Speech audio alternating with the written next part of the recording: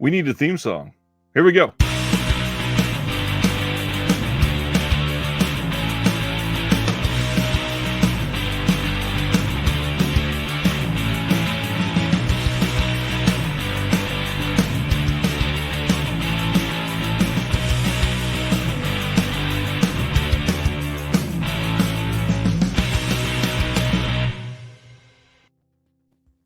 Getting that Dave Grohl rocking out. I love it. Yeah, Dave Grohl, if he worked at Hot Topic. What's going on, everybody? Happy Thanksgiving from Disconnected. And I guess Flip tonight is the joke Jeremy's going with. Kung Fu. I like Kung Fu and nothing else. I like Kung Fu and I hate the world. Here, I'll change it. I have two questions about your theme song. Shoot. That I've never asked before, despite being on the show so many times. Wow, look at Dave says, hello, Mr. Bluegrass Heartthrob. Thank you, Dave. That's what they call me in the States. It is now. So many comments, and we've only been live like 2 seconds. Yeah. One is I never asked who recorded your theme song or where you got it from. A friend of mine made it. His name is Michael Joseph. Email is in the description below if you guys are interested in getting some stuff done by him. Oh, great. Well, that ended up being a much better question than I thought it was going to be. So that's great. A little promotion for your friend. And then question number 2 is, didn't see me anywhere in it, despite being on the show many times. Nope. Most of the people that are in that, it's been a little dated, and I'm actually working on some other short little promo things right now because the channel's changed quite a lot since like April. It has changed big time. But one of the things that's changed, we got a whole bunch of people to say hello to. Again, happy Thanksgiving from both of us. Stan Geezy, Old Reliable, is here. Hello, Stan. What's going on? Antoine, my friend, hello. Cam is here tonight. Brian gets to be here live. What's going on? Okay, Dave said hello. Bruiser, hey. Ken, my friend, hello. Max has been counting this down all day. So glad the time is here. Terry, hello. Ice is in the cab headed home, but had to stop by. Say, hey, what's going on, Ice? Hope you have a safe drive home. John Peters just woke up. You deserve it. It's a day off. I get it. Hi, John. The Hobbit is here. Says, hey. Oh, hey, the Hobbit. Eric and Josephine had a great Thanksgiving. Went to my brother's place. He and his girlfriend made paper cranes. Very nice. I just watched the new season of Dead to Me, and there's this whole paper crane bit in that show. Josephine says, Del Griffin, in honor of Thanksgiving, what is your favorite family dinner scene in a movie? That's a good question. Do you have one? We got asked this on Tuesday as well, and I think it was from Josephine then too. So I said the classic is I kind of got to go with Christmas Vacation. Yeah. Oh, well, yeah, that's good. For some reason, my mind, the first thing it went to was not a movie, but that SNL sketch where it's isn't it young Christina Applegate and Will Ferrell, and who's the mom? Oh, no. Will Ferrell's like, I drive a Dodge Stratus. No, it's not Christina Applegate. It is Sarah Michelle Gellar. Oh, it is Sarah Michelle Gellar. That's right. Yes. Mom, Borstein? She was on Mad TV, not Saturday Night Live. Gosh, it's been a while. Anyways, that's a classic. Yeah, great sketch. Yes, hope everybody's having a nice, safe, happy Thanksgiving. Nerd says Glass Onion was dope, and you just saw it. I just saw it. I came straight from that to this, and by this I mean my home, where we're streaming. Yeah, I thought it was dope too. I really loved it. One of the rare sequels that's like just as good, if not better, than the original, which is very rare. I was just telling Ryan. That's crazy. I was also just telling Ryan that I'm stuffed and very tired, but we're gonna try and break this record anyways, you guys. I got my caffeine, so buckle in. Anybody who's in the Discord knows that we're trying to break this record. John Damasco from the Discord says, hola, happy Thanksgiving, 3:30 a.m. in Barcelona right now. Buckle in, John. You're going to be up until 5 a.m. No, later. What's going on, Brian? And Matt is here, finally able to catch a live stream. That's awesome. If we were to get our own customized Christmas ornament, what would you want it to be? Is that how you spell Matt? USNA 98. His name is Matt. Oh, okay. I thought I was having a stroke. No, I'll shout him out again because he was in the Patreon pickup video today. Matt sent me this beautiful light up film poster. Oh, that's gorgeous. This frame lights up on the inside. It's got a switch and everything. That's really cool. I'm working on a different streaming setup, and that's probably going to be in it. So once again, thanks to Matt. I just made like 19 things fall down, but that's okay. If you guys were to get your own customized Christmas ornament, well, little do you know, Josephine, my mother has been getting me not customized Christmas ornament, but like, a special one each year. Yeah. We write the year on it, and she's been doing that even when I moved out here to Los Angeles, and I don't know what the fuck she's getting because I live up here. But it's been like 1 year it was drums because I played drums. 1 year it was like a microphone for a comedy and different things. So they're not really customized per se. They exist to the public, but they're particular to my interests, if you want to say that. Because I don't know what I would do if I was going to get a customized one. Maybe Poppy. It would probably be a picture of Jeremy standing under the New Bev sign. That's true. It would be, it'd be a picture of me standing under the New Bev sign, flashing the camera. If I could get a customized one, it would be me and Jeremy standing opposite, like alongside Flip, and we would be like comically taller than him. Yeah. He would be like up to our hips, maybe. That picture doesn't even exist. That's not. I wish that existed to turn into an ornament. Is my family passed out from all the food? Yes, absolutely they are. Oh yeah, because it's 9:30. Oh no, 8:30 there. 8:30 here, yeah. Long day of cooking, that's for sure. Max got the stream up on his new TV. Max just got an OLED. Join the OLED gang. Hello. Oh, we're gonna have to talk about that later. I'm trying to talk Jeremy into going OLED, and now that I've said that, Cam is going to put in like 15 comments about how you have to join the OLED gang. I swear. All right, let's see what Cam has to say about it, because I have some thoughts. Video store, glad you're here, Aaron. I'll keep that comment between the two of us. Dave says, watched Hollywood Chainsaw Hookers the other night. Boobs and blood, the perfect combo. I think I just moved that title around like this morning. That's been very much at the forefront of my mind. Any super exciting cinema stuff since you've been on here that you want to share? Because you go to screenings all the time, premieres, you do all kinds of crazy stuff. I do. Yeah, it's been fun. I as a fellow cinephile, I'm sure you can relate. It's great to get to see some stuff early that you're really eager to check out. I actually had a question for you before I even get into this. I thought it'd be a fun way to start off the stream. Let's do it. Now that we're approaching the end of the year, we got like just a little over a month to go. Yeah. What are your let's say 5 most anticipated? What I was gonna say your 5 most anticipated releases, like ones yet to come out. But I think I'll change it to your 5 most anticipated ones you still have yet to see. So it could be that they're not out yet, or that you just haven't seen it yet. Are we saying theatrical or are we saying physical releases? Oh, I was thinking theatrical. Okay, so theatrical. I am eager to see a few. This is going to be ridiculous, but the fact that we have a new Saw movie coming next year gets me excited because my wife and I have seen all of them pretty much on opening night. I think we've missed 2 out of all of them, and one of them was because of COVID. But you didn't like the most recent one with Chris Rock. It didn't feel like a Saw movie. It wasn't like an awfully made movie or anything. It just didn't feel like a Saw movie. Sure. Let's see other stuff than that. Oppenheimer, obviously. I'm super curious. Oh, you're going in the next year now. Yeah, why not? I was talking before the end of this year. Oh gosh, that's super narrow.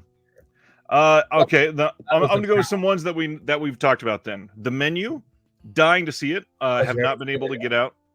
Yeah. The other one that you loved, Bones and All, So eager to see Bones and All. Yeah.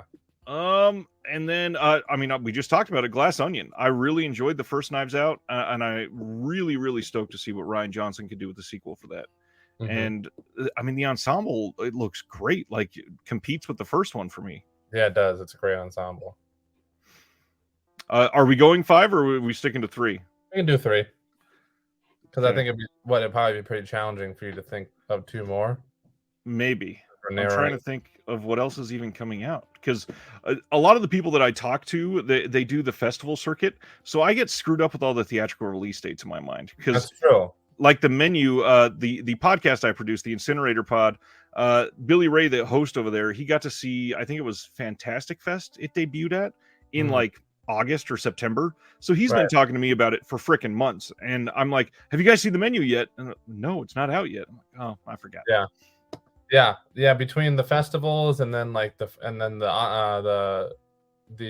for your consideration awards season screenings that I go to, because they're already doing screenings of like I'm going this weekend to see Pale Blue Eye with Christian Bale, the new Scott Cooper film. Nice. And that doesn't come out till next year. So it starts to get... I just thought of 2 more. Okay, I did get 2 more. Yeah. The Whale. Dying to see Brendan Fraser in that. That was on my list, so I'm glad you said it. And then the other one that is probably not super anticipated for a lot of people, I love Joe Bagos, and I know you've already seen it. His Christmas movie. I cannot wait to see that. Christmas Play. When does that officially come out? I think it's the 7th, like 2 more weeks. Okay, nice. I think I'll say, here's what I'll say for I'm looking at my Letterboxd. I think I'm going to say, as you know, I've seen quite some stuff. Well, I see so many movies in general. Quite ahead of time. I've also seen some stuff early. But I'll say, in no particular order, Babylon, I'm very excited for. Love Damien Chazelle, and it looks like a lot of fun. The Hobbit says the same. Oh, there we go. Is Megan coming out? Oh, Megan's next year. I think Megan is January or February. Yeah, but I'm excited for that too, just because it looks so fucking goofy. There's no looks way. Amazing. So Babylon, I'm excited to watch. I know this one got some rave reviews, and I think it looks fantastic. And I'm a big lover, of course, of international cinema. So I'm excited to check out Pleasure, which I still haven't watched yet, even though that came out several months ago. Yeah, it's supposed to be amazing. So that's on the top of my list. The Whale, you mentioned it. Very, very stoked for that. Love Brendan Fraser. Love his comeback. Love A24. Seems like it has all the right pieces. Certainly. I'm gonna say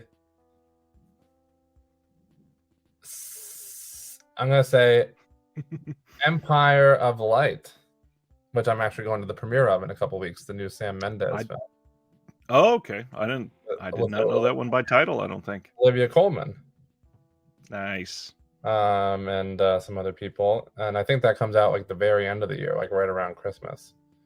But that one looks really great. And then maybe my most anticipated release yet of the year, which I'm actually seeing on Sunday. And I think this one also comes out limited theater release right around Christmas time as well. White Noise, the new Noah Baumbach. Oh, okay. Based on a book by Don DeCillo, who did Cosmopolis, which is one of my favorite books and films. Nice. So very excited for that one. I know you haven't said anything yet, but I got to ask a follow-up question. Did you happen to watch the movie that I said was made for Jeremy Long that you had to watch in the last 10 days? So in the last 10 days, it was just on. It was like Sunday. It feels like forever ago. Don't make it seem. So I was estimating. Like I dragged my feet longer than I have. So I have not. Wednesday and Tuesday I both had plans after work, and then I went to actually watch it yesterday after work because of course I had off for Thanksgiving, and literally got about 15 minutes into it, which I've loved so far, by the way. You were absolutely correct. And my buddy Jack, nobody else does, but Ryan does, calls and invites me out to the bar for some drinks and some live music. So I went to that and didn't get home till 4 a.m. So, that makes sense. So the movie we're talking about, just so everybody can throw an opinion in here. Yeah. Jeremy has still never seen Dude Bro Party Massacre 3. Yeah, and I tried to pitch to him, as somebody that loves horror and somebody that is literally a comedian, this movie is made for Jeremy Long. And I'm shocked, first of all, that he doesn't know like 19 people involved in the creation of the movie, but let alone not seeing it yet. And I said, when you see this, you have to let me know what you think, because it was made for you. Yeah, you'll be the first person. If I can stay up late enough, I'll probably watch it after Planes, Trains, and Automobiles before I go to bed. I won't count on that. I don't know if I'll even make it to Planes, Trains, and Automobiles. Right. But I'd like to stay up till midnight because that's when Guardians of the Galaxy Christmas special drops too. Which I'm for. Nice. So we'll see. If not, I'll watch it tomorrow. It's number one. For those that don't know, Dude Bro Party Massacre 3 was made by the old 5-second film guys that made tons of YouTube videos, just short little comedy sketches. And Jeremy's done a lot of comedy shorts. He is a comedian, obviously, screenwriter, all kinds of stuff. So yeah, it's perfect for you. Which is why I love 5-second films, which is even why I'm more surprised that I haven't heard of it prior to. It's funny because I go to this local. Here's the full story. As I go to this local buy and sell shop that I love, shout out, free shout out to CD Trader here in the Valley in Los Angeles. Amazing shop, has great prices, some great employees, and I always find these movies that I either have wanted and I find them there with a good deal, or I find ones that I think look good, and then I'll bombard Ryan with a bunch of text messages being like, what do you think of this? Good price? Have you seen this one? And so that happened this past weekend, and he's like, how have you not seen Dude Bro Party Massacre 3? Buy it immediately and watch it immediately. and he is underselling this. This happens maybe twice a week, some weeks. And when he says bombard, we're talking 20 pictures of Jeremy's hand holding a movie in the middle of a retail store. And because of where the store is located, Jeremy doesn't get great cell service. So I'll get a message that says, have you seen any of these? And then I'll wait 9 minutes until I get pictures. At least it's not my hand holding something else. It's only happened a couple times. Anyways, bad luck for us because we have a wonderful sale to get to tonight. So we have to get through all these announcements. Let's get started on these. You missed some good comments, though. Oh, did I? Yeah, was not even looking at these. Let's see. What are you looking at tonight? Sorry, I'm being selfish and just looking at the ones addressed to me. I love it. I don't know. I was going to ask you something about that, Ryan. I'll just ask it now before we continue on with the announcements and the comments. Asking strictly as a professional for the purposes of the live stream only, and not as someone who actually needs this information themselves, what do I need to get as a subscriber tonight? As a subscriber, if you are looking to be complete on Vinegar Syndrome, you need to get both VSAs that are coming out tonight. It appears that we are going to have a bunch of catalog slipcovers, so if that is your thing, you may want to pick those up. Beyond that, it appears Roadhouse will be the only other additional title. They could always surprise with... What's that? And I think you did get that at the last one. Oh, maybe. I can't remember. During the Flash pre-order, I feel like you did get that. Oh, okay. I'll log in. Yeah. What about this announcement of the invisible hand thing? We'll get to that. Okay, we'll get to that because that is one of the announcements. Okay, great. So John Peters, my answer is what Ryan just said. Only Vinegar Syndrome, nobody else. Oh no, what else? Because we're going to be talking about a bunch of sales tonight. Okay, well then we'll circle back to your question, John. Who was Matt? Was his name? Matt watched Bodies, Bodies, Bodies, and Emily the Criminal on the flight back home today. Both great movies. Aubrey Plaza was great in Emily the Criminal. Josephine seeing Bones and All this weekend. Yeah, Bones. Quiet Rob loved the menu. The menu was amazing. Let's see. The 5 most anticipated releases: The Whale, Megan, and Babylon. That's only 3. Not quite. So close. Video Store says Mark Rylance should get an Oscar nom for Bones and All.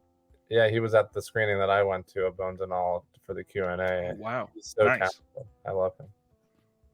Magic Hands is here. What's going on, Magic?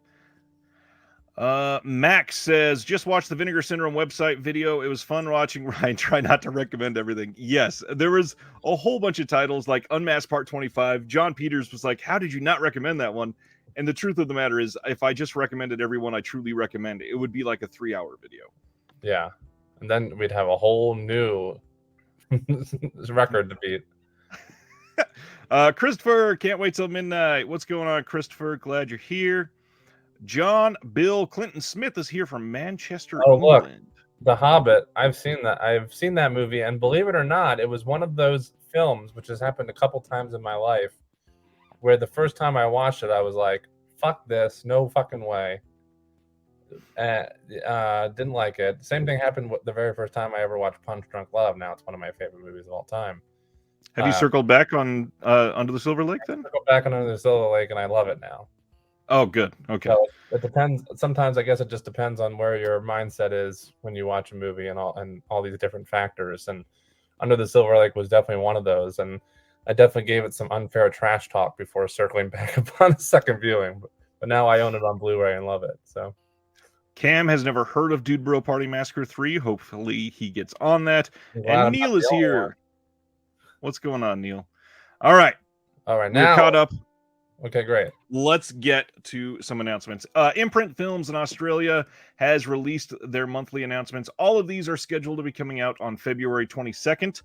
Keep in mind, though, some of the Imprint and UK titles have been getting delayed due to manufacturing stuff. So there's always the chance that this could be coming out a couple weeks later. But right now, set for February 22nd. This first one is Resurrection from 1980.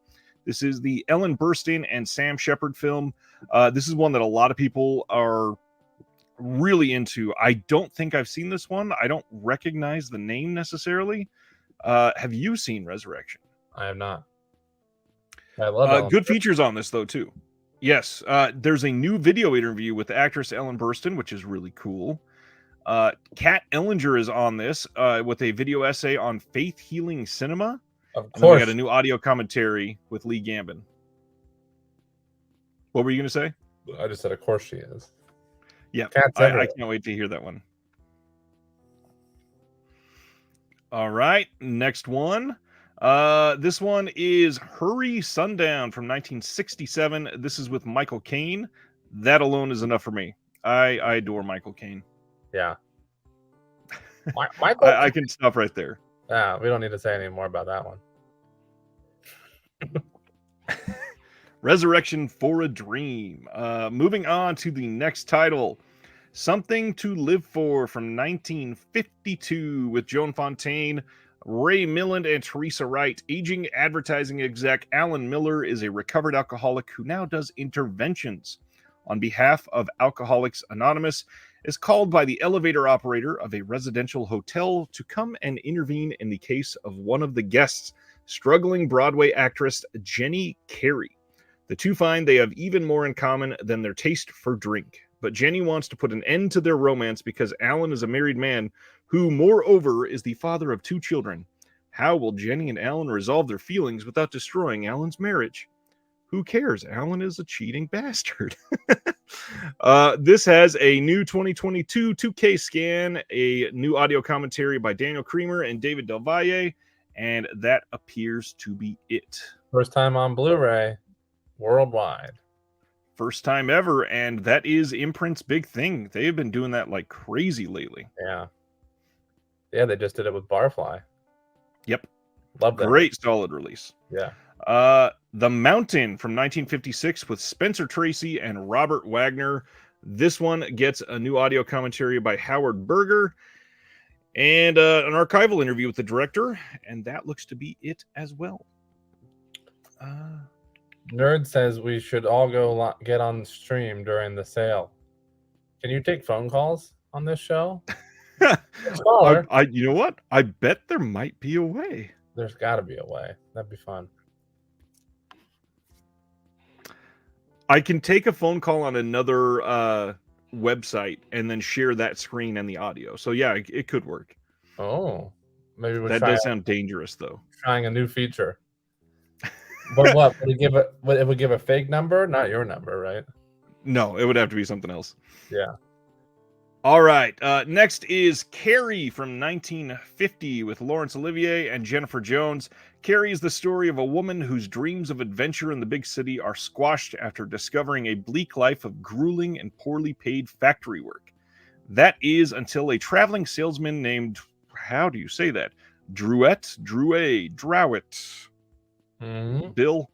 Bill, steps into her life and changes her outlook, breaking all the rules of morality. At the time, Carrie moves in with him, and at first she's content, but when Bill introduces her to the wealthy and married Hertzwood, who manages a restaurant, Carrie instantly sizes up the difference between the two men and discovers she's falling for him.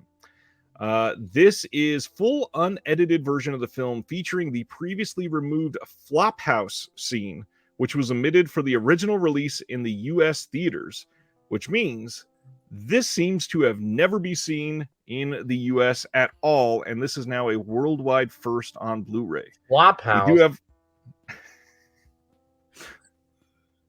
Go ahead. Is that a term for like sex? My mind immediately went to brothel. Yeah, I guess that's kind of what I was trying to put into words. When I look it up in Google, it says a cheap hotel or rooming house. Okay, so yeah, so like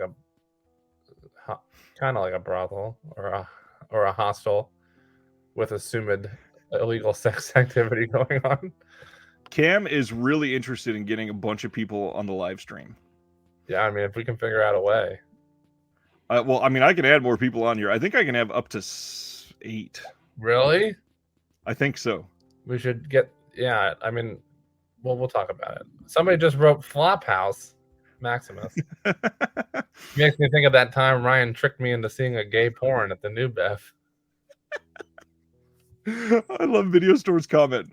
A Flophouse is just a place poor people go to sleep. No sex. Oh. Well, why was the scene omitted then? If it's not risque at all. I'm sure it was for 1950. Next one is the much maligned The Bad News Bears Goes to Japan. The Bad News Bears Go to Japan from 1978.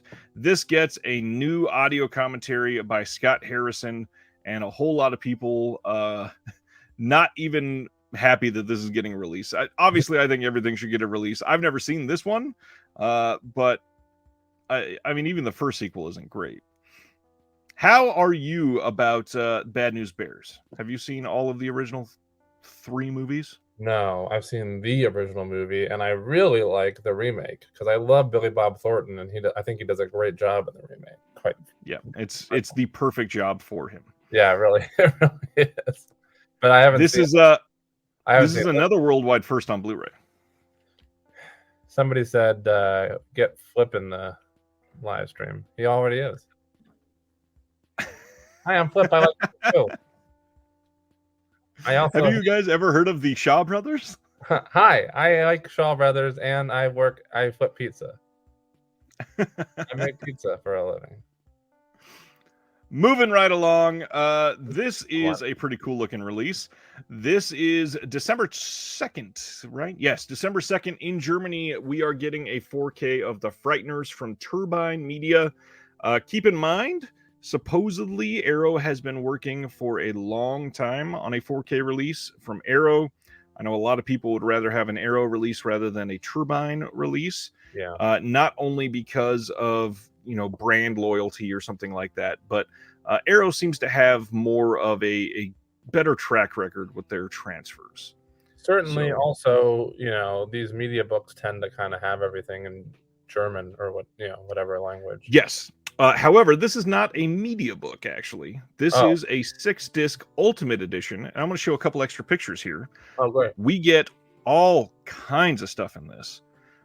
This is, I believe there's, 2 different choices on the box art. You have the iconic poster art there on the back left, and then you have this blue poster art that they are using here. This has been restored by Turbine in 4K from the OCN, approved by Peter Jackson, supposedly. 2 4K discs, the director's cut and the theatrical cut. The UHDs have HDR and Dolby Vision. There are Dolby Atmos mixes in English and German. 2 Blu-ray discs, one for each the director's cut and theatrical again, and both of those are from the new master. The Blu-ray discs are region free. All film versions with optional German and English subtitles, without adaptation for the hearing impaired. Then there is a bonus Blu-ray one. There is a whole bunch of other stuff here. We got the open matte version of the director's cut. There's a making of documentary, newly produced and from the vault. So a couple different options there. Bonus material and audio commentary by Peter Jackson with German and English subs. And then they got this giant box here with new artwork by Ronan Wolf Chwat, printed on silver foil, a almost 200-page book called The World of Peter Jackson's The Frighteners. That book is in German. Then we get 2 posters, 6 art cards, and a replica business card. I was worried about that being in German, and probably, you know, even just the information on the back and stuff like that too. Right. Aside from that, it looks like a really fun release, though. I mean, that new art looks cool, and all the stuff it comes with. Yeah, except that you won't be able to read the booklet. Exactly. It reminds me of their release of An American Werewolf in London, and then of course Arrow came out with theirs shortly after, and a lot of people kind of ditched the German release for that one. Sardis is here. What's going on? Sounds like a good Thanksgiving. Glad you're doing well. Stan Geezy, what's going on, my friend? Next up, after I click out of that, of course, I have not heard of Terry Funk's story about Billy Bob Thornton, but I would love to, AL, if you want to share that. Call in later when we do our call-in segment. That is Anthony from the Discord, so he could possibly tell you about it there. Oh, great. Yeah, Makeflix. Makeflix is releasing a few exclusives tonight. The first one is Witch Academy from 1995. The first 1,000 units of this get a slipcover that is autographed by Michelle Bauer. And this has a new HD transfer from the OCN, director's commentary track with Fred Olen Ray, the original trailer, Night Owl Theater Collection, Graveyard Theater Collection, and then the classic Makeflix slipcover signed by somebody that's been in it that is close to Makeflix. Yeah. And looks interesting. Are you going to jump over and buy these right at midnight? No. This one I am genuinely super interested in. This is another exclusive coming out tonight. This is the Killer Nerd duology from 1991 and 1993. First off, I don't know how. I had never heard about this until I did a stream, about 3 weeks ago or so, and we were trying to think of all of the horror franchises ever, and I didn't include this one on here, and somebody brought it up. I'd never heard of Killer Nerd. Okay. And this one, the first 500, it does look fun. The first 500 units include a slipcover signed by the star Toby Radloff and creators Mark Steven Bosco and Wayne Allen Harold. This will ship in early December. The first 200 orders also include a folded 10x13 color poster. First of all, the extras on here, super long. We've got new restoration, 2022 audio commentaries with the star and co-creator. Then another new audio commentary. We got an audio commentary from 2004. We have an introduction from the star from 2022 to each movie, some stills galleries, some Cinema Wasteland screening intro. Yeah, there's a lot on here. Quite a bit of stuff, going down the line. Is it Killer Nerd and then looks like Bride of Killer Nerd, huh? Correct. Okay. I just looked it up. Yeah, that these one are. I think it sounds fun, and the artwork on the cover is really cool. And that's the hard part with Makeflix. They do pretty great artwork, and unfortunately, a lot of the films they put out are just kind of not great. They rope you in with the artwork. That's a part of it, yes. What? You hear that? Was that your cat? Yeah. Is that Cat Stevens? I silenced my I'd put my phone on do not disturb, but I can't do that with my cat. If only. Does that one go on sale at, where are you? Sorry. I believe it goes on sale at midnight, yes. Well, we gotta be at the first 200 to get that poster. The next one, this is sort of an exclusive, but also they have released this film before.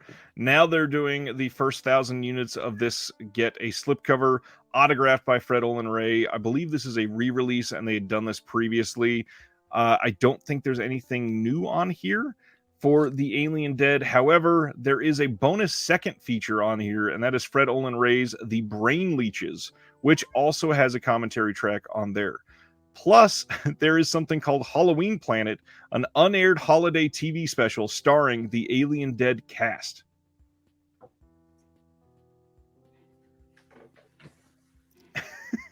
Chasing down the cat, huh? I'm sure she was distracting everybody. Rob says, my cat is now looking for your cat. Yeah, see? She's distracting not just us, but our viewers. Up next is the first sale that we're going to talk about, and that is 101 Films in the UK is having their Black Friday sale on their Black Label line. These are their extra special limited edition titles that are usually chock full of bonus features, and 101 Films, they do extra good work on these releases. A lot of their standard releases are a little subpar compared to these, but most of their Black Label titles are great. And selected Black Label titles are only £10 for the next 10 days. So you can go in there and get something like Rock and Roll High School on sale for the first time ever. What's £10 in US dollars? Right now, probably just over $10, actually. Somewhere around like 11.62. Oh, okay. I just pulled that number out of my ass. I don't think I have any 101 releases. I'm curious how close I was, so I'm going to pull that up since you asked. Let's see. If somebody else can get there first, by all means, tell me. I was just looking. £10 is I was fairly close. $12.10. Yeah, you were close. 50 cents ain't too bad. I was just looking up this Killer Nerd series. Looks like it could easily be a Vinegar Syndrome release with the quality and stuff, and I'm sure it's going to be really cheesy. Yeah, a lot of those Fred Olen Ray and his friends' titles are ones that end up with MakeFlix. That's why it's going there, I believe. Dude McMahon asks, are Black Label titles from 101 Films always Region B locked? And as far as I'm aware, they all have been, but keep in mind, the label itself, they don't get to pick whether something is region free or region locked. That is up to the studio. So if there is a pattern and all of their releases are from the same studio, it would make sense that they would all be region locked. However, if they're releasing films from different studios, that is going to be something that you got to pick every single title. And check that. The next sale that we're talking about is actually already active. Starting this Tuesday, which was November 22nd, the Cauldron Films site started a sale and pre-order event where you could pre-order Kill Butterfly Kill from Neon Eagle Video and a Cauldron Films title that we're going to talk about in just a minute. The clue they gave for this is the Cauldron title is a much-loved, gory, and sleazy Italian horror title from the 70s, restored in 2K from the uncensored negative for the first time on Blu-ray. That ended up being Frankenstein 80, but we're going to talk about that in just a minute. You know what? I don't think I have any Cauldron films either. None. Wow. Wow. You believe that? Kind of, no. Honestly, it seems like something that you would have loved. I think so too, but I don't think I own any from them. Well, this is the best time to get them. From November 22nd till November 29th, we will be offering discounts on catalog titles and remaining in-stock limited editions. The latest pre-orders do not apply, of course. That is Convoy Busters and Shanghai Joe, but everything before that you can get at discount. And Convoy Busters and Shanghai Joe are finishing up in replication and should be shipping a few weeks later than originally planned in early December. I brought it up so that you could be like, well, now's the best time to do it. Exactly. It worked out very well. Cauldron Films, for those that don't remember, is owned by Jesse Nelson and Brian Izzy, I think is his partner's name. Jesse owns Diabolic DVD and is very, very in touch with what collectors want. And these releases are pretty incredible. So it is a company that you can trust. Jesse's been on the channel before. He's a friend. He's great. We love Diabolic. We will talk about. Oh yeah, Diabolic is something you and I talk about all the time. Yeah. We'll talk about Frankenstein 80 in just a minute when we get to the details. But just this last week, we finally got details on the Roadhouse release. And as you can see from the screen, if you're watching this live, so many features that it takes like a page and a half of Instagram post to be able to read all of them, because there's so much on here. Release for Vinegar Syndrome to do, right? Kind of. I mean, think about how it's sort of horror adjacent in some ways, but also action adjacent. I'm not even talking the genre aspect of it, just how popular of a film it is. I feel and I disagree there. Think about this year. We've gotten the Amityville Horror. We've gotten Texas Chainsaw Massacre 2. Even like Drop Dead Fred is a massively popular title. I guess they come in spurts. I would feel like it's not completely out of the realm, but I feel like the more popular releases are fewer than, kind of the more rare releases that we get from Vinegar Syndrome. Yes, and Vinegar Syndrome has also evolved quite a bit. The amount of subscribers they have, the amount of success they've seen over the last about to be 10 full years, they've been able to release a lot more than they had planned. A lot more titles with like prestige and popularity. So I could see that being the case. A few years ago, it was... What's that? Good for them, though. Oh, absolutely good for them. But yeah, a few years ago it was Malibu High and Demon Wind, and now we're talking about Roadhouse and Amityville Horror. That's true. Yeah, huge difference. Video store, is Roadhouse going to be one of those magnetic box releases? Yes, it is. Let's get into some of these details. We got a 4K UHD and Region A locked Blu-ray set.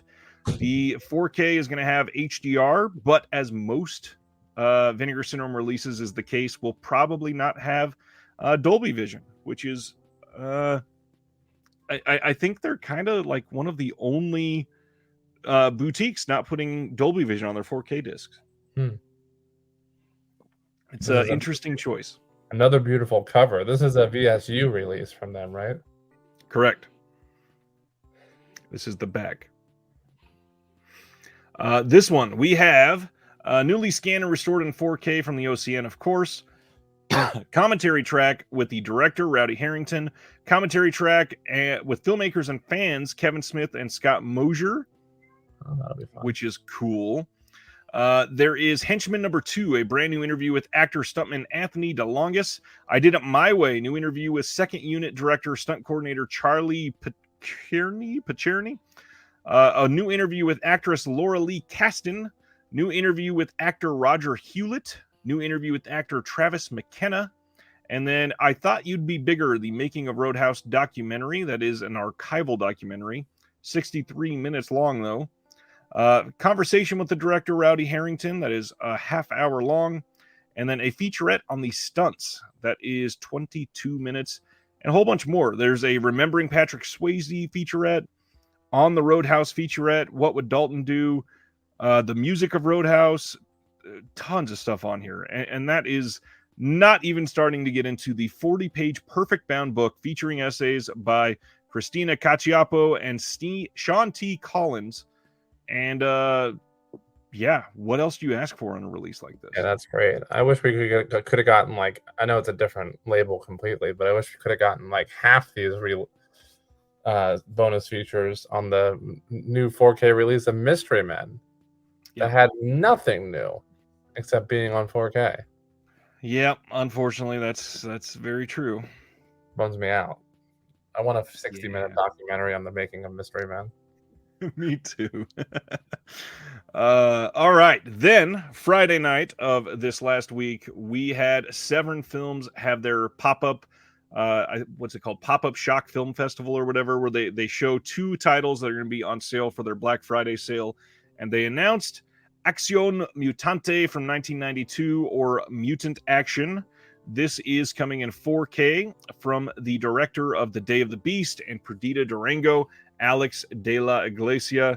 Hmm. And I have heard about this one for years and have never been able to see it and cannot wait. I When does adore this come Dave the out? Beast. You can buy it tonight for the first time. Oh, I'm buying it tonight because I love his stuff. I love Yeah. Day of the Beast and Perdita Durango. yeah, the other one that I have a hard time remembering the name of, but I love it. I have Yep. both those releases from Severin. And yeah, this is getting a 4K release, which is wild.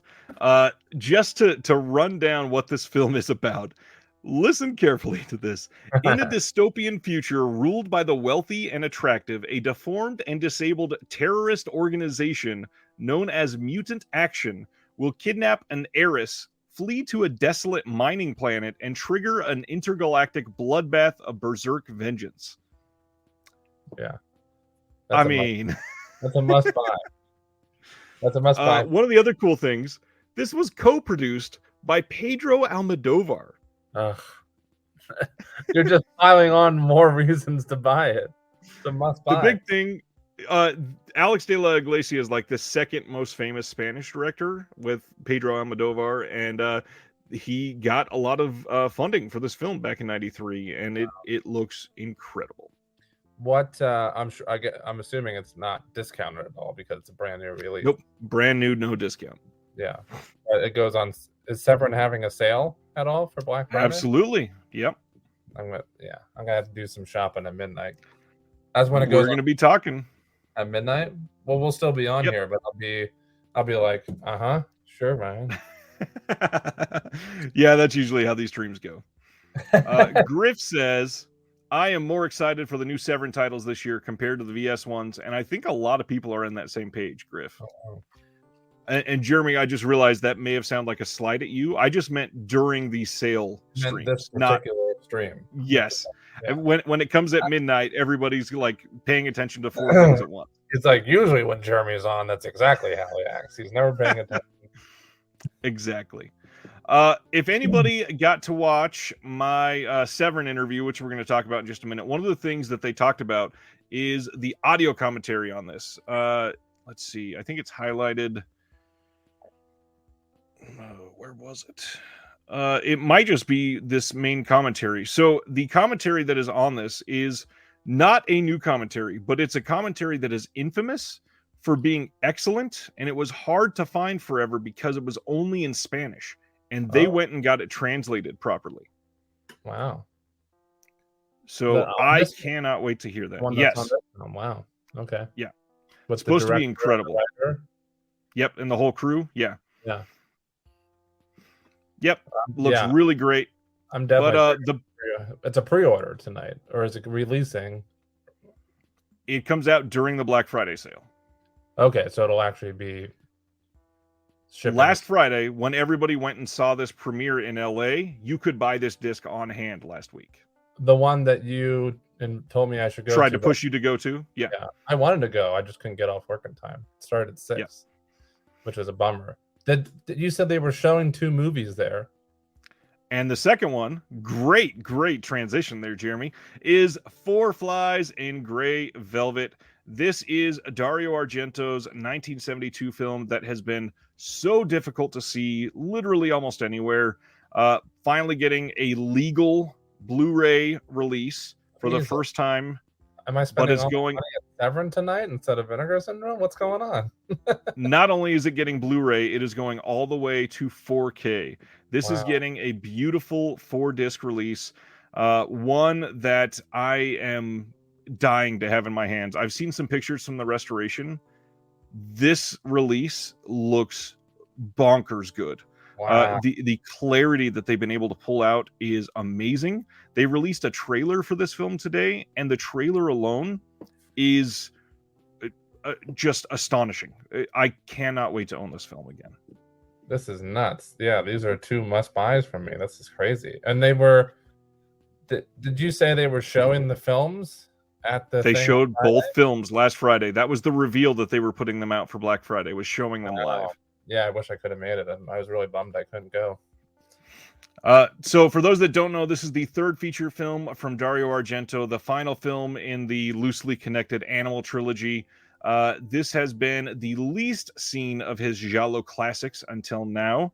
And Jeremy, if you've never seen this, one more reason for you to buy this is, what is it about? When a rock drummer accidentally kills a stranger, he'll unlock a nightmare of blackmail, paranoia, and grisly murder that climaxes with arguably the most visually impressive sequence in any of Argento's movies. Missy Farmer, Jean-Pierre Mariel, and Bud Spencer co-star in this horror holy grail and one of the great works of postmodern dread ever. It's like a autobiographical of my life. That time that I murdered that stranger by accident. Just had to get the details right. Hold on. So, like I said, again. 4-disc release. Disc 1 is a 4K with an exclusive slipcase, audio commentary with Nathaniel Thompson, who was live on the channel last Thursday, and Troy Howarth. That is on the director's cut. On disc 2, we have the feature Blu-ray audio commentary as well on the director's cut, an interview with Dario Argento, an interview with the co-writer Luigi Cozzi, and then a trailer. And disc 3 has all of the wonderful special features. We got an interview with Bud Spencer, interview with Gildo Di Marco, interview with assistant cameraman Roberto Forges de Vanzati, interview with production manager Angelo Alacono, interview with film historian Antonio Tintori, interview with Alan Jones, who wrote Profondo Argento, and then soundtrack CD, the original score by Ennio Morricone.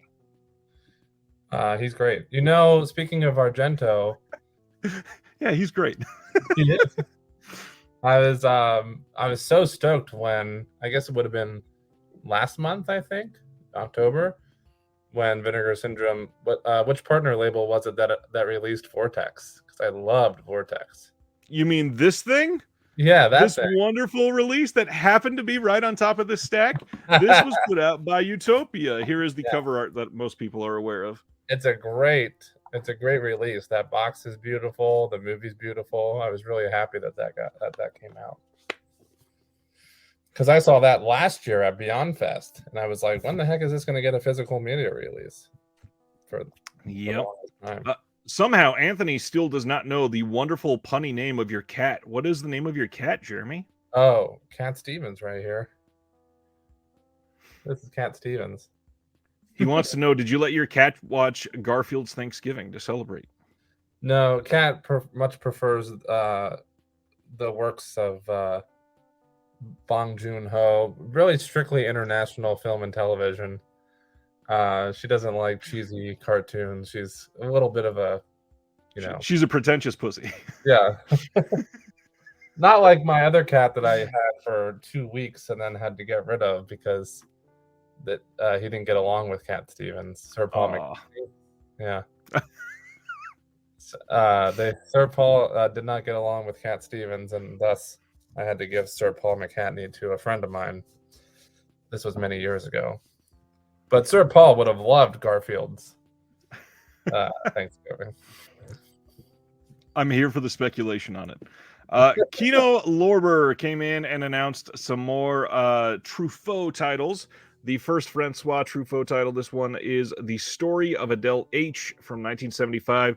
This is coming on February 14th, and if you really love Francois Truffaut, you're going to have to be shelling out some money to Kino on February 14th. There's like 4 or 5 Truffaut titles coming out that day, so just be ready for that. But I can wait. But I do like this. I believe used to be a Twilight Time title. What's that? I don't know. We're talking over each other. What were you saying? Sorry. I was just asking if they were going to give us any new bonus features this time. That's the one thing I've been upset with about Kino recently, is that they haven't been doing it. This one is just the same stuff that was on the Twilight Time disc. Ugh. Well, Ragnar says, I've seen that people are getting their centipedes of horror and can confirm. Here is mine. Just came in. Crazy great looking release. Shoot, I was going to ask a question that just slipped my head, so keep going. Kino, Francois, Truffaut, Twilight Time, new bonus features? No, I think I'll think of it. Go on. That's a great photo. I had to. So if you have not seen it yet, I did put up an interview with David Gregory and Andrew Furtado of Severin this last weekend. It's a really fun video. Supposedly, I was the first one that they shared outside of the company that they were putting Four Flies out on 4K this year for Black Friday. And my reaction in the video is completely genuine, and it was fun. It was great to see them be able to share that excitement with somebody else. So give that a watch. In 2023, Kino is releasing It, The Terror from Beyond Space. This is the 1958 sci-fi film. It's getting a new 2023 HD master from a new 2K scan of the 35 millimeter fine grain. Again, though, I think this has gotten multiple releases previously, like a lot of releases. I'm gonna have to check. Wish I could remember what my question was. You're still thinking? Yeah, Terror from Beyond. Yeah, so this had a 2015 release. It had a 2016 release in the UK. This has had a few. I mean, if that last one's out of print, I get it. That makes sense. But oh, I remember. So you know how Arrow just put out? I don't know why I thought of this. By the way, I don't know what reminded me of it. But you know how Arrow just put out that new Quentin? How do you say his last name? Oh yeah. Depew, right? Depew, who I love. I love his stuff. Why don't they put out his other stuff? Because they put out. No. Sorry, never mind. I'm mistaken. Wrong. It was Alamo Drafthouse, wasn't it? I put that out. Yes, I think so.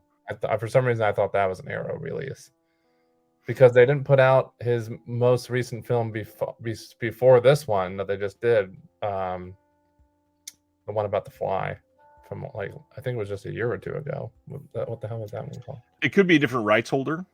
Yeah, I guess so. It's just I don't think that one got a physical media release at all, and I loved it. And then Deerskin, another one of his, only got a DVD release, not even Blu-ray. Well, even Rubber, I haven't seen on a good release in years, like since Rubber it first has came a Blu-ray at least. Yeah, I'm sure it would do well if it was put out again, though. Yeah, absolutely would for sure. Yeah, I don't know why I thought of that, but I like his stuff a lot, and I want one of these companies we're talking about to put out more of his films. Totally get that. Yeah. Kino announced they are putting out season 2 of the George Simenon series of Maigret. I never remember how to say this properly. This is coming on January 31st. This is a 3-disc set.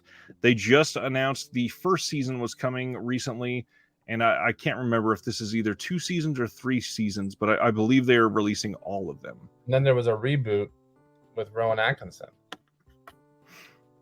Video store, when is the VS sale going live? The VS sale will go live in exactly 92 minutes, and we will be here for it. That's correct, right? What I said? Isn't there a reboot of that series with Rowan Atkinson? Is there? I thought so. I'm looking it up now. That does sound right. Is it under the same title? Yeah, I think so. Yeah. You're right. 2016 TV series with Rowan Atkinson. Yeah, I thought so. Yeah, it's great. I haven't seen the original one, but I love this one with Rowan Atkinson. I love him so much. Supposed to be pretty damn good. Let's see. Kino announced that in 2023 they are releasing After Dark, My Sweet from 1990. This also was released in that beautiful imprint box. The neo-noir After Dark.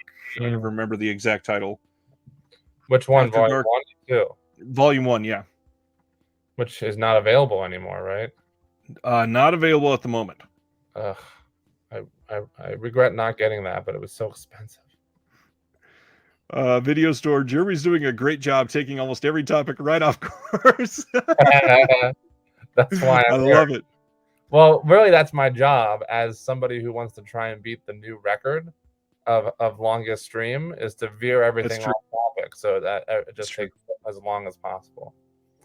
So thank you. So You did not get the first imprint box set of their neo noir. I thought you had, man. No, I didn't because it was like how much? It was like $150 or something like that, wasn't it? It was kind of pricey, yeah. It was a time when I was already doing a large Diabolic order, I believe, or Grindhouse, one of those two. And adding that on was gonna like bump it up so much. I was just like, I'll wait on this, and then it was gone. Then it was gone. But I do want it if it ever comes back. If it ever comes back, I would probably snatch it up in a heartbeat. We got some more Kino announcements. January 17th, they are putting out Utama or Utama. I do not know how to pronounce this one. This is from 2022. And this says, in the arid Bolivian highlands, an elderly Quechua couple has been living a tranquil life for years. While he takes their small herd of llamas out to graze, she keeps house and walks for miles with the other local women to fetch precious water.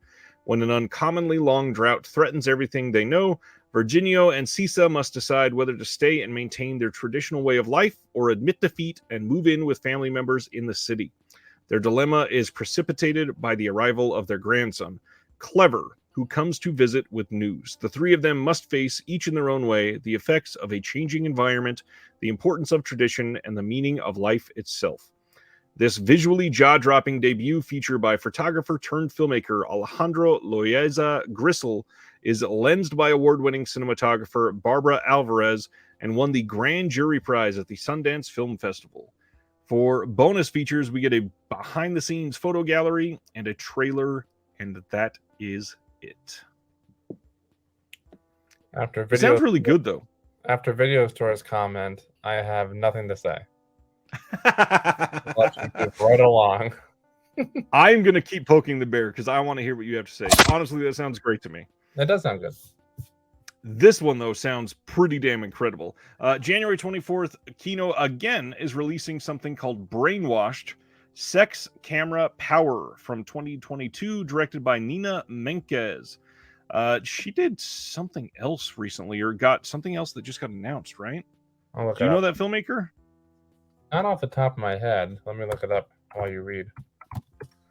This one says, in this eye-opening documentary, celebrated independent filmmaker Nina Menkes explores the sexual politics of cinematic shot design.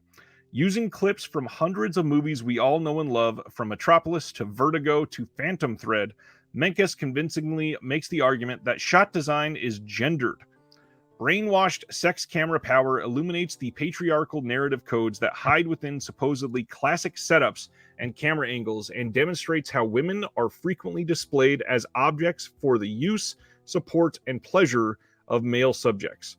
Building on the essential work of Laura Mulvey and other feminist writers, Menkes shows how these not-so-subtle embedded messages affect and intersect with the twin epidemics of sexual abuse and assault, as well as employment discrimination against women, especially in the film industry.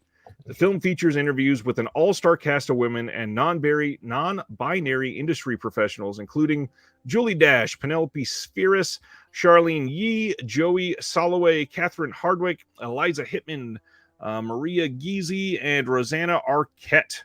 The result is an electrifying call to action that will fundamentally change the way you see and watch movies. That sounds very intriguing. Do any of these ring a bell to you? Magdalena Viraja, Queen of... I believe that is there is I think a box set coming of hers from Cinema Guild, if I'm remembering right. Is that what made you think of it? Yeah. Well, that one. So yeah, this would be a companion piece for that. Yeah. Oh, look, somebody posted it right there. There you go. It's Arbelos Films that is putting it out, not Cinema Guild. There you go. Nice. Oh, great. Thanks, commenter. I'll go comment back to them and say comedian Jeremy Long said thank you. Yeah. Bluegrass heartthrob Jeremy Long says thanks so much. I knew you'd love that.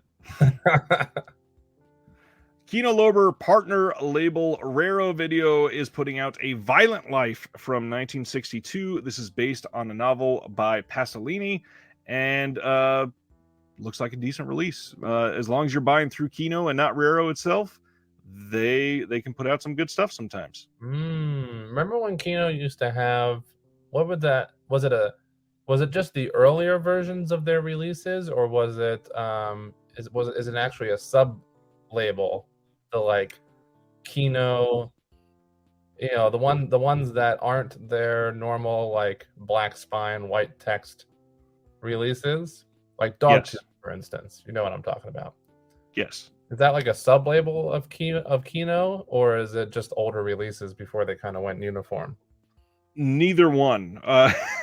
That I think just for some releases they do that, and I can't explain why. I've not noticed a single thing different. That's something I've literally been looking at this week because I'm working on another video for the channel.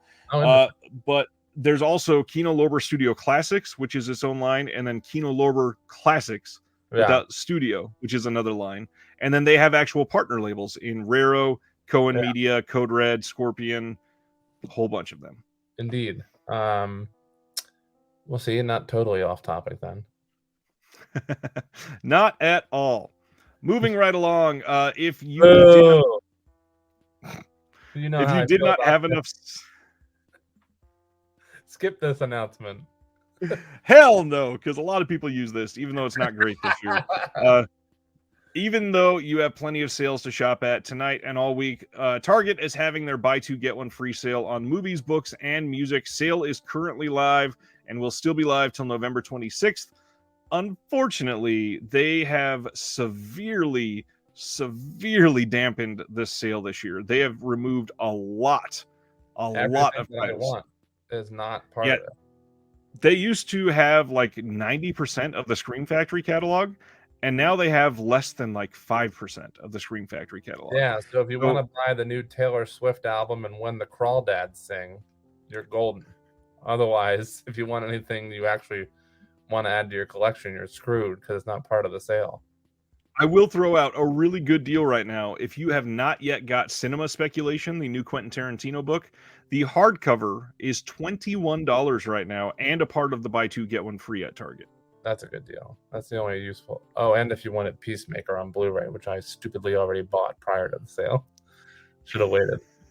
But otherwise, if you want Morbius and Space Jam: New Legacy, then you're golden with the Target buy two get one free.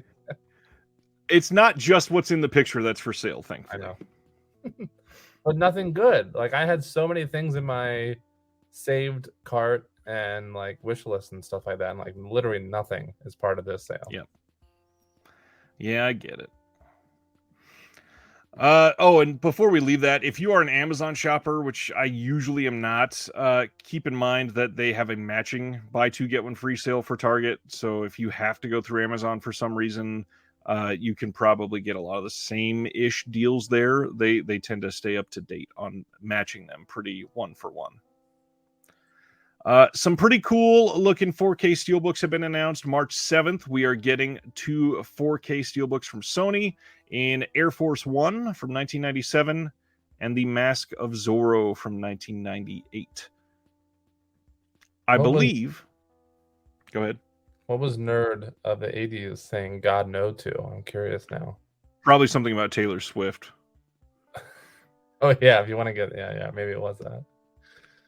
Mask of Zorro on 4K has already been released, and so has Air Force One, but I believe the big thing that is different here is that they have added Dolby Vision to both of the releases. So if you're really wanting that Dolby Vision HDR, you might want to pick these up, or if you're a steelbook collector. Oh, it was about Space Jam. William says, I wish there was a way I could see the prices of the already released products before the VS sale starts just to get arrangements in order. There is. I put out my Vinegar Syndrome website tour, and pretty much every single title you can see in that video, and write down exactly what the MSRP is, and you can see what the sale price will be. In classic Ryan fashion, he's ahead of the game as always. Doing my best to try to help everybody. Next up, Young Sherlock Holmes, the Steven Spielberg production, is getting a Blu-ray steelbook on January 31st from Paramount.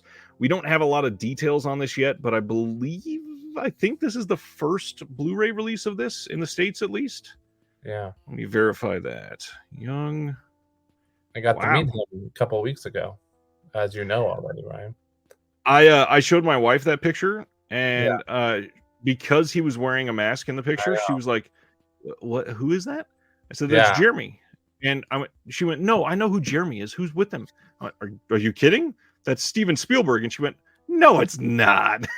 It's a bummer that he had to wear. He was apologizing. He was super friendly, but he was like, "Sorry guys, sorry about the mask. I'm just trying to be extra safe." And everybody's like, "No problem. We get to meet Steven Spielberg. Who cares if he's wearing a mask?" Let's see. DC says, is the wish list on the VS app different than the checklist site? Because I went on there but saw nothing I'd saved. Well, they have just updated the checklist. There's an old version of the checklist, and they're like transporting over to a new version right now. You can still get to both of them. And on that Vinegar Syndrome video I did, you can actually see the link to both of those in the description if you need to get to them. But unfortunately, they don't transfer. So whatever you had, you still have to go click on the new one, which honestly kind of sucks, but I get it. They're not linked in any way. That makes sense. DC says, yes, it is the first Blu-ray. Been waiting for that Blu-ray for forever. Love that they're going with that artwork. Hopefully Paramount did a new scan for it. Me too. And Paramount has kind of been not great lately. They've been like wishy-washy. Some things look amazing. Others look pretty rough.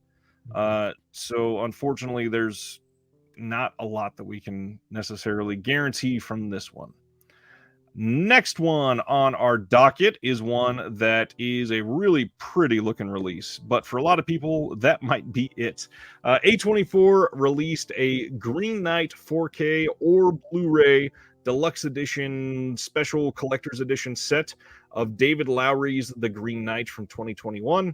This has original artwork by Sophie Hollington and a 62-page interior booklet. The printed disc pack comes enclosed in a vegan leather-grained paper slipcase, because A24, of course. The extras on this one, the one main thing that I'm super excited about, there is an exclusive short film called Oakthorn and the Old Rose of Love, which was written and directed by David Lowery, and that was filmed just this year.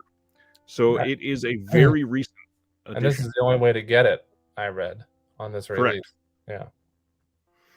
Yeah. Moving through this release, you can see a lot of these pictures. A24, when they're doing these limited sets, they look great, obviously.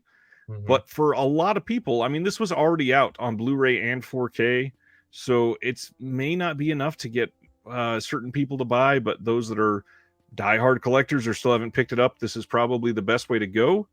And it's not like exorbitantly expensive for an A24 release. It's actually pretty decent.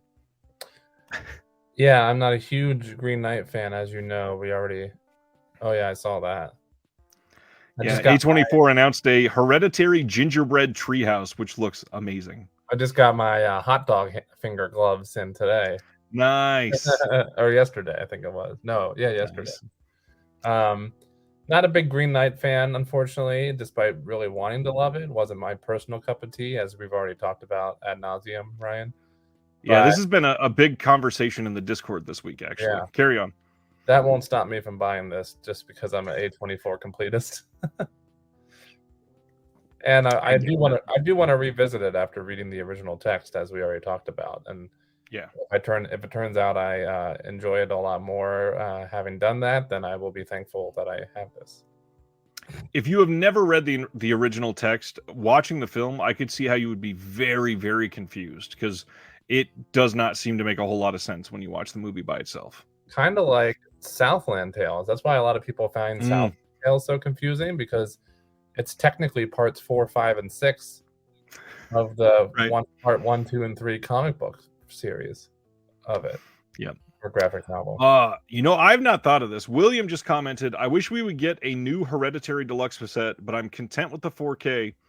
I would honestly upgrade to another 4K if A24 did one like this, but only if it included Ari Aster's short films. Have you ever seen any of his short films? Yeah, I would love that. What is it? Keeping Up with the Johnsons? Is that what it's called? Yeah. I've seen that one. It would be a great companion piece to the Midsummer one they already released too, if they did the same kind of look, which is what this one looks like as well. Yep, I think they should. I mean, I think that makes sense.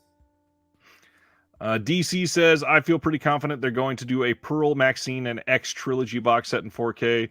That price tag is going to be probably expensive. Well, yeah, it'll probably be a good $80-ish, but Match that up it'll in a probably heart. be it'll probably be very nice. Yeah, it's probably going to be gorgeous if they do that. I think they would probably end up doing that too. I have a feeling they did the souvenir double feature little box set. So And that wasn't super expensive either, although those were only Blu-ray, I guess. yeah, and it's only 2 and not 3. But even that was, what was that, like 42, 47, something like that? Like that, I think. Yeah, I don't quite remember, but the big thing, that was the first time those the Souvenir 2 at least had ever been released. Right. The Souvenir got a physical release before that, right? Physical release, which I bought, so I double dipped on that. But yeah, Souvenir 2 wasn't available prior to that, so a lot of people are going to be potentially a little miffed on that one if they do that trilogy box set, because X and Pearl have obviously already gotten Blu-ray releases, and overseas, X has already gotten a 4K release in German media books and steelbooks. I would not be surprised in any sense if Pearl got that 4K release overseas here soon. I bought both as well on Blu-ray, mainly Pearl because I love that limited edition Walmart slipcover, which is the version I got. Yeah. So nice. I won't mind double dipping just to have the variations. And obviously, like you said, if A24 did put out something like that, it's going to be a beautiful box set. No, for sure, you know. DC says if they made it look like one of those old school big box porno VHS boxes, that'd be awesome. It would fit very well. That would be fun. Mia Goth is so good. She's going to be overlooked for any kind of Oscar stuff because it's a horror movie, but she's so good. Yep. Let's talk about Charles Bronson now, after Ty West. Scream Factory coming back out with their same old site exclusives.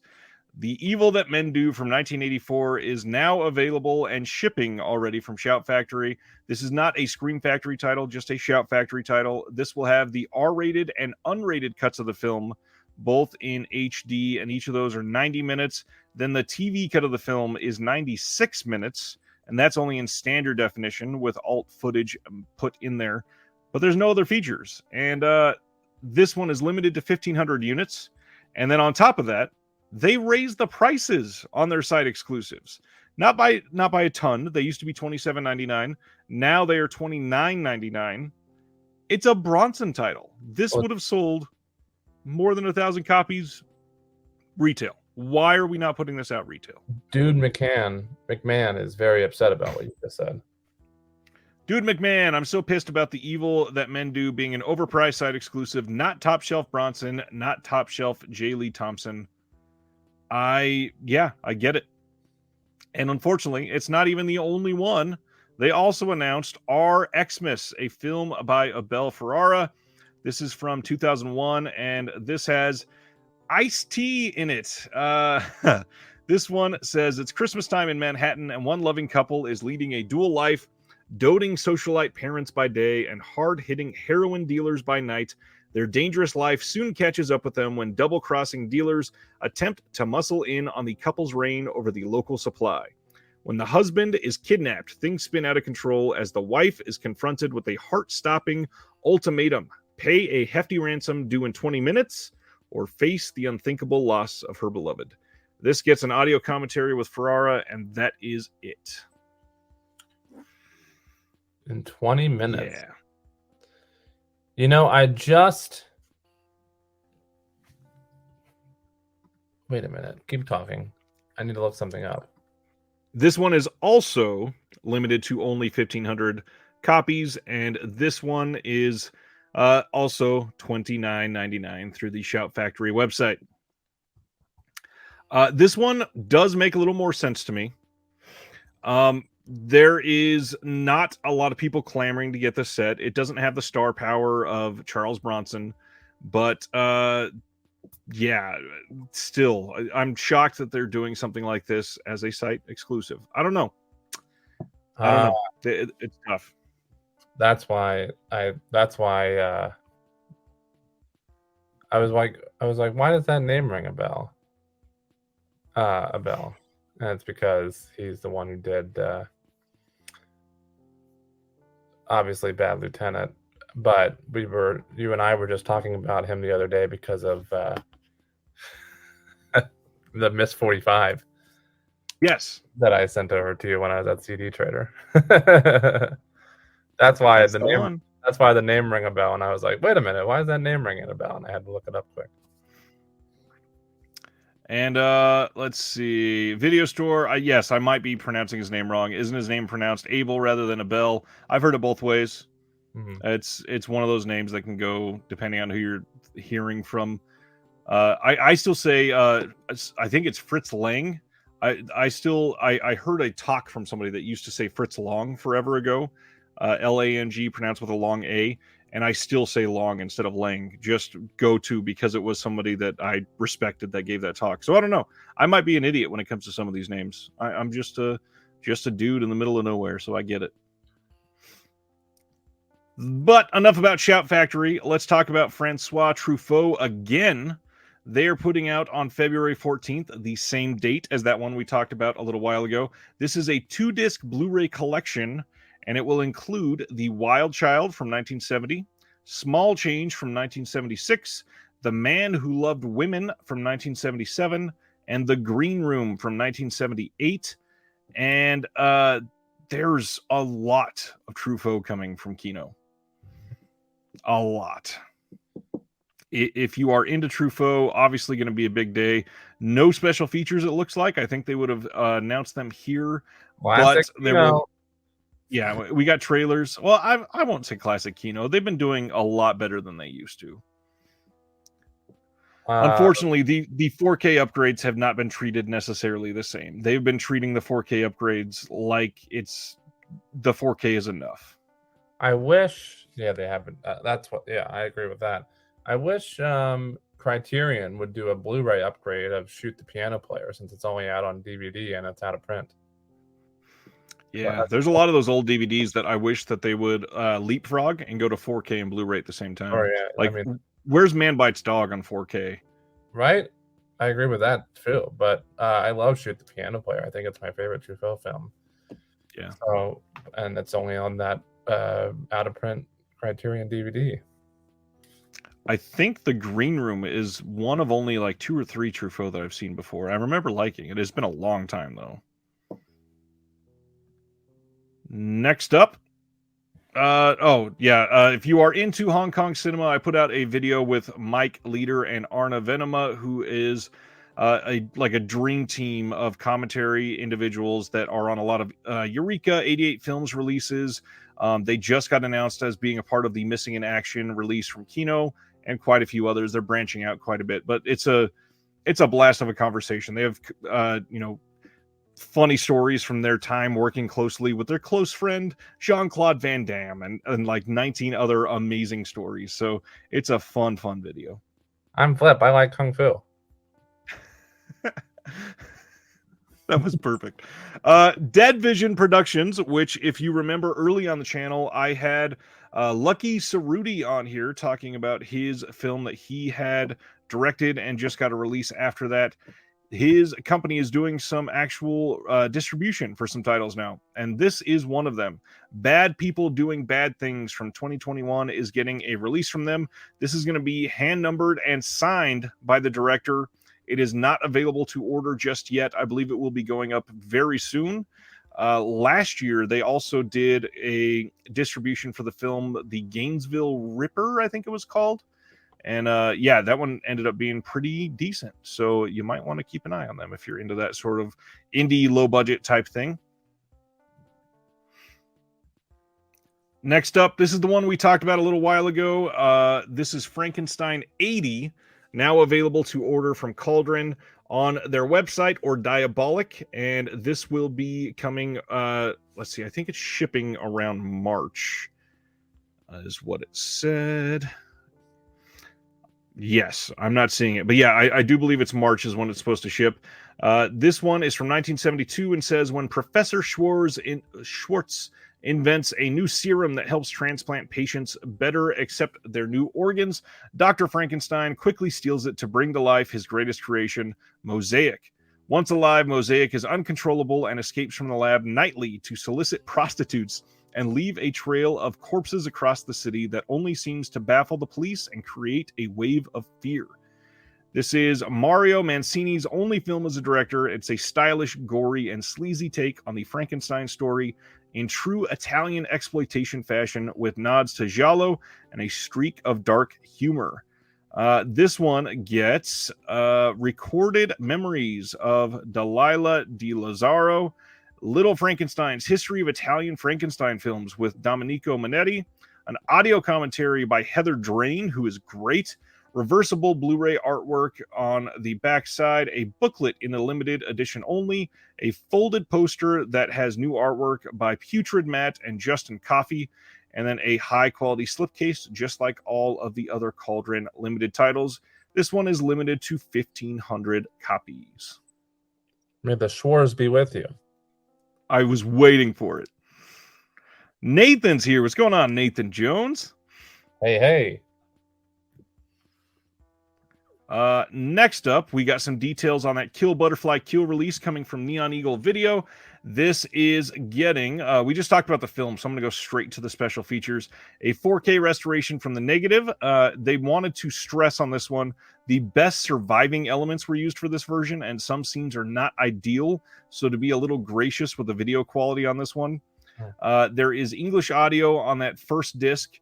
Then there is an audio commentary by Kenneth Borson and Paul Fox of Podcast on Fire and Taiwan Noir. They also have Underground Wife, the other cut of this film that is an SD, and then the trailer in HD. But then there's a second disc in this, which gets the other cut. Yes, 3 cuts of this film on this release. American Commando 6, Kill Butterfly Kill. This is the 1987 version of the film, which is the same film, just a different cut with some other stuff added in. This got a 4K restoration from the OCN.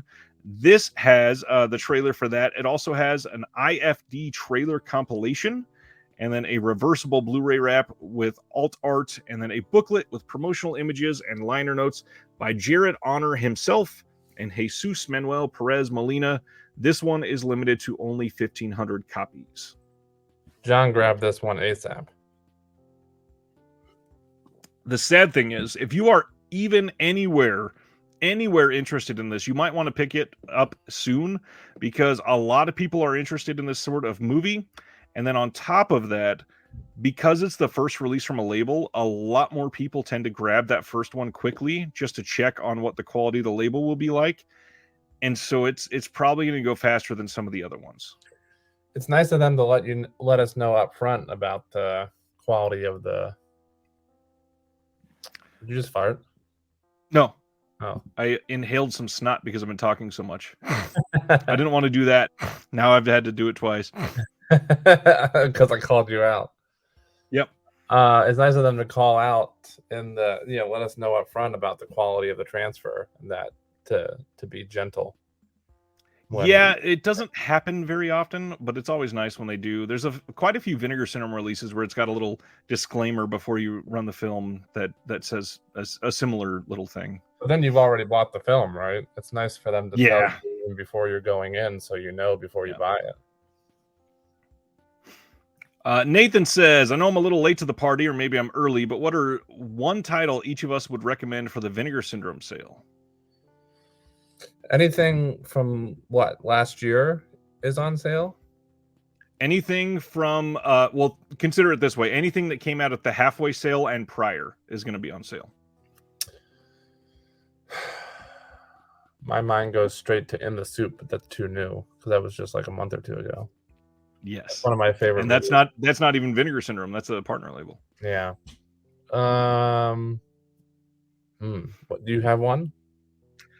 Nathan, if you don't have either Candy Snatchers or Buddies, both of those are must-owns for me. Buddies. Do I have Buddies? I'm not sure. It's a much, much older release from them. It's like 5 or 6 years old at this point. Okay. I'm looking to see if I have a... Oh, I can't go on the site right now until... You can go on vschecklist.com, though, and read when it came out. We're going to try to go through the rest of these really quick because it's already 10 o'clock. We only have 1 hour now until 10 o'clock in the Central Time Zone. 1 hour until the sale goes live. So we're going to try to breeze through these. February 28th, Classic Flicks is releasing Obsessed from 1951. This gets a new 4K restoration, and it's a suspense thriller. They are also releasing The Human Monster, which has Bela Lugosi, and The Night Has Eyes, which has James Mason. Those are from 1939 and 1942. Those are releasing on February 28th. And those second two titles are part of their Silver Series. They've done like 30-something release in that series now at this point. I'm still looking for my top pick for the Vinegar Syndrome sale to recommend. Oh, Dead Sea Life. Yes, I definitely remember that. We're going to be talking about a whole bunch of Vinegar Syndrome recommendations in just a few minutes. I guarantee that. Christmas Evil's definitely a great title. Sugar Cookies is good. I will say it is very specifically like catered to certain tastes. So if you read the synopsis and it sounds like one that you would like, you probably really will like it. Oh, John, Inspector Ike is so damn good. Did you see Inspector Ike yet? I haven't watched it yet. No. It definitely seems like the comedy would be right up your alley. Right? Yeah, Factory 25 is quietly like one of the better partners. Yeah, they're doing some really good releases because they're the ones that did In the Soup. But let's talk about this freaking incredible looking set that's coming out in Germany on December 7th, literally just a couple weeks away. In Germany from Plyon Pictures, I believe is how you pronounce it. We are getting He-Man and She-Ra, the Eternia Collection 20-disc Blu-ray set. And we're going to give some more information on this because some other stuff came to light after I posted this, and it sounds remarkable. So, first of all, for 40 years, He-Man and the Masters of the Universe have protected the planet Eternia. The Lord of Evil, Skeletor, will not hesitate to conquer Castle Grayskull, but the heroes will oppose him at any time. Blah, blah, blah. Everybody knows about He-Man and She-Ra. Audio commentary by cast and crew, and He-Man expert James Eatock is going to be on this. There are alternate dubbed versions of several episodes. There's some featurettes. The movie, The Secret of the Magic Sword, in the uncut version is going to be on here. The German theatrical version is also included there. We've got special episodes, Christmas on Eternia, The Greatest Adventure of All, and Skeletor's Revenge.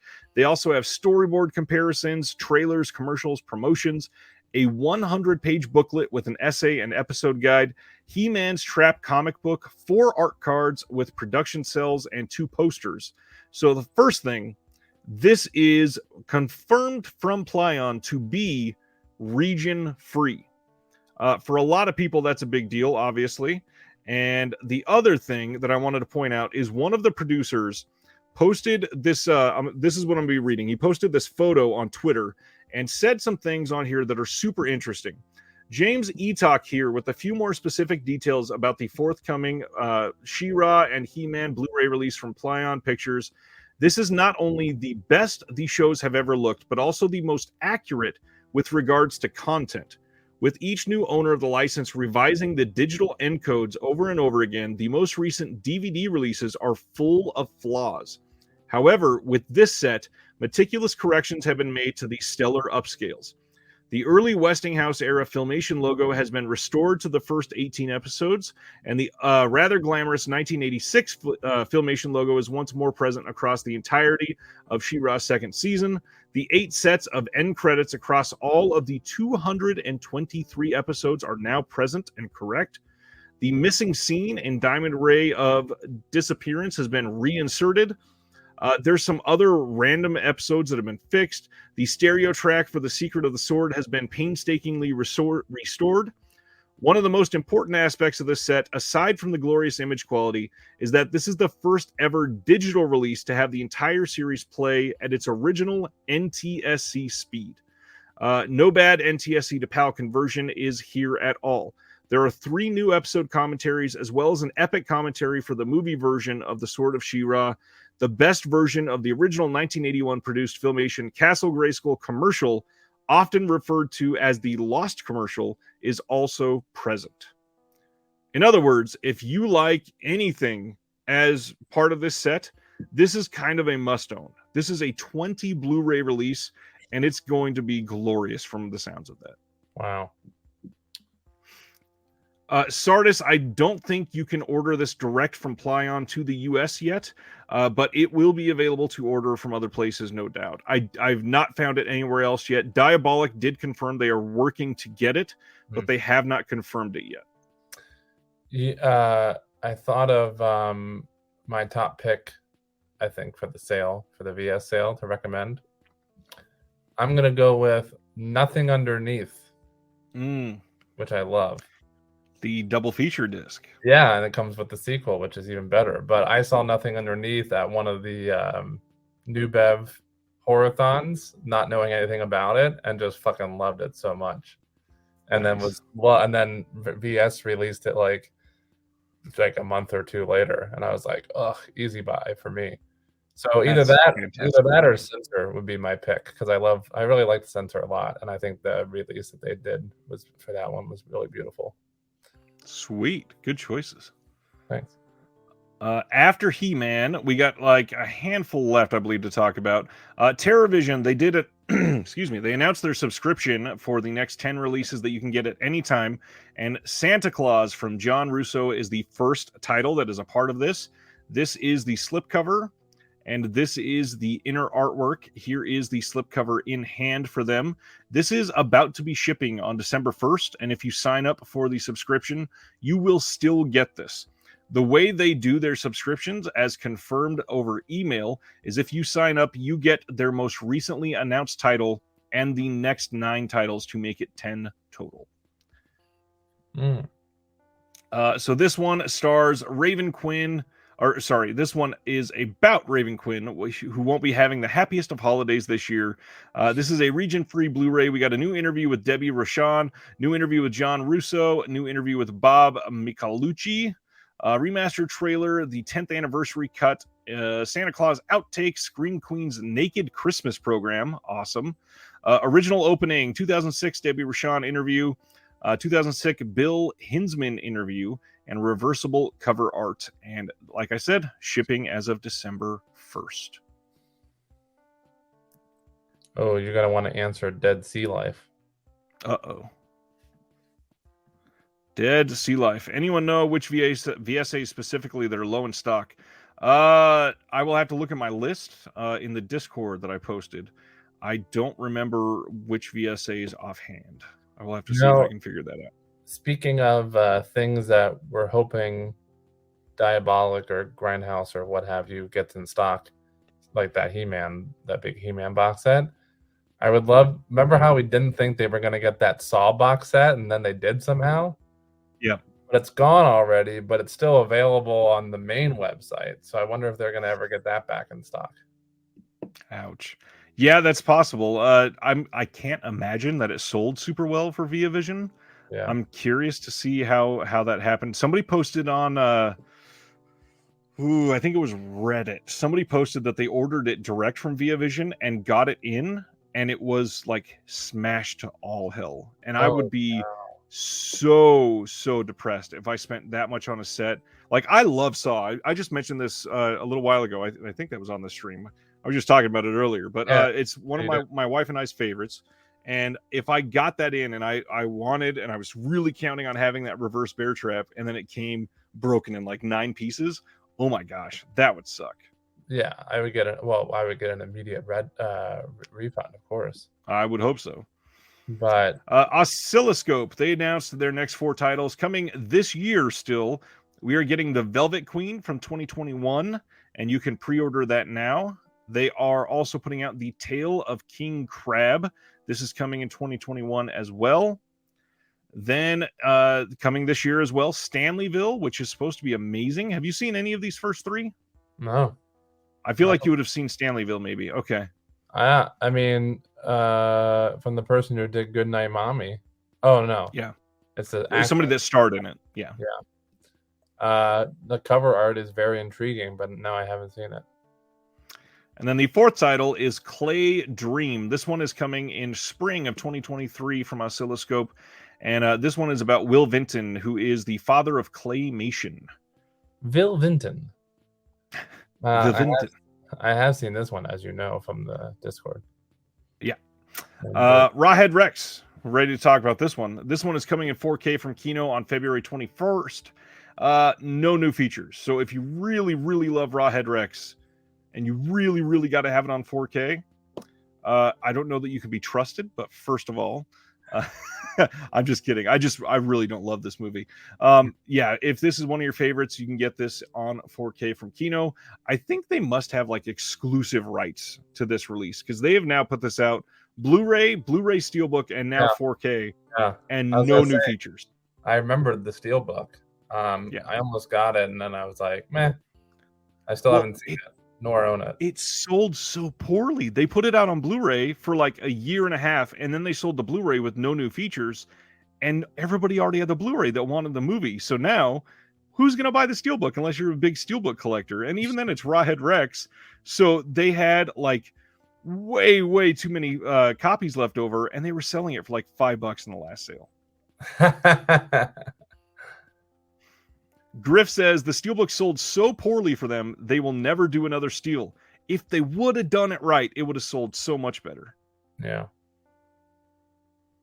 Next title, we are almost done here, but we do have some more sales to talk about on these. MVD Brands is doing their big Black Friday sale, and honestly, if you're into their slate at all, really great prices here, starting at 99 cents for a release. Go to mvdsale.com. A couple things on this. Remember that they limit you to only 15 items. So if you're going to buy a whole bunch, like you can get 15 titles for literally like $25 and still get a couple decent movies in here. Wow. I might partake in this one as well, because I've been wanting to pick up that copy of Drive. And that one's going to be much more than 99 cents. Well, yeah. Yeah, but it'll at least be discounted, right? Yeah. It should be, yeah. I picked up Jack Frost 2, but I'd love to get Jack Frost. Even though I have the Vinegar Syndrome release of Jack Frost, I'd love to have just the pair of the two MVD releases. Yep. And I also that I forget the name of Max something, that top left corner one. Max. This one. Max and the Nether Blasters or whatever. Yeah, whatever. Yeah, I enjoyed that one. I might pick that up. There's a couple even just in this flyer that I would pick up. Yeah, nice. Let's see. All right, going to the next one. Let's see. This is where I talk about the video. I put out a Vinegar Syndrome website tour video, and if you want to watch it, you got basically no time left before the sale goes live. So check into that. If you'd rather watch that than watch this live. Vinegar Syndrome announced that their translucent slipcover from April Fool's Day will be a special limited edition lenticular slipcover for the film Invisible Maniac, which is near and dear to Jeremy's heart. They have finally revealed this one. They achieved their goal of complete invisibility, but only after achieving their goal, they realized they made a huge mistake. Sure, the advancement in dynamic, irreversible image de-ink propelled the materials science industry ahead by several decades, but the final product lacked the visual qualities that our slipcovers are known for. They just didn't have the shelf appeal, so they resorted to a slightly older yet million times cooler technology, lenticular. So we hope you enjoy your ultra limited and ultra cool lenticular slipcover for the Invisible Maniac. If you already placed or are planning to place a Vinegar Syndrome Black Friday order, this will be automatically added to your package. If not, it will ship on its own.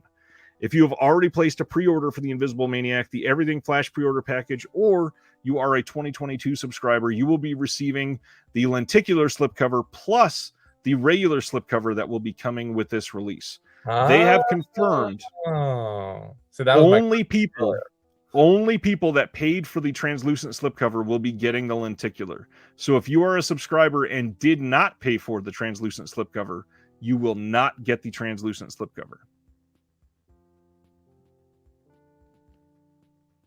Wait, didn't it just say that you will if you were a subscriber? Only if you've already purchased it. And Justin LaLiberty has confirmed that.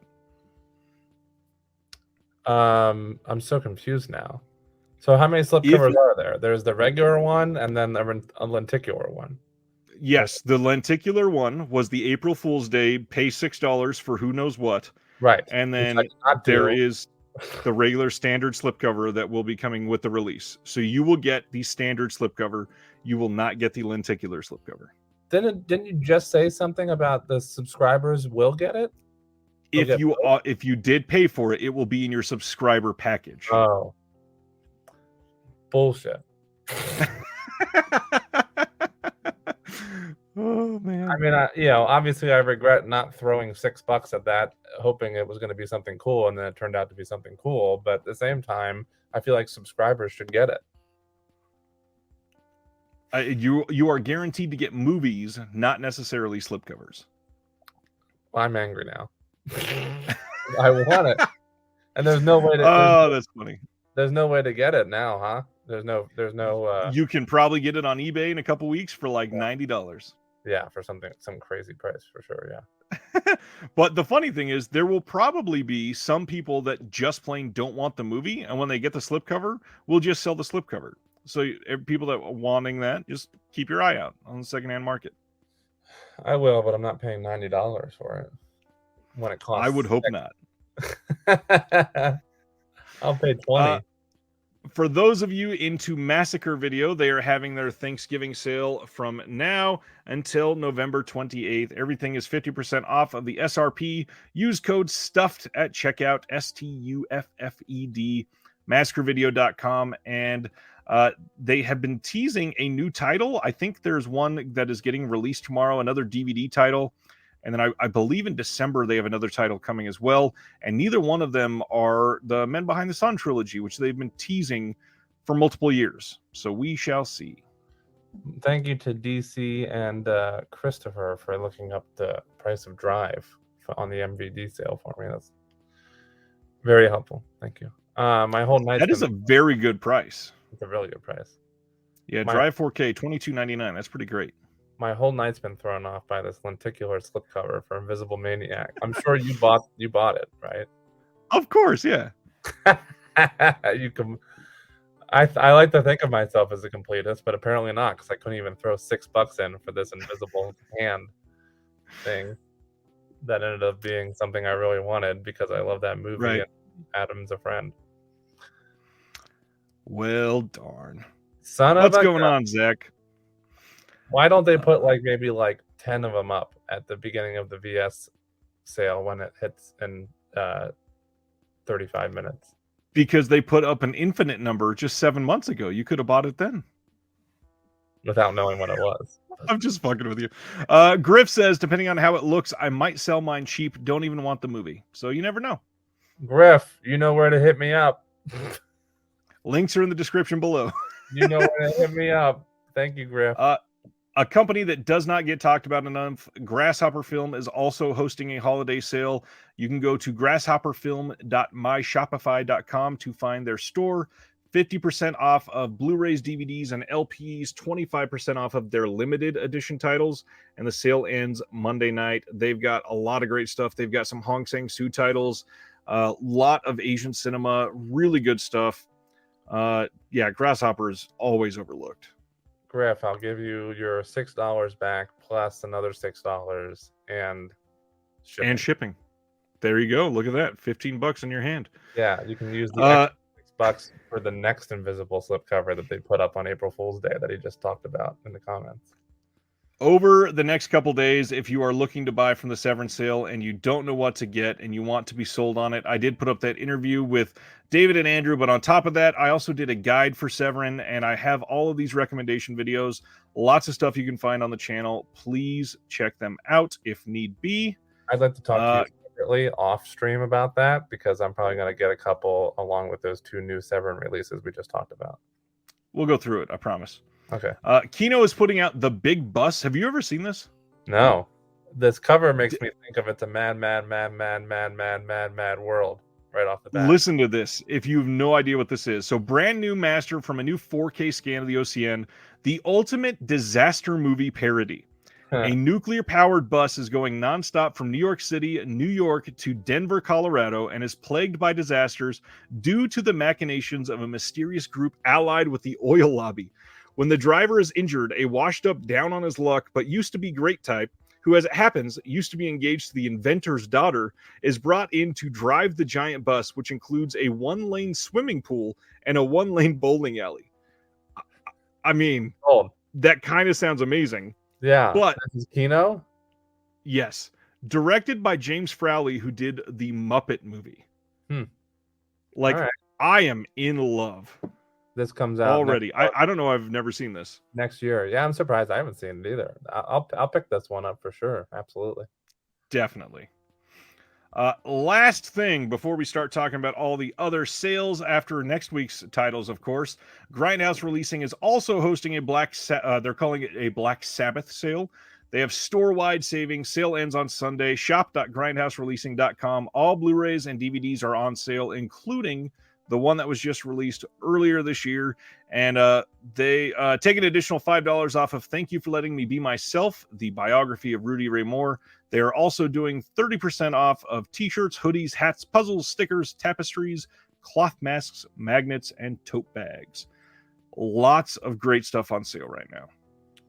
I agree with Brian, who said that I will for sure be buying any future VS April Fool's items. But now, do you think they're not going to do? It's not going to be something as cool or something. Now that we all know, like the whole idea kind of was that it was like, because I remember when they posted that and everybody was like, "What the fuck is this?" Like in the they're probably not going to do that exact same thing again. The whole joke behind it is that they wanted to call it Invisible Slipcover, but it would have been obvious that it was for something like the Invisible Maniac because it goes so perfectly with their brand. Yeah. So they probably won't be able to do something like this again, but it's Vinegar Syndrome. They'll come up with another gimmick to be able to get us to give their money, and it, we'll all be separated. Whatever it is, I'll do it now from here on out. Right. After this mishap. Eric says, I saw the big bus as a kid and enjoy it. I think it's probably pretty stupid, but it was fun at the time. Yeah, that sounds exactly what I want. I'm on board. Sardis saw it in the theater. There's a scene where rival drivers are drinking milk in a bar and they have a fight. Perfect. I'm in. Even more soul. Kermit Frog is here. Hello, Kermit. Learned that the hard way. Exactly. And I've got a Muppet tattooed on my arm. With Cards Against Humanity Christmas sales. Yeah, if you really are going to want something from them, and they promised right then, you will get a physical item. You might want to get in on it. Huh. All right, let us go real quick through next week's titles. There is a whole lot of retail releases of Vinegar Syndrome titles here and Severin titles. Train to Busan is coming out on 4K next week, which is one a lot of people might be on. Here's Jeremy's beloved In the Soup. Love that movie. Kino Lorber's Film Noir, The Dark Side of Cinema, number 11. Dear God, that is coming out next week. Holy smokes. And hey, if you want to torture yourself, you can pick up Don't Worry Darling on 4K. Or on Blu-ray, or on DVD, just to make fun of it. Sherlock Hound, I believe this is from Discotheque. That is coming out next week. Jack Ryan. Relationships, you can get Grand Jetty, or however you pronounce that. I think it's Grand Jeté. Jeté. Jack Ryan season 1 on 4K and season 2 on 4K is coming. I believe that's an Amazon/Paramount production. I wish we would get more of these streaming services to get us physical releases. Tell me about it. Cohen Media, yes, that's the name. Knife in the Head, that comes out next week as well. Another Cohen, Entre Nous from 1983. I heard that show Ghost is good. Did you see that show or no? I've not seen it yet. A lot of people that I know that have seen it say that it's pretty good and that I would like it. Yeah. I had never even heard that it was coming out. Yeah, all of a sudden, I'd never really heard it was coming out either, and then I saw some people talking about it and saying how good it was. Yeah. So I'm curious. Ice says Miyazaki is involved with Sherlock Hound. Nice. Only a couple more. Okay. Heartland of Darkness from Visual Vengeance is releasing next week. Alma's Rainbow is coming from Kino, one of the Kino partner labels, I believe. And that is it. So thankfully, keeping it pretty short for next week. I second Video Store's question. Do you know anything about that? Video Store's question. Do we know what is happening with Fun City Editions and VS? Are they parting ways? So, me trying to be logical. The first one that we saw going into the out of print section on the Vinegar Syndrome website was Terror Vision, We now know, as of a couple weeks ago, TerraVision is no longer a partner label of OCN. So OCN is selling out of their titles that they have for TerraVision, and then TerraVision will be their own thing. I would guess it looks like the same thing is probably happening with Fun City Editions. However, we don't have any for sure knowledge of that. But also, Fun City Editions... Go ahead. That would be a bummer. I mean, it depends. If Jonathan can get paid more and get more money for restorations because they're on their own and because they've now set up the brand where people trust them and their curation, I'm all for it. I can concur with that. They're probably my favorite partner label.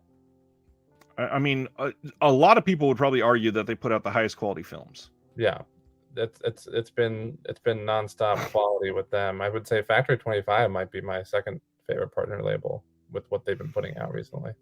I mean, it's hard. At one point, I believe now we're down. We are back to 20 OCN partner labels. At one point, we were at 21, but there are so many that it's really hard to even do like a top 5 because so many are so good. Utopia puts out a lot of good stuff, in my opinion. Obviously, these are all my opinion, but Utopia's been great. Fun City, Utopia, Factory 25. Christopher says those companies get more exposure with Vinegar Syndrome. Stupid to go on their own, to be honest.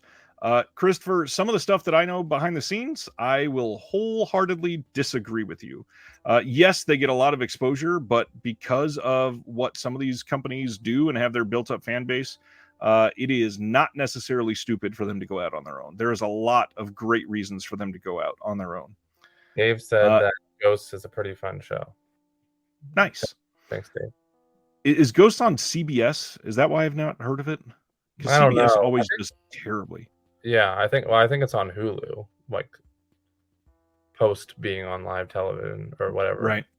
Whatever channel. DC is Cannibal Holocaust through Grindhouse releasing worth it? Never seen it, but know of its reputation. Should I wait for the 4K? I mean, first of all, it's a film everybody should see at least once, I would say. How do you feel about Cannibal Holocaust? I have not seen that. I don't know if I want to. I'm also aware, much like Christopher. No, who said that? Oh, DC. I'm aware of its reputation, and I'm not sure if it's for me. In terms of I get that horror I like. I've still never seen a Serbian film for the same reason because of its reputation. I have seen Salo, and that of course has its reputation as well. Yep. Honestly, I would say if you are very interested in seeing it, I would wait for the 4K. There's no reason not to at that point. It's already been announced. I would just absolutely wait and see it in the best possible resolution. Do you recommend I watch it even though I'm shaky on it? Honestly, yes. I do think everybody should see it at least once. And if not that you're going to necessarily, but John Peters, who is shocked that you said that you haven't seen it, John was on John was on Reconnected on the week of Halloween, and we had a discussion on Extreme Cinema, and we talked about specifically a Serbian film because it's one of John's favorite films. A Serbian film is, I think the reputation makes it seem way worse than it is. And with Cannibal Holocaust, the timing of it is what made it so extreme because it's an older film. This precedes a lot of this by like 50 years. So it is something that is, hitting very conservative traditional value time Earth rather than 2022 Earth. And a lot of people were less open to a lot of that stuff. I mean, when Cannibal Holocaust came out, it was treated as so real that they had to go to court to prove that the actors were alive still.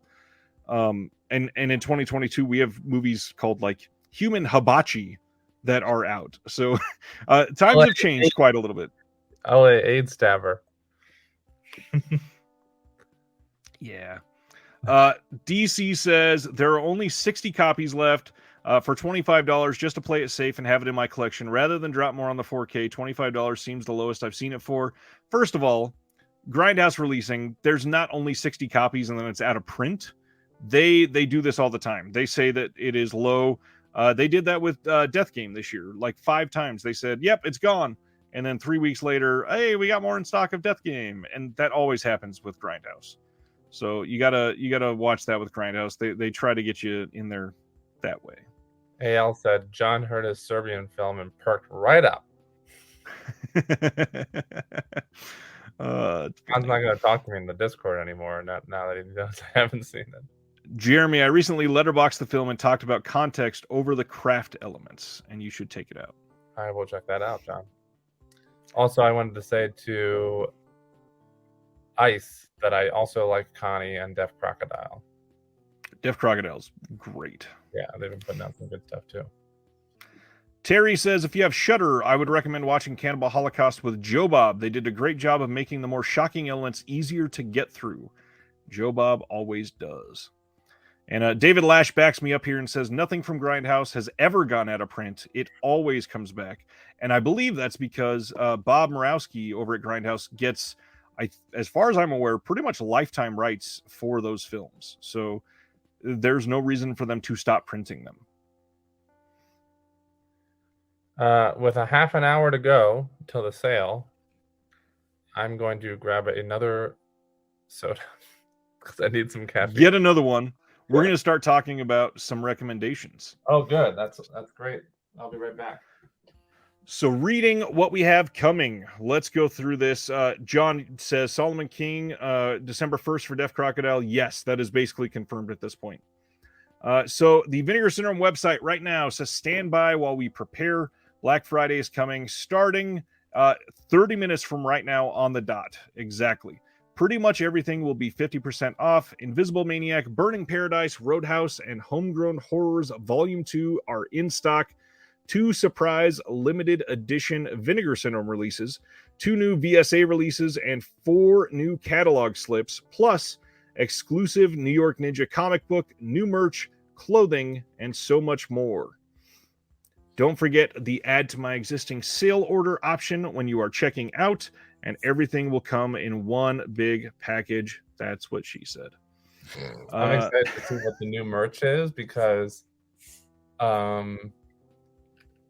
you think they're going to do any more? They've only done 2 so far of their film trailer prints.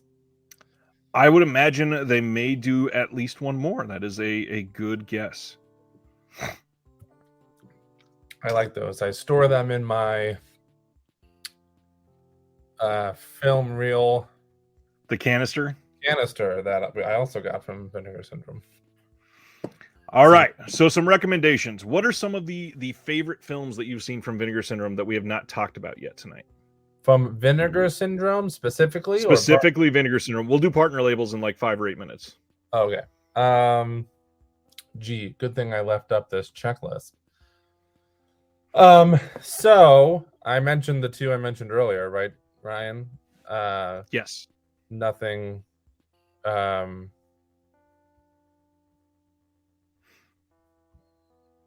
know what I'm talking about. Nothing Underneath. Nothing Underneath. It was on the tip of my tongue. And then Censor. Yes. I also really like The Laughing Dead. I like. I'm scrolling through this checklist here. Interesting. I like it was a VSA release. The one with what was that VSA release with Andrew Dice Clay in it? Oh, that is Tough Guys. Tough, isn't it? I'm trying to find it on this. Unfortunately, the light is glaring off of my titles, and I can't see what it is. Whatever It Takes. That's the one. Yes, Whatever It Takes is a fun one. I really like that one. Obviously, Drop Dead Fred is a classic. Madman is a lot of fun. Do we think and much more will include a few found out of print titles? I gotta be honest, I don't think so. They usually for the last couple of years have not been doing that on Black Friday. If they did that again, it would probably fall on like a January 1st sort of thing. like they did, I think it was last year, not 2022, but 2021, just to get people to fly back to the site again. Oh, All American Murder, Christopher Walken. Ooh, Christopher Walken, yeah. That's a fun one. That popped into my head. What else? I liked Cloak and Dagger. Of course. And yeah, that'll be my that's some of the ones that jump out to me as I'm scrolling through the checklist here. I'm gonna throw out some more that are not in the last like 18 months or so. Yeah, I've been doing a lot of new ones because I was scrolling through by date. Here, while you're throwing out yours, I'm gonna go deeper into the older releases. I really enjoyed Death Promise, one of the most catchy theme songs in any of the Vinegar Syndrome movies. A couple really brutal scenes too. There's a movie where somebody throws a pillowcase with rats in it over somebody's head. Just like disgusting.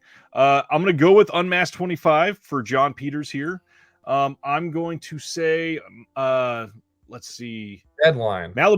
Malibu High. That movie is incredible. Love that movie. Which one did you just say? Deadline? Deadline I like a lot. As a writer, especially, I'm sure. Yeah, exactly. Yeah, Deadline's a lot of fun. Malibu High is fun too. Perfect Strangers.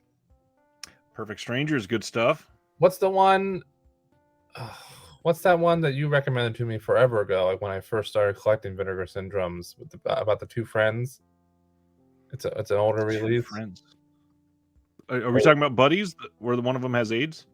No, it's not Buddies. Shoot, what the heck is that movie? Okay, you're gonna have to be more specific than Two Friends. I still love Demon Wind, one of my favorites from their catalog.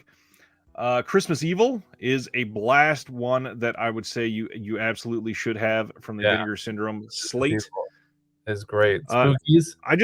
Spookies is one of their best releases. Christopher, I just saw said, "Are you staying live during the sale?" Yes, we're going to be live into the night, my friend. Best Friends. That's the one I was thinking of. Somebody just brought it. Oh, okay. Best Friends. Yeah, that makes sense. You recommended that to me like when I first started. Oh, good. Brian says Deadline is a favorite of his too. Yeah, I love Best Friends. Oh, The Caller. Love The Caller. That's another good one. They just put in there. Christopher likes Death Row Game Show and Whodunit. Have you watched Whodunit yet? Yeah, I like Whodunit a lot. Whodunit was interesting. It's kind of a frustrating movie, but it's good. I like The Candy Snatchers is another kind of classic in their catalog. I like Tammy and the T-Rex, which I know gets a mixture. Well, and the big thing, that was their first 4K title, so a lot of people want it just for that. Yeah. Oh, and you know very well that I searched for the longest time and finally got the Angel box set, which I love. Yes. So I can't recommend. I mean, it's not going to be on sale. The individual movies. Blood Games. Have you seen that one? Yeah, I love that one. I like Blood Games. Blood Games is and a lot Ice Cream Man. I have Ice Cream Man too. I like that one. Unfortunately, Ice Cream Man's out of print, I believe. You can get the Angel film separately, right? Just not the box set. Yes, during the sale. Correct. So even though the box set's fun, I would recommend at least the first Angel because of that egg scene. So let's switch over. Nathan is asking any top recommendations from partner labels. And I know this is difficult to really track on these because we don't have release dates in front of us. However, let's try to stick to ones that are going to be on sale during this sale. That's hard for me. It really is. I've done so many the recent ones have been so good. Villains in the Soup. Yeah. Vortex. Okay, let me think about it. This is kind of going to be a cop-out, but I'm going to say anything on sale from Deaf Crocodile, from AGFA, from Factory 25, from Utopia, because the first 2/3 of their entire slate was incredible. There's a handful of other partner labels that pretty much everything has been amazing. So literally anything from Fun City Edition you should buy. Yep. I would say, is the Little Hours going to be on sale, or is that still too new? I think that might be just too new, but let me take a look. That movie. I would highly recommend. Oh, here's one that I think will be on sale that I think is very underrated. Tragedy Girls. Love that movie. The Little Hours should be in sale. That is a June title.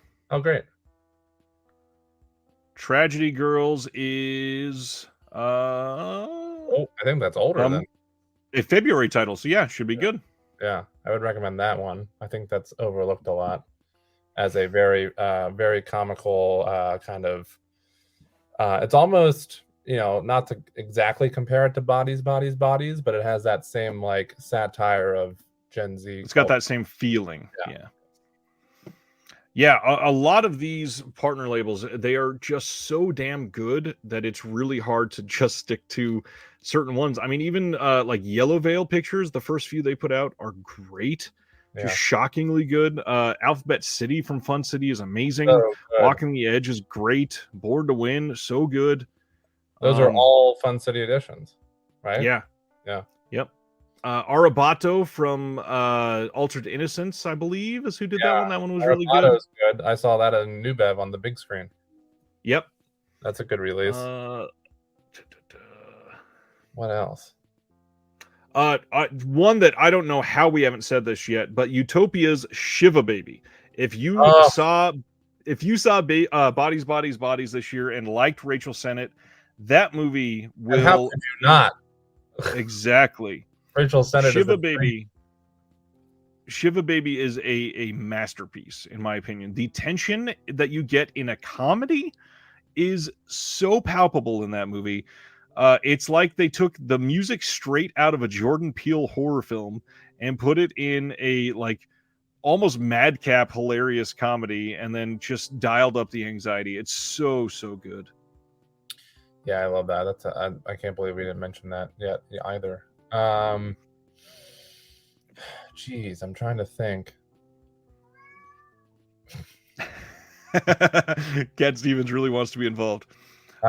Mail Order Murder, the documentary from Saturn's Core, just to see if you're into shot on video, if this is something that you are really getting into, that might be one that you want to dive on.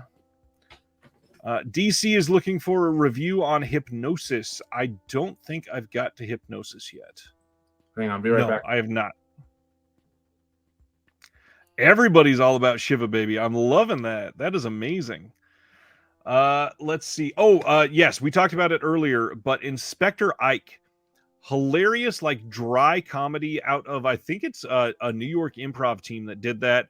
Really well done. Is sort of parodying like the old Columbo style story of the week, cop procedural. It is hilarious. So many just absurd situations that they are put in that. Loved that movie. I was rolling. Another one from Saturn's Core, No Resistance, from I think it's 1994. It's this odd like cyberpunk shot on video film that is really interestingly made. I think it's one of the better films from their catalog, and for some reason doesn't get talked about a whole lot. It's pretty damn interesting. Let's see. Go ahead. I just went to look at my partner label shelf to give better accurate suggestions. Nice. Some that I forgot about. WNUF Halloween special. If that is still available, that's a TerraVision title. I believe that is going out of print from OCN, so you may want to grab that for sure. Yeah, you may want to grab that. After Blue, which I think that'll be on sale. I don't think that's too new. I don't think so. But I love that one. And After Apocalypse is a really fun one. After Blue is only from September, so actually it may not. That won't be on sale. I also really like Donnie's Bar Mitzvah. And what's the Heavy Metal Parking Lot? Heavy Metal Parking Lot. That is a strictly limited title, so when that sells out, there will be no standard edition. So if you want that, get it now. And that one will be on sale. That's older, right? Yes, I believe so. She Freak from Agfa. Did you ever watch that one, or did you get that one? I didn't. I never actually got She Freak, so I don't own it and haven't watched it. It is in my opinion, a must-buy. Very, very interesting piece from Agfa. Final Flesh from Agfa as well, says Spaghetti. Hey, what's going on, Spaghetti? Hey, Spaghetti. The Grave. It was a really good flick, says DC. Also, Nerd recommended The Grave. The Angel Trilogy, says Madman, which I agree with. Lynn Ramsey's Morvern Collar is definitely worth it. You had mentioned that in your video. Have you watched Morvern yet? I haven't watched that one, but I got it.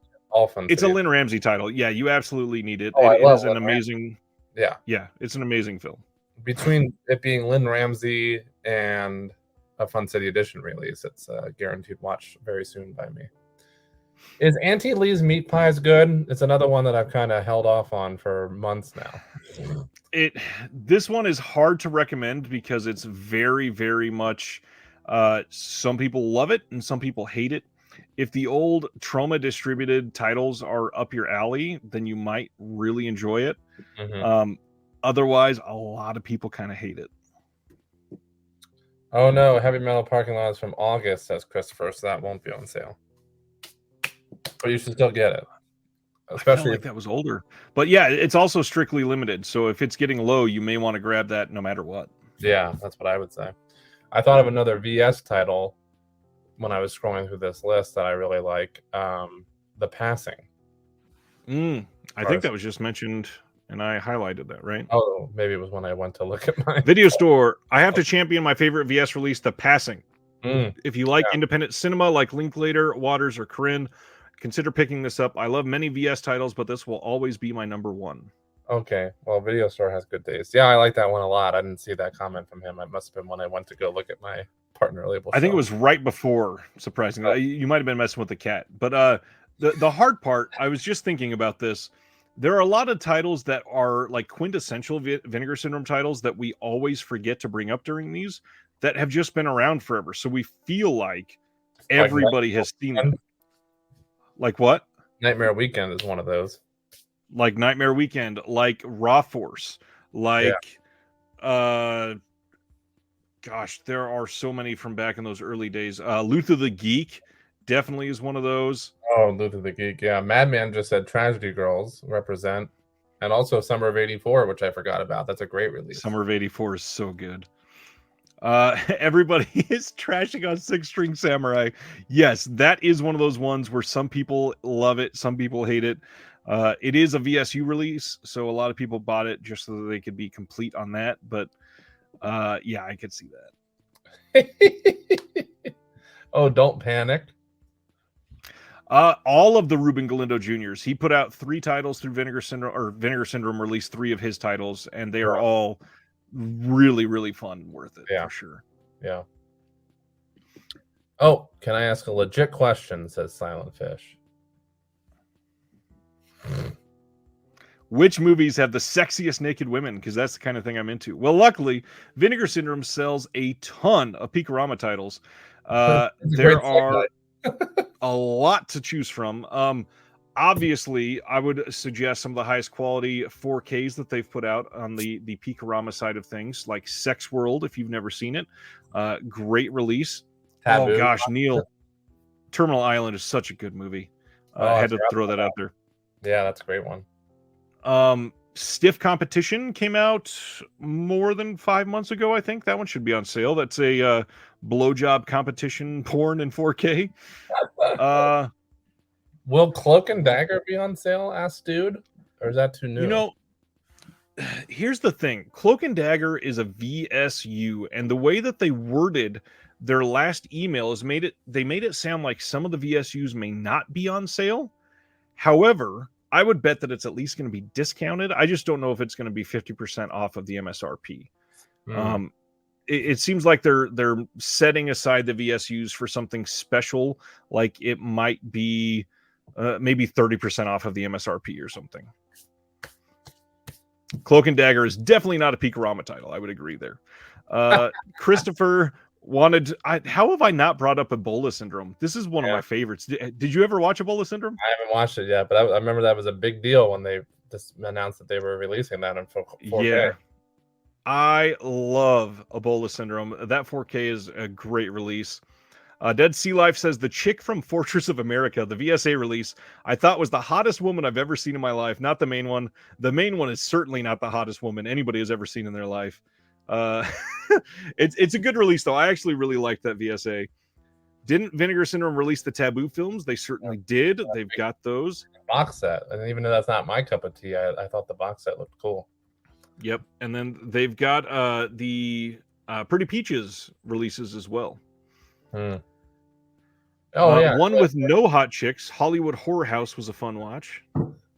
LA Wars is fun, and that made me think of Action USA, which is one of my favorite VSA releases. Which you can get during the MVD sale right now, I believe.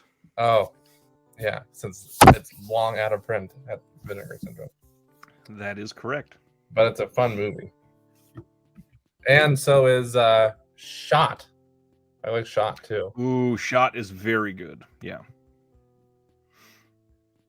Oh, you know what? It's kind of similar, but not necessarily in the same vein or anything, but it kind of gets you going down the same path for Vinegar Syndrome. Sudden Fury. That movie is super underrated. One that is very good. Dave says, isn't LA Wars VSA and gone? You would be correct. Yes. Which means we're getting very off topic because we're no longer giving recommendations for the sale. We're just talking about good movies that are no longer available on the website. Yes, which we can talk about more of those soon, I promise. But beyond that, we're going to go with the Vinegar Syndrome sale when it's live in just 10.5 minutes. We're going to be diving into everything. And then after that, if anybody is super into some of these other sales, we can always go check out some of those sales together. We can go through the MVD sale, see some of the prices, because the MVD one is one that a lot of people are interested in. I would love to do that. I would love to do MVD and Severin if we could while we're on this. We will obviously be doing Severin for sure. Velvet, there are tons of deals. We're going to be going through a ton of these tonight. I promise. I would love to because I have 2 hours to burn after the sale goes live in order to beat the record. I'm very curious to see if Severin is going to crash again. June, when they had their halfway to Black Friday sale, that was the first time that their website didn't crash in, like 4.5 years, something crazy like that. It's been a long time. Connor says Corruption of Chris Miller is an old release, but a must-have. Have you seen Corruption of Chris Miller? I have not seen that one. Great movie. It is so damn good. That's a VS release? Yes. Okay. It's like a Spanish giallo. Oh, okay. Albert Pune fan should know 2 of his late 90s films are only $1.99 at MVD right now. Wow. It's amazing how they can get away with selling them that cheap. If you lean a little more artsy, then definitely check out the Arbelos sale. It's amazing they can get away with it, but at the same time, if they're about to go out of print or something, they got to sell them for cheap. Otherwise, they're stuck with it, and then they're not legally allowed to sell them. That's true. That's a good point. I wonder if I can get any discounts for being AMC A-list. We can check. Try to scan your card. Whoa! Severin site doesn't crash. It was DDoS attacks, says David. Oh gosh. Can't wait to see what you get, Nathan. So the question now is on the mystery titles that Vinegar Syndrome is putting in. Do you have any ideas? Have you been paying attention to that at all? No. I rely on you, basically, when this stuff is announced. Even when it's not announced, yeah. So, 2 surprise limited edition VS releases, 2 new VSA releases, plus 4 catalog slips, which I'm excited about, because wasn't last year is when they did Summer of Fear catalog slip, right? Summer of Fear was not a catalog slip. That was a partner label release and slipcover release. Oh. Partner? That was a Vinegar Syndrome did not release Summer of Fear. Oh. But wasn't that like a limited edition type of thing? Or am I incorrect about that? They sold 1,000 of them. That's it. Okay. I don't know why I thought that was a catalog slip. What was the most recent catalog slip they did? Over, I think it was the summer, they did not Perfect Blue, that's the anime title. Blue, what is the name of that other movie? Hobgoblins was one of the most recent ones, that's for sure. Okay. Wow, I have a lot of titles in my collection with the word blue in it. Sorry. Somebody remember which one I'm thinking of?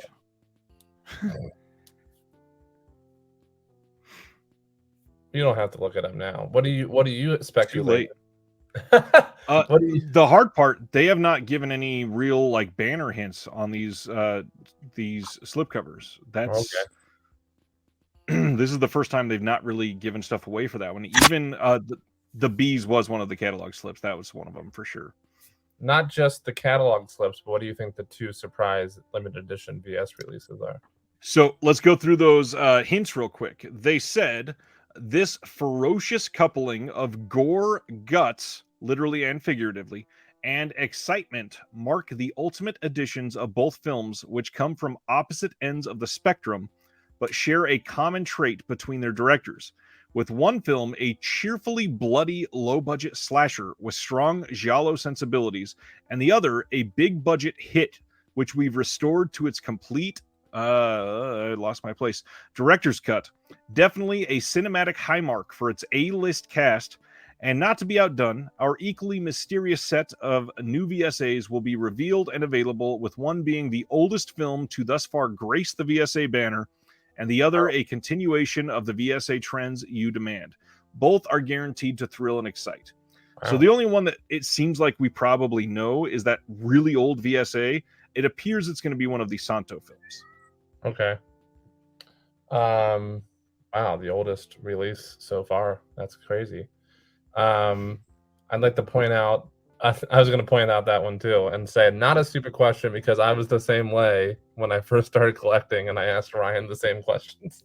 These mystery titles will not be 50% off. They are just announced and available now at full price. They will be 50% off in May when we do the halfway to Black Friday sale. Another stupid question that's entirely for people like DC and other newbies, and not for me at all, wanting to know the answer to this question. As a subscriber, you are already getting Invisible Maniac, Burning Paradise, Roadhouse. No. You are not getting Roadhouse. Homegrown Horrors Volume 2. And the 2 mystery titles. You are not getting the 2 VSAs or the Roadhouse VSU. Or the catalog slips. Correct. Okay. Wave is asking, is there a run number for the 4 Flies on Grey Velvet from Severin? I think they said it's a limited edition for the set. Unfortunately, Severin never seems to release the print run on any of those.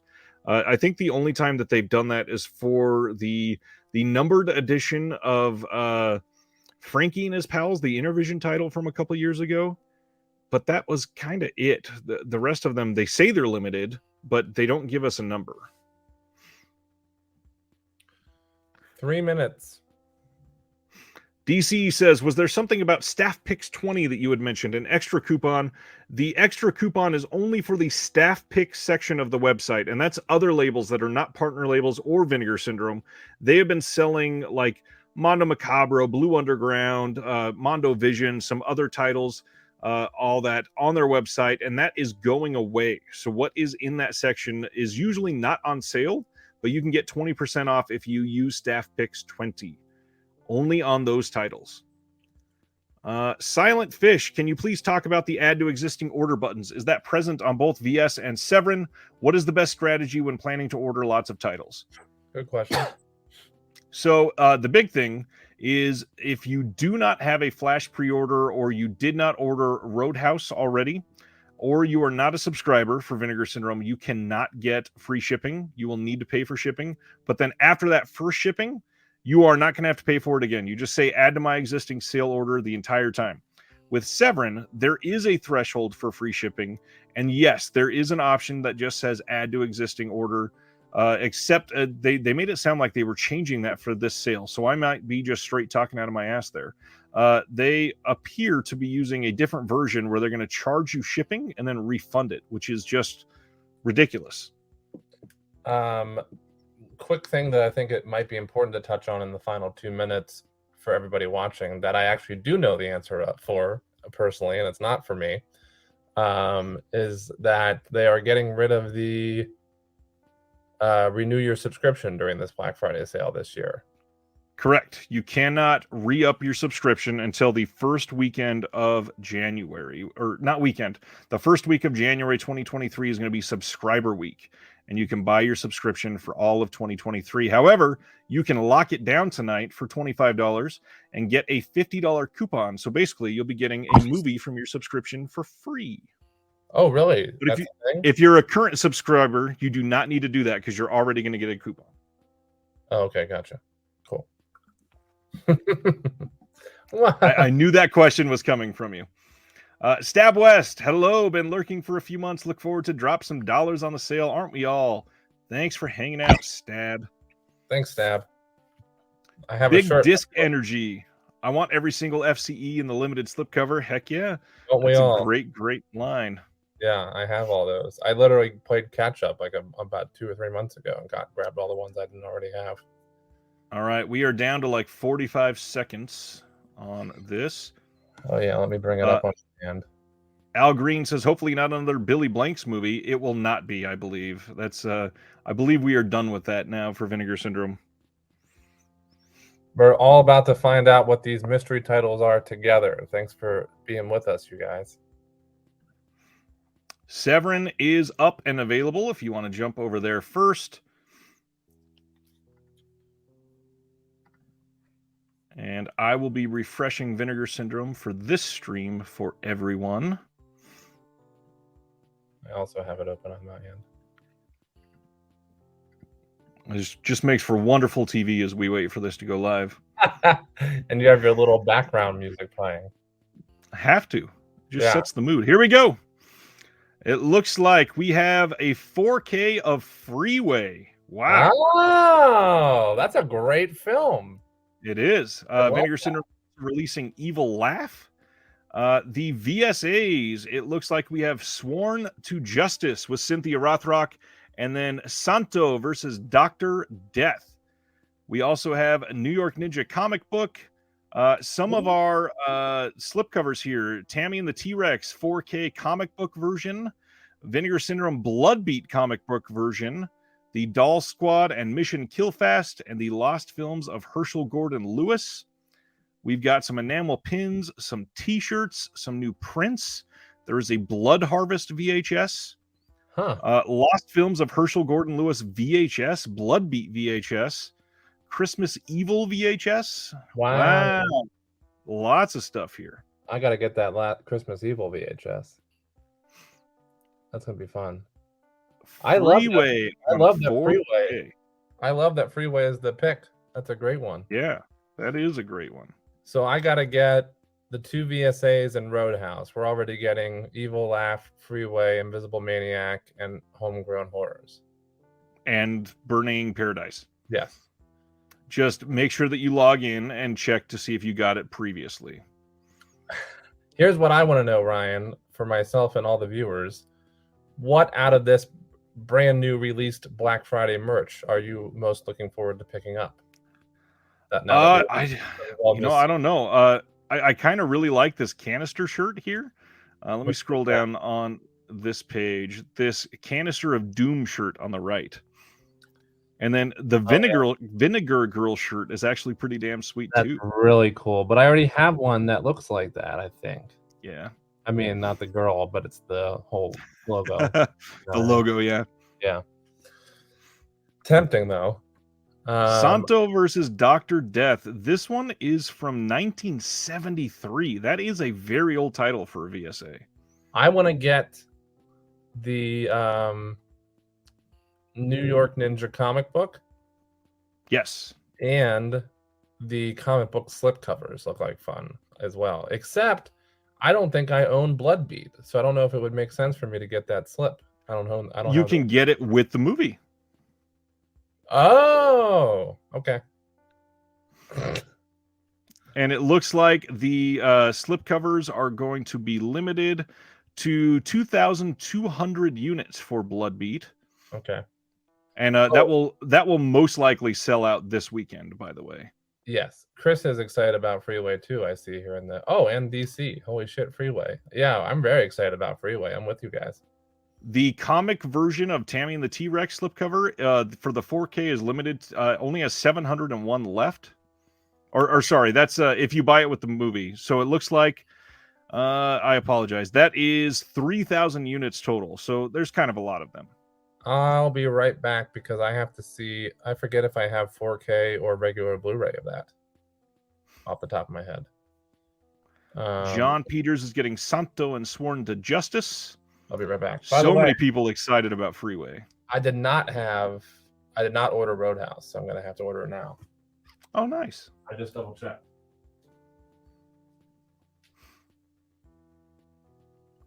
Looks like some of their enamel pins, if you are into them, are going to be a little bit on the limited side. So you may want to check those out. Only a couple hundred of those. Man, their t-shirts, they limit those like crazy. Like some of these, there's only 3 of them left in stock. That's wild. Very annoyed that Massage Parlor Murders is sold out. That sucks.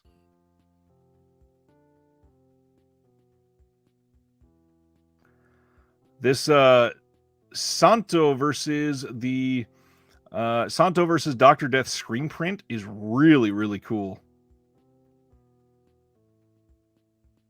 Lots of good stuff this time. Extremely psyched for the Santo Renaissance with these guys, an Indicator. And the Indicator box set was unfortunately delayed. So hopefully we get that one soon. I think it's coming in January now.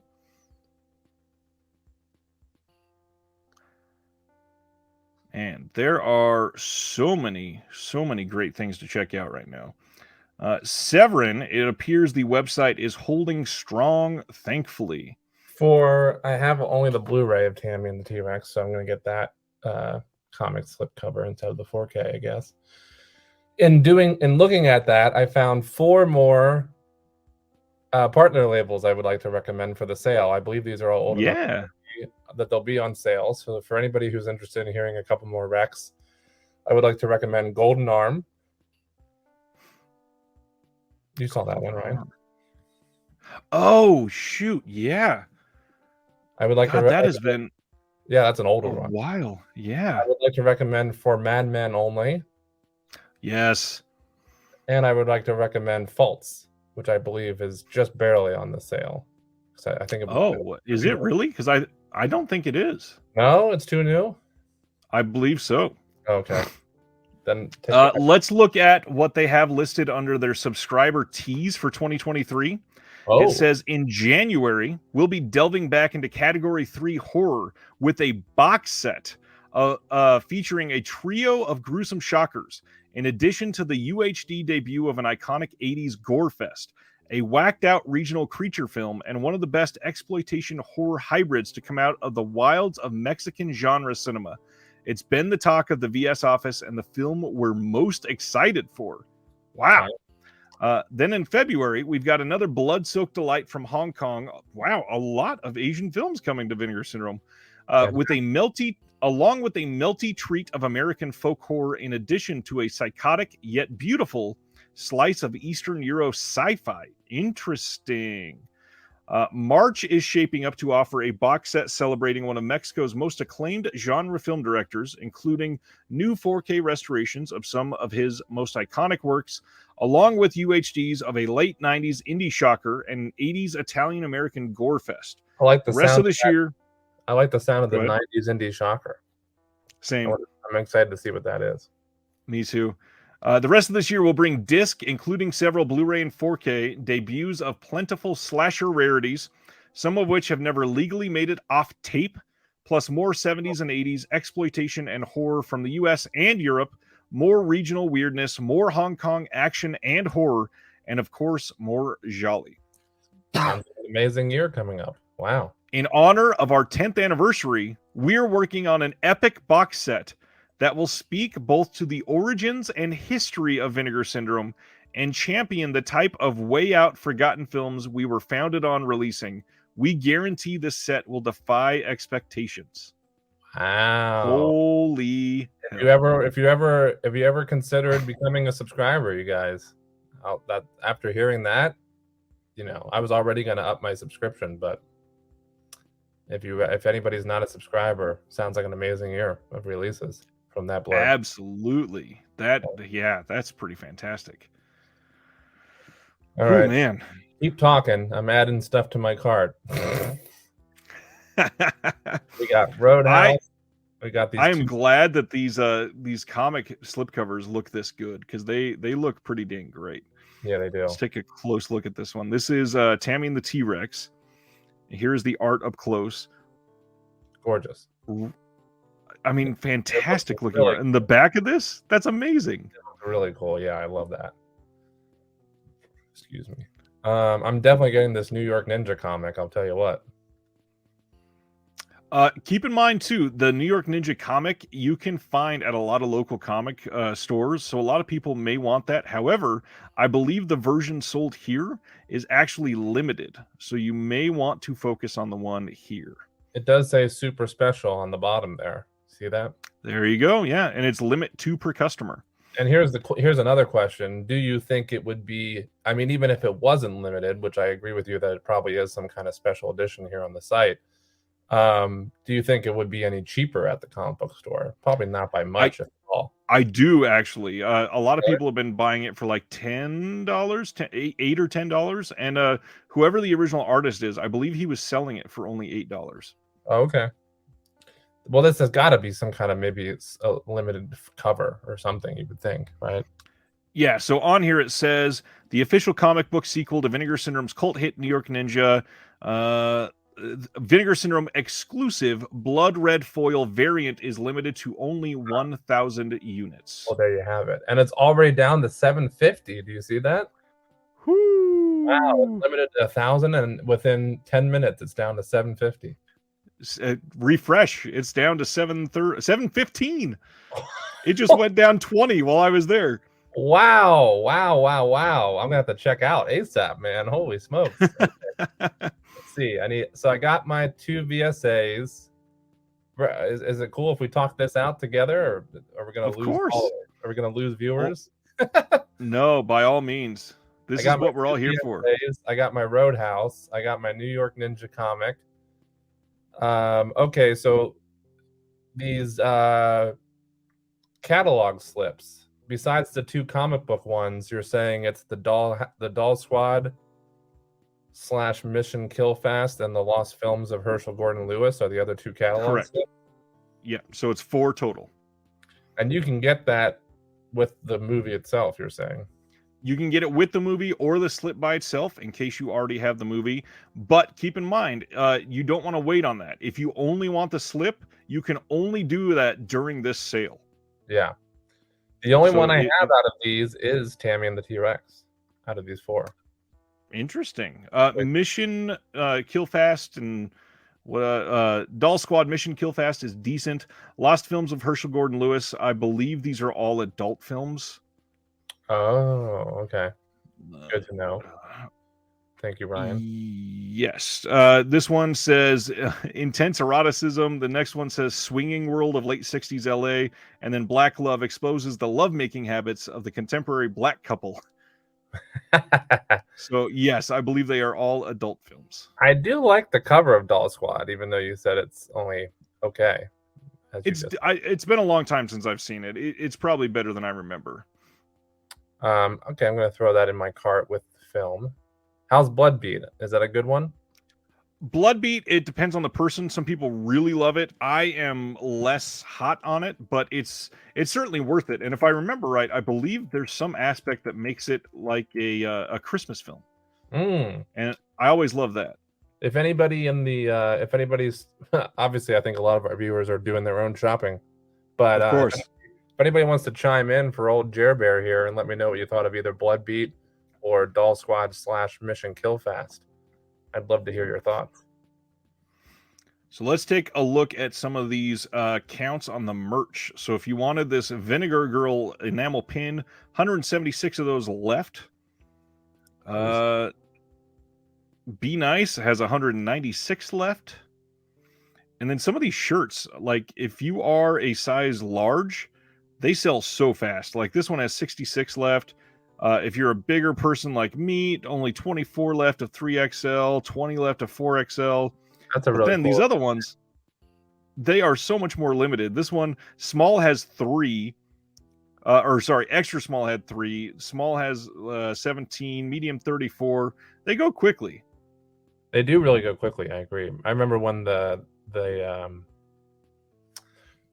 one I really liked that I bought was that yellow one that had kind of a lot of popular. There's nipples. It had a lot of imagery, some of their popular releases. You know what I'm talking about? Yes.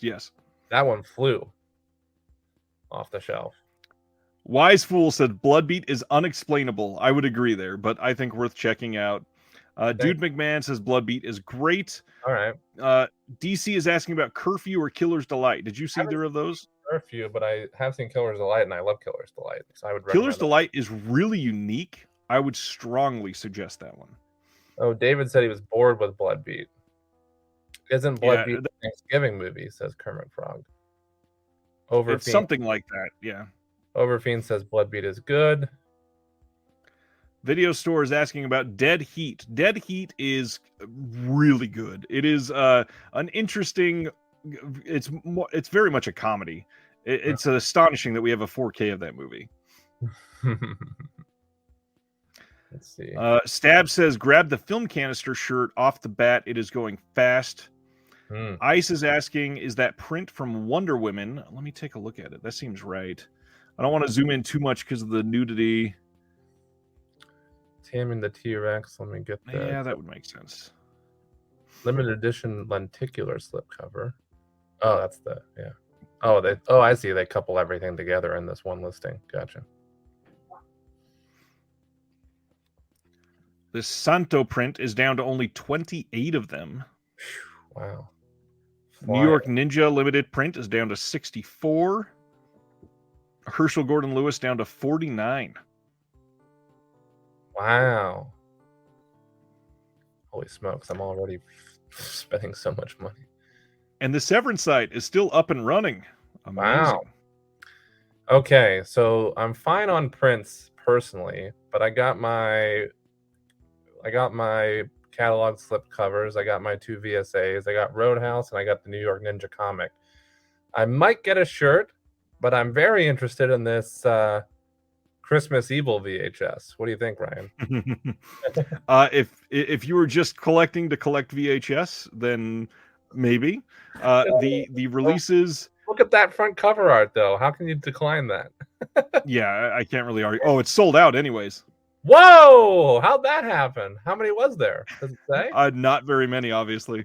It doesn't even say how. Does it say? I don't see it. Oh no. Well, this is not the first time it's been released on here. This was like another limited drop of it. Oh well, that saves me $30, I guess, when I have no choice. But you can get the Lost Films of Herschel Gordon Lewis on VHS if you want. I'm not even getting the catalog slip of that, so I'm good. Blood Harvest, I don't need that VHS personally. That's a bummer about Christmas Evil. I was going to put that into the cart. I guess I wasn't fast enough. All right. Well, I guess the last thing I would consider is a shirt. Can I give me a second? John, speaking of shirts, I don't think I can justify purchasing the shirt with literal bush on it. Which one's that? The girl? It's got to be the. Let me take a closer look in another tab so I don't get in trouble. I think it's the Vincent one. I don't think it's the Vinegar Girl. Oh, it's not. I think it's the Vincent. I would bet it's the Vincent shirt. Okay, let me zoom in on that one. I had to go away quickly because the nipples. I can see it from here. It's the Vincent shirt. Yeah, see, as cool as it looks, I don't know if I'd be able to wear that in public without getting. Oh yeah. Not to mention there are multiple nipples. Nipples and bush. I don't think you can wear that out and around without getting some eyes. Hold on, I'm gonna look at my shirt real quick. Yeah, that's a good call. David says Dead Heat is fantastic.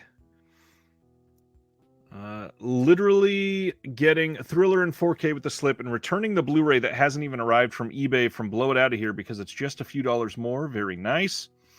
Slipcover protectors have been sold out for a long time, DC. It's not just tonight. They have been waiting for a long time. How'd you all find the new slipcover announcement? If you scroll down, they are in...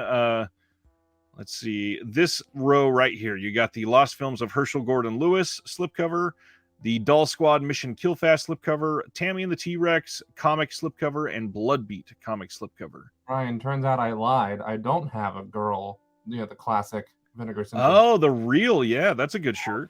The real, the blood red real, and then I have the one I was talking about. I love this one. Nice. But with all the some of their popular releases characters on there and shit. But so I think I am gonna get that girl one, I think. Nice. Before it sells out. Bradley Watkins, I need a reminder on what Best Friends and Bloody New Year are like. First off, Bloody New Year is a must. You absolutely need Bloody New Year. Let me pull up Best Friends, because that one's been a little while, and I would be a little muddy on the synopsis. Best Friends is a lot of fun. I couldn't. It really is. I couldn't give you a play-by-play synopsis on it, but it's fun. Jesse and Pat have been best friends as long as they can remember. They did everything together, including serving in the army, but now things are different. Both are engaged to be married and take their lives in different directions, deciding to share one last road trip with their respective fiancés in tow. Tensions quickly rise. Pat, realizing that he's about to lose Jesse forever, becomes increasingly manic and unhinged, and it's not long before he begins exhibiting psychotic and violent tendencies. It's a character drama, and it's done really, really well. Okay, let's see. It certainly can be a bit depressing, but yeah, it's a good movie. I've added the girl shirt, the vinegar girl. I want to take a look at these two new releases. We got Freeway on 4K. This is the slipcover. So stoked about that. Incredible.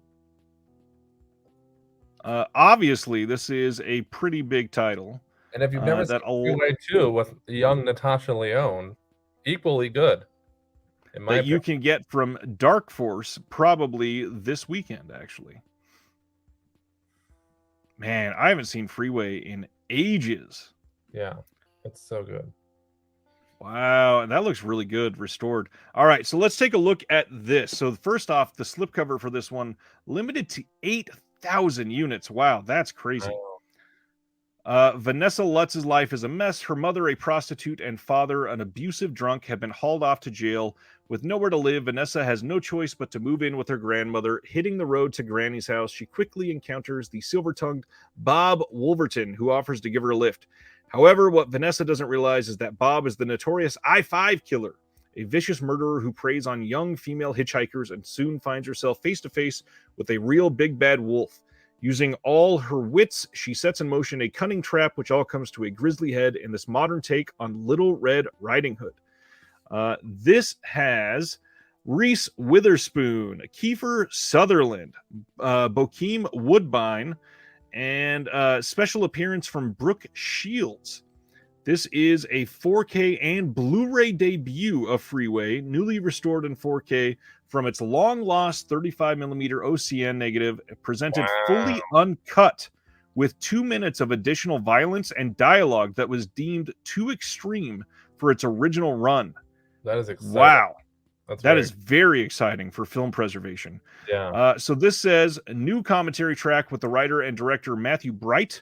There is an archival commentary track with Matthew Bright as well. A new interview with writer and director Matthew Bright. New interview with producer Brad Wyman. New interview with editor Maisie Hoy.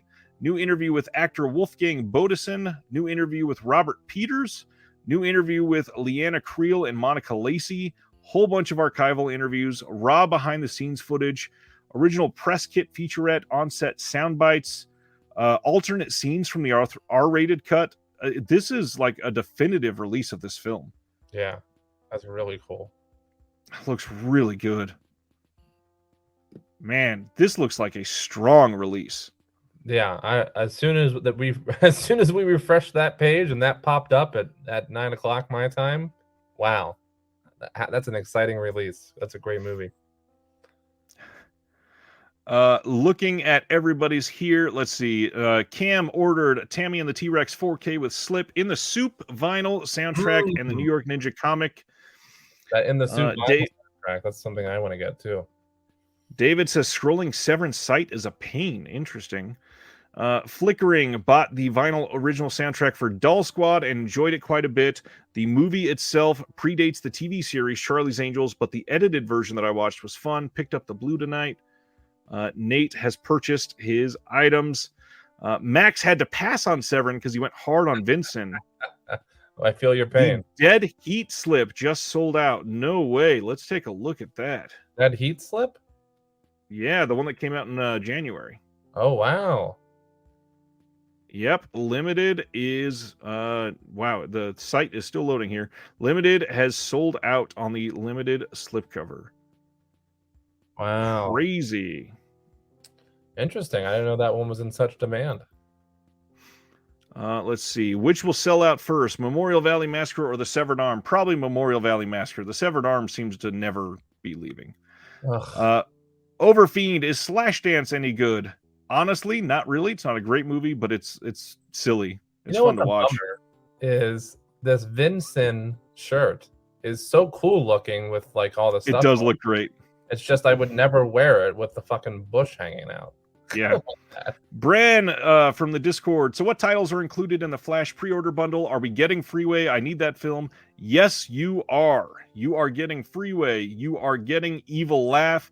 You are getting Invisible Maniac. You are getting Homegrown Horrors Volume 2. And you are getting Burning Paradise. The only ones that you would need to get separately are the Roadhouse VSU, which you may have already, or Sworn to Justice with Cynthia Rothrock, the VSA, and the Santo versus Dr. Death. We're going to be taking a look at those other titles now, since we already looked at Freeway. Evil Laugh, this one is here. There is the slipcover. Let's take a look at some of this restoration. Here's my question for you before you do that, Ryan. Are you getting the Vinegar Girl shirt? I am not. I think I've got enough Vinegar Syndrome t-shirts at this point, as I'm literally wearing one right now. Would you recommend I get it, having only the two that I showed you? 100% yes. I'm on the fence about it. Yeah? Yeah. Okay. So this one is limited to 6,000 units. And Evil Laugh is a group of medical students have decided to spend the weekend helping their friend Jerry fix up the old foster home he's bought and is planning to reopen. Little do they know that 10 years ago, a terrible massacre occurred there, which saw a number of young children brutally slaughtered. Things get off to an ominous start. When the group arrives, Jerry is nowhere to be found, and a strange, raspy voice coming from somewhere inside the house warns the youngsters to leave. Not letting any of this spoil their plans, the friends set about cleaning and pairing off for sex, of course. But their fun is short-lived when a track jacket-wearing killer with ties to the property's gruesome past starts bumping them off one by one. I could interrupt for just a moment. In a mere less than half an hour, technically speaking, we're down to half of the New York Ninja comic. Nice. Down to 509 out of 1,000 and less than half an hour. The Righting Wrong Standard Edition is sold out. The slipcover version is still available. Obviously, they'll reprint that, but that is interesting for sure. By the way, just to point out real quick, Tanny? Is it really Tanny instead of Tammy? The video store review question on the screen says, why does the Tammy slip have the name Tanny instead? Is this a reference? Yes. In the original credits of the film, there is a mistake in the credits, and it says Tanny and the T-Rex. Wow. So that is very specific. It is not an error. It is supposed to be like that. Even I didn't know that. That's interesting. Okay. I just wanted to point out that no new trailer reels in the merch. Correct. Which is Natural Enemies slip has sold out from Fun City Editions. Wow. Nathan Jones got Ticks in 4K. Good choice. The Passing, Inspector Ike, Deadline, Burning Paradise, Villains, The Grave, Morvern Collar, The Coca-Cola Kid, and Cemetery of Terror. That is a strong Nathan order. That is awesome. Yeah, that's a good order, Nathan. Mike says something about the Severance sale that I didn't realize before. Four Flies is only going to be available during the Black Friday sale. Where does it say that? Wait, what? Under the thing, it says, wow, let me share this screen. We'll go back to Vinegar Syndrome in just a second. Sure, yeah. Stop sharing. Yeah, I did not see this the first time. Only available during the Black Friday sale. Interesting. When you click on Four Flies on Gray Velvet, right here, Please note, this item will be available only during our Black Friday sale. It will not be sold elsewhere. Damn. Quick cue for you, Ryan, not to jump back to Vinegar Syndrome after this revelation, but Buddies, which you strongly recommended earlier, Mm-hmm. did that ever have a slipcover release? It doesn't. Not yet. No. Do you say Not not yet, as if you know something? No, well, they should get a legacy slip. They've been selling it for years, and now that they're going all the way back to something like the Lost Films of Herschel Gordon Lewis, it absolutely still could come. But the fact that it hasn't had a slip yet means I can get this standard edition and not worry about having to track down a slip. Correct. And for all we know, it not that we have any indication that this is going to happen. Nobody quote this, but it could go out of print. I mean, there could be something before the next sale before we get a slipcover, and it could just be gone. So yeah, I would definitely suggest it. Well, based on your it's one I don't have, and based on your recommendation earlier, I'm going to throw it in the cart. It's a good one. It's one of my favorites. Let's see. DC, how does my list look? Thriller, New York Ninja, Darkroom, Christmas Evil, The Killing Kind. That's a good one. Blood Games, The Candy Snatchers, Curfew, Killer's Delight, Graduation Day, and Sugar Cookies. It looks like a classic Vinegar Syndrome cart. That's pretty damn great. That's almost like a beginner package right there. You're set. Yeah, I would. He asked, should I leave anything behind? I'd go all in on that. Nathan says, thank you for the recommendations. Oh, you're welcome. John bought the Argento bundle from Severin, Sex is Crazy, Action Mutante 4K, The Dogs, and I Miss You, Hugs and Kisses. Kermit Frog got a bunch of the going out of print titles from Vinegar Syndrome. Looks like a few new items have been added recently, just in the last week or so, actually. To the out of print? Can we look at that page on your screen? Yes, we will be going back to that in just a second. Okay. I'm jumping to... I still never got Ticks. And somebody mentioned that just a moment ago, and I'm wondering. Yes, Nathan bought it. It's incredible. Wondering if I should. Oh, there's still over 1,000 left in stock, so that doesn't look like that's selling out. Oh, it had 8,000 units. That's why. Yeah, that's why. How do people feel about getting alt slips for things that already have one when there are legacy titles without them yet? That's a good question. It's an interesting thing. This is the first time they've ever done that. Yeah, I don't know. The only good thing, I'm glad they did not print the original slip again, because they have promised that previously that they would not do that. I'm glad they kept for that. Brent said, did Severin always omit box sets from their Black Friday sale? I thought their box sets that were older than 6 months would be included. They did not always do that, actually. I believe this is the first time. However, during their last sale, the halfway sale, they had a day that was specifically for box sets, so I wouldn't be surprised if they all of a sudden announced like a surprise one-day box set sale this weekend. Don't count on that necessarily, but I could see that happening. Televised? You don't think Televised Terror is going out of stock anytime soon? How many does it have? I didn't even look. I was just I'm looking at my personal list of things I haven't gotten from Vinegar Syndrome, not partner labels. Right. And it's got over 1,000 still, but it's only limited to 5,000. And now that we have a second box set, that actually tells people sometimes that they need to buy the first one. So it's actually possible that it could go. Okay, I'm just gonna kind of look at a couple that I haven't gotten yet. Bradley is asking, trying to decide if I need to cut out Scanner Cop 2, Best Friends, or Sister Sister. If you have to lose one of them, I would keep Scanner Cop 2 and Best Friends, personally. That's exactly what I was about to say. I would cut Sister Sister if you had to lose one. Wise Fool, Malibu High is an incredible movie. Genuinely one of my favorites from them. John, Mardi Gras Massacre back on Severin. Did we know that was happening? Yes, but that is only for this weekend. They are selling it as convention stock. When it's gone, it will be back off the site again, probably until the next sale. Is that a must, Ryan? Is that a must? It's not a must, but they are having there is a rights issue with one of the tracks in the music tracks, so they actually had to pull it from the site. But what gives them the okay to put them back up on sales like this? You know? Nothing really. I think it's because by the time they get a cease and desist, it'll already be off the site. Oh, I see. Gotcha. Sneaky. Yep. Christmas Evil, if you're getting the standard edition, it is down to 421 copies at the moment. Wow. Mike Jane says, I'm getting TCM2, Santo, Shatterdead, Tammy 4K, Dead Heat, Bloodbeat, Cain and Abel. Cain and Abel is not a title people talk about enough. The Santo print and the New York Ninja comic. I mean, that is a solid cart as well. A lot of those are not on sale yet, but yeah, if that doesn't bother you, by all means, that is a great pick. I don't know. I don't think I need to get anything that I don't already have. It looks like everything is still like over 1,000 stock wise on stuff that I don't have yet, right? Which means I can wait on it. You know what I mean? Yeah, I would just keep an eye on this weekend, especially that televised terror. That could go quick. Mm-hmm. Some of these on the Severin site, if people are interested, they're going to be going quick. Like this All About Evil signed by Peaches Christ slipcover.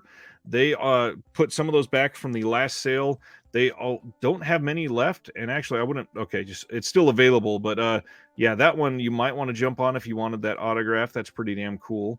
I got to jump on that. Actually, I love that movie. Lots of stuff on Severin that I really want, but man, there's so much in here. All right, let me go back to sharing the Vinegar Syndrome sale site. We're going to talk about some of these new titles that we still haven't talked about. We'll finish up with Evil Laugh. This one is region free. Newly scanned in 2K from 16 millimeter vault elements. There's a commentary track with the Hysteria Continues podcast. A lot of people have been not like expressing that they're unhappy when that podcast does the commentary. So that's going to piss some people off. The Joy of Laughter, Making Evil Laugh. That is a brand new feature-length documentary, including interviews with the producer, co-writer, actor, Stephen Baio. Let's see. Let's see. Actors, Karen Tom. All kinds of people involved in it. Wow. An extensive behind-the-scenes gallery featuring never-before-seen photos. That's pretty cool. It's not a ton on there, but I love those old making-of documentaries that they get on there.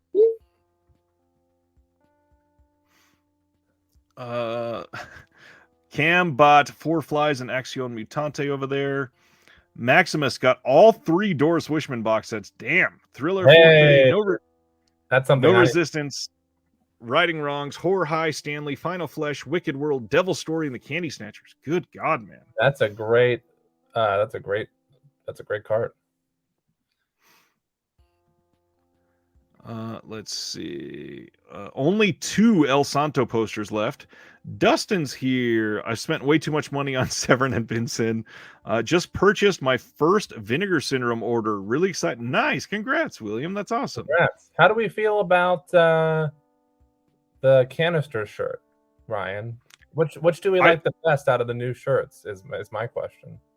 If there was no nudity, I would love this first shirt. I know, it looks so cool otherwise. I agree with you. But from the other two, I would be all about this canister shirt. I actually really like that. But you said you already have the I've got the real shirt that you showed. The real shirt, but do you have one with the classic Vinegar Girl? I mean, this is a very exotic looking Vinegar Girl. It's different, obviously, from the logo, while still being the logo. Yeah. But I know they've sold a lot of Vinegar Girl shirts in the past that didn't look exactly like this. I did not zoom in on that. Wow, you even see the garter and the stockings and everything on this. Yeah, that's what I was asking about. I'm kind of surprised their name isn't on there at all. Right now, I'm kind of deciding between this or the canister, personally, if I'm being 100% honest.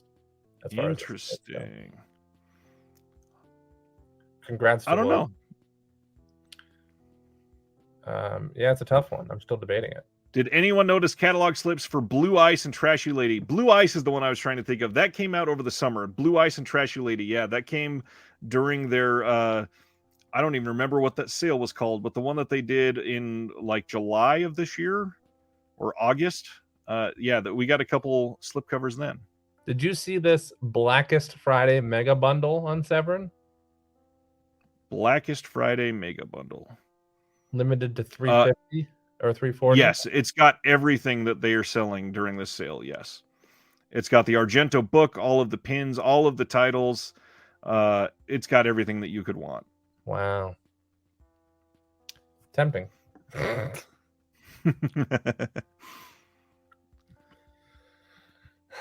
going to have to do the talking for the both of us, buddy. Because Morvern Killar down to only 255 slips. Dude McMahon picked up Dark Tower, been putting it off, but have been reintroducing myself to the works of Ken Wiederhorn lately. Never seen this one. Stab got the Canister Shirt, Miami Connection, Beastmaster, Tammy 4K with new slip, and Zombie 5.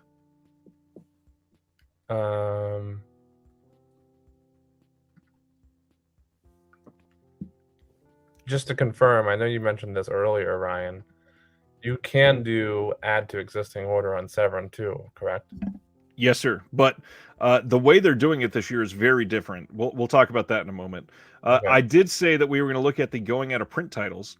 So this is the Vinegar Syndrome going out of print titles. If you want some of their gay porn, we got Bijou, Boys in the Sand, and Take One Moving from Wakefield Pool. Death Row Game Show. Ryan's very quick to recommend the gay porn. I know from experience. Especially to you. Death Row Game Show and Death Machines are going out of print, and we've never received a slipcover for those. So it looks like we probably won't get a slipcover for those, which is kind of surprising. Don't Answer the Phone is on the way out. Blue Money is on the way out. This is another one that does not have the phone is on the way out? Really? Yes, sir. Even but there's still over 1,000 in stock? Of the slipcover version, yes. As soon as that is gone, they will not be printing anymore. Oh, okay. Gotcha. Do you think that would sell out over the weekend with still 1,000 left to go? Potentially, because it's going out of print. That usually makes more people buy them. Yeah, for sure it does. Absolutely. Double Exposure is on the way out. The Hearse on the way out. Malibu High is on the way out. That is sad. This is such a great movie. That is such a great movie. My Chauffeur from Vinegar Syndrome. Oh, man. If you want My Chauffeur, this title is down to only 26 standard editions, and then that will be out of print. Is that a good one that you would recommend? I haven't seen it. It is a good one. And on top of that, there will be two faces that you recognize in this. Oh, Penn and Teller. My old pal Penn. Wow. So yeah, if you are looking for My Chauffeur, you definitely want to add it now, because that will be going probably in the next hour. It will be out of print for good. And then it'll be gone forever. Wow. Ryan. Matt Shields, not a name that I've seen in a stream for a long time. My friend Matt. How are we, Matt? Oh, Matt Shields. Congrats. Matt just got kind of married recently. Oh, Mazel tov. On the Severin side of things, Ryan, right now I just have their two new releases that we talked about when we were going through your Instagram. Yes. Four Flies and Action Mutante. Action Mutante, and then the All About Evil signed. If I pull the trigger on that, I can add to my existing order later, because I want to get that signed one before that goes out of stock. Well, let's take a look at what their policy says right now, because it is kind of ridiculous the way they're doing this. So the Severin policy for let's see, there's lots of new very important information, including how to properly add to your existing order. Let me bring that up. There's a lot of policies to go scroll through here. So I've placed an order, but I would like to add to it. Can I add to my existing order? Yes, we have implemented a new plugin on our website that will allow all US and Canadian customers to add on to their already existing Black Friday orders during the sale. This is important, so read carefully. If you are a US or Canadian customer and you want to add additional items to your Black Friday order, it's as simple as going to the web store and just placing another order. you will be charged for shipping when you place those additional orders. Once the additional orders come through, the system will combine them automatically for us, as well as immediately refund you the shipping that you just paid on the additional orders. Interesting. You must make sure to use your exact email address and shipping address in your additional orders, or they will not combine appropriately. It seems like a very convoluted way to do things. Like they could come up with a very easy system to avoid that. If only any other website could prove that they could do that. Yeah. I mean, it's nice that they have the option, and I'm all for it. But yeah, I mean, it seems like such a convoluted way to go about that. Well, in that case, I'm pulling the trigger on these 3 a while before All About Evil goes out of stock with a signed copy. Dead Sea Life says the shipping honor system. It basically is. That's funny. How much? Severin seems to always manage to make things difficult just when they got their website together. Yeah. So true. Does Severin have a? I'm just realizing this now. Oh yeah, they do. An account, which I don't think I have an account with Severin. Yes, sir, they do. Every time I've ordered everything, every time I've ever gotten anything, I think it's been from either Diabolic or Grindhouse or a buy and sell shop. The last 2 Vinegar Syndrome going out of print that we have not talked about yet. Grandmother's House is going, and In the Cold of the Night is going. In the Cold of the Night, I especially recommend, and this one is down to only 545. I probably would not be surprised if this sold out this weekend. It is a Nico Mastorakis film, which Arrow has put out a lot of his stuff. I genuinely like that one quite a bit. It did have a slip when it originally came out. That is long gone. My Chauffeur, oh my gosh. My Chauffeur down to 13 already. Wow. What was it when you mentioned it a second ago? 24. I'm one of those. I just bought it. While we were talking, I threw it in my cart. David asked, didn't Severin have an add to existing order previously? Yes, they did. They absolutely did. And I'm not sure if they thought this was better or maybe it was more efficient for them or something. Interesting. Stab, heard people mention Mardi Gras Massacre. What are people's thoughts on that? It's good. It's not incredible, but it's decent. Somebody's asking, where do you find the staff picks? That is, let's see. It was, wow.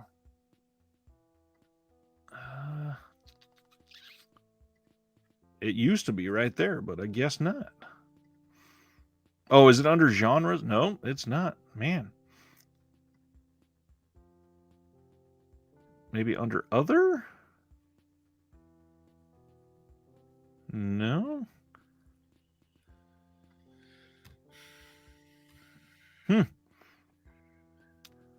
Anything? Nope. I'm not seeing where the staff picks are right now. I wonder if it's something that we can get to through URL. Not like that. It's a good question. So they are fully gone. Fully gone. There you go. Yes, I thought they were going to be available still this weekend.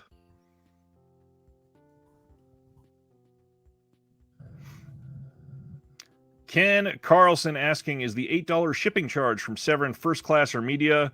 If it's for one title, it'll probably come first class, I would hope.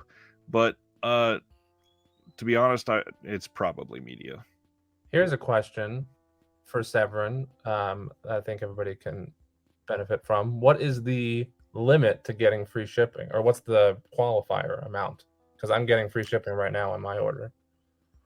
Free shipping for this one is $100 for the US, and Canadian residents are $150 USD and over. All other countries going forward, Severin will have no free international shipping.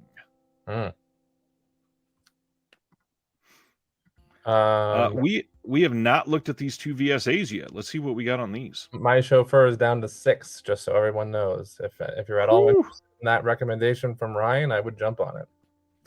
I just got mine based on his recommendation. And for the record, for anybody who cares, which might only be Ryan, I pulled the trigger on both my Severin and VS orders. I may add to both of them later in the weekend, but right now I got the biggest ones I want from both. which would include, since everybody's sharing their pickups. Do you mind, Ryan? Go right ahead. Oh, I got on Severin. I got the 2 new releases we talked about earlier, and then the signed copy of All About Evil. And then on Vinegar Syndrome, I got My Chauffeur, Buddies, Bloodbeat with Blu-ray, and the new slipcover, Tammy the T-Rex slipcover only, Doll Squad and Mission Kill Fast Blu-ray with new catalog slipcover, New York Ninja comic book, the 2 new VSAs, and Roadhouse. That's my pickups. Nice. So this VSA for Sworn to Justice with Cynthia Rothrock. This one is a new 4K restoration from the OCN, a new interview with Cynthia Rothrock, of course, a new interview with director Paul Maslach, archival interview with Cynthia Rothrock and Paul Maslach, producer, second unit director Art Camacho, archival EPK making of doc, and then some trailers. And then on the Santo disc, I am curious what we have for special features on this. Newly scanned and restored in 2K from the OCN, presented in both the Spanish language soundtrack and the English language dub soundtrack, if you'd like it. New video essay by film historian Orlando Jimenez, original theatrical trailer, and the alternate English title sequence. And that is it. And just like that, My Chauffeur is gone, everyone. Damn. Dustin got the Blackest Friday bundle. That is awesome. Big spender over here. Congratulations. William suggests everybody pick up Vortex from Utopia with this gorgeous slipcase. It's so great. It's not on sale yet, though. Yeah, but it'll probably sell out before it ever gets to be on sale. Unfortunately, yeah. So I would strongly recommend that one as well. I agree with him. Dustin says the new Tammy and the T-Rex slip is flying off the shelf. As a side note, nothing we're talking about currently, but Rucking Fountain just released their American Psycho collection. That's true. I got the email about that. So I've gotten like 5 notifications on that alone. I'm sure we have many Rucking Fountain fans in the group if you're anything like Ryan and I, so I thought I'd throw that out there.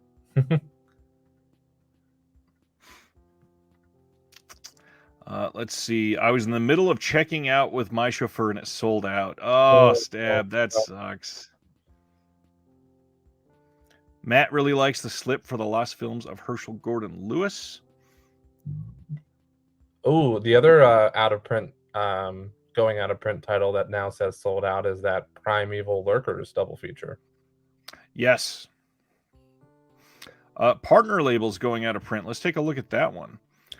Mostly we are, or maybe even only, we are looking at TerrorVision and Fun City editions on here. So for Walking the Edge, we've got 862 of those left. The WNUF Halloween special, just over 1,000. Primetime Panic, oh my gosh, this is going to go quick. Only 363 left. This will likely sell out this weekend. Yeah, I bet you. I agree. Radio On, down to 716. Agfa, Smut Without Smut, Satanic Horror Night, that's got over 2,000 left. And that's actually, that is only with the slipcover, I believe. Yeah, there was never a standard edition for that one. Norway has 12, almost 1,300 of the slipcover and 600 of the standard left. Killing Spree from TerrorVision has a ton left. It's got almost 3,000, or more than 3,000, it looks like, maybe. Morvern Kalar with the slip, 230 left. That's going to sell out. 294 of the standard. Yeah, but the slip is definitely going to sell out this weekend, I would bet. Absolutely. Bilitis, this has 313 of the slip and 485 of the standard. Love and Saucers down to 925 of the standard. Video Violence, 1,100 left. That one does not have a standard release, only that slip box. But do you think that's going to sell out this weekend? Probably not. With over 1,000 left. Yeah, because that's one that I still need to pick up. But right. Dustin says, Heavy Metal Parking Lot, 679 left. Dustin says the new Tammy T-Rex slip is flying. I saw that too. I've noticed that. Gonna take a look at that. Canny, Viva Erotica, still just under 2,000. Blood, Guts, and Sunshine from TerraVision down to 153. Wow. Did you see in the Vinegar Syndrome Facebook group a couple weeks back when the director was selling copies of it and somebody like bitched him out in the comments? Yep. It's like, Yeah, dude, I actually talked about that on stream. the director. But I can understand it because he was charging like $45 for him. Yeah. So Tammy and the T-Rex, the 4K slip, we're at 200 left if you get the 4K with the slip. If you get the slip only, they're still way over 1,000. So we're good there. On the Blu-ray, with the Blu-ray, 636 left and over 1,000 left on the slip by itself. So yeah, still kind of a lot left. Wait, there was a comment I was going to point out. Nerd says Vortex is on sale for subscribers. Technically, that's true. Yep. I'll be right back after use the restroom. DC says, so used to Kino sale prices, clicking that order button hurt. I get it, but they don't go cheaper than this, so that makes sense. DC got his first VS order placed. That's awesome. Ice might get Franco Noir and All or Nothing. All or Nothing is certainly worth it. I've not watched Franco Noir yet. It's supposed to be great. Let's see. One of the things I picked up was Bloodbeat with the new slip. Very nice, William. Man, there's so much on here that I'm sure a lot of people are into. Let's take a look at some of these other numbers here. 100 left of this Vinegar Girl enamel pin. 145 of the Be Nice. 2 of the prints have sold out now. We still have 2 left. The Lost Films of... Oh, man. Again, decent print, but literally there's like shading for bush on there. I can see why that would be rough to hang. I kind of wanted this New York Ninja print, but I don't know. It's a little small, but it's only $30. Interesting. I am going back and forth on Bloodbeat. Never seen it, but it looks bonkers. It is odd. Matt says Severin has copies of No Way Home for sale. That's the Buddy Giovinazzo. I just said his name way wrong. Yeah, that's one of those titles. Okay, Last Buy Vortex Limited Edition and The Last Matinee. Last Matinee is fun. John Peters, just don't know what to get at VS. Not much is appealing. Well, I would disagree with that, but I get it. You're more of a Severin person. I've not gotten anything from Severin yet, Ice. I need to. William, since I'm pretty new to VS, I picked up a lot of the recommendations. Oh, thanks, William. That means a lot. Yeah, I should probably go check out something on Severin before it goes. I didn't know the whole 4 Flies was only going to be during this weekend. Yeah, you need to get on Severin ASAP, Ryan. While I was using the restroom, I heard somebody mention The Last Matinee, which is a great pick. Great practical effects. Yeah. Oh, Severin. What should I do with Severin? What did you say? I don't think you said what you got from VS. I got the new slips. I got the 2 VSAs, and I think I got one of the enamel pins. Okay. Stan Geezy, is this a marathon? Absolutely. We're only at 3.5 hours, my friend. We still got a while to go. The record to beat, what was it, 4 hours and 15 minutes roughly? I think it's 4 hours and 19 minutes. So we got to go at least 4:20. Yeah. So basically a little under an hour. But I think we're going to go even past that, to be honest. There's still a lot to check out because people might be interested in the Massacre video sale, the MVD sale. Yeah, we haven't even dived into anything other than these 2 main sales that we've been. Yeah. That's a good point. Anthony bought way too much between Severin and VS. I'll tell all of you about it in the Discord. Join the Discord. 100% agree. That is the perfect time to remind everybody. Thanks for the patrons who keep this going. All of this is great. I appreciate everybody that's in the Discord and keeps it going strong. It makes the day go by better. The amount of conversations we have in there every single day is just so much fun. What's going on, Brian Sauer from Just the Disc? Nice to have you in here. In the Severin sale, frequently asked questions, they list Action Mutante 4K is 34, but it's 45. Weird. That's interesting. Very weird. Yeah. This is an important question. Do you happen to?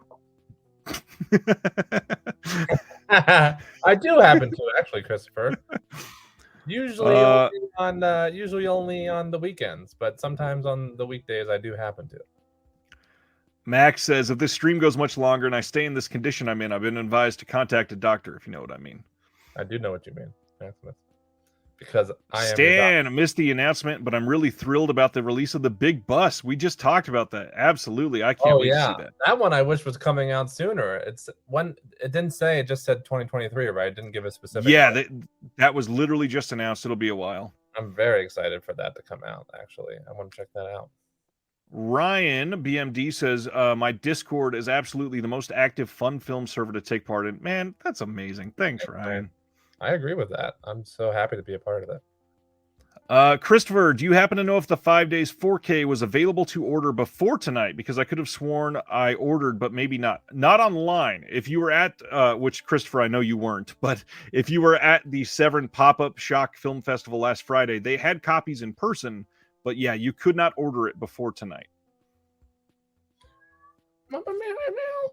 Video Store says, I spent $429 and I still want more. What is wrong with me? For fear of my mother seeing this, I've already spent. Yeah, what happened? I thought your dad was supposed to stop by. He might have been watching and not commenting, or maybe touche. I'm not so sure, but he won't care. But but I've spent just under $300 myself between Severin and Vinegar Syndrome, which ain't too shabby. That's not too bad. No, it's not too Brian from Just the Disc got the 2 new VSAs and Red Surf, the George Clooney VSA. Superior Game of Survival, Knife Plus Heart, which is great from Altered Innocence. Inspector Ike, which is incredible. Pigs, and then the New York Ninja comic, plus the 2 new Severin 4Ks. I got to get those Severin 4Ks. Dang it. You got to do that. Yeah, forgetting. Stop being such a good host and be I'm trying. Airdoll is at $15 on Vinegar Syndrome. That is very cheap. Highly recommended. By the way, Just Discs, that's a good cart. That's a good cart. Yeah, it's a very good cart. The Discord is the healthiest film discussion group I've ever experienced. Dang, Eric, thank you. For his wallet. Nerd says, I take it that I can wait on Sworn to Justice until next year. Yeah. The only problem, Nerd, just remember, VSA will not be, you won't be able to get it for your subscription discount in case it goes to sell out before next May, because your subscription ends in December. So if you want to get it, now may actually be the best time to get it, just in case it doesn't go all the way. Since we've been talking about the Discord, I'll add that not only is it such great conversations and a great community of people, well managed by our fearless leader, Ryan, but if you're like me, where you're trying to, which I'm sure many of us in the chat are, trying to keep up on all these releases and, you know, trying to put some off to be gentle to your wallet while picking up other stuff and waiting on this and getting this instead. It's a very good job in there of letting you know when things are close to getting out of stock, and it has saved my butt many times already. So, actually, there's a few times a couple people have specifically been looking for a release, and I found it for them online somewhere for fairly cheap, or something that's been out of print. Like, didn't you just get something? Jeremy just left as I was asking him a question. I think it was a Raven Banner title that was out of print for a while that Jeremy just got. Matt Shields reminded we have Arrow announcements tomorrow too. Sorry. I was literally just about to ask you, didn't you just get something that was out of print that I reminded you about? Raven Banner, Turbo Kid or something, right? Oh yes, the limited edition Raven Banner Turbo Kid came back in stock randomly. I wonder if that's sold out now. I wonder. I don't even know. It's got to be. They didn't have a number like we have on Vinegar comes. I don't know how many they randomly found in the warehouse because that's been long out of print. But yeah, I snagged that right away. This is my buddy Jake that was here for Thanksgiving dinner today. He said I cook a good turkey too. Stephen Billings, I did my shopping. Severin Argento bundle, VS Freeway 4K, Burning Paradise, Tammy and the T-Rex, Santo versus Dr. Death, Doris Wishman Twilight Years. Dang. Nice. Stephen went all about it. Good job. What's And the I'll Argento bundle on Severin? Where's that at? that if you get it's $128. The Maestro Argento bundle. You get 4 Flies 4K, the 5 Days 4K, the Argento autobiography, and then the Argento enamel pin and the 4 Flies on Gray Velvet enamel pin. It's $128. Where's that at? I don't see it. Top of the page. It's the second listing. Oh boy. Well, I already ordered 4 Flies. True. but this would be fun to get instead. Oh, that's right. Nerd was looking for a very specific release from Third Window, and actually, the person that he bought it from is Michael Joseph, the person that made the theme song for the channel. It all comes around full circle. Oh wow! Look at that. Stab says, just watched a trailer for 4 Flies. It looks tempting, very tempting. The restoration for this one, it should be tempting because it looks incredible. Eric got 8 films on the MVD sale, great prices, and 7 films on the Grasshopper sale. Very nice. We gotta check out MVD next. All right, so I will leave Severin open so I don't forget about that. Let me go to MVD. Order in, you crazy fool. Nah, there's too much going on. That's not going to sell out right now. Is there any possibility of Severin canceling my 4 Flies order and then I switch it to the Maestro Argento bundle, or no? I mean, yeah, they probably would. Yeah. MVDsale.com. Here we are. Let's see. I want to switch this to just Blu-ray. Oh, wow. They don't let you pick multiple titles. That's odd. Let's go Blu-ray only. Wow, it got us down to only 142 products. So some of these prices, let's see here.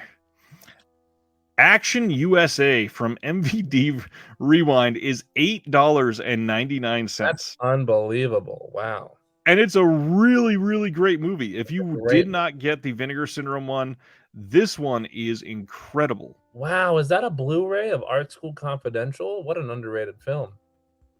I love that movie. Art School, where am I? Yes. $3.99. $3.99. Holy Moses. If you wanted Amityville in the Hood and Amityville in Space double feature, you can get that for $10. Barbershop for only $4.99, classic comedy. Yeah. And they have the sequel. And Beer League.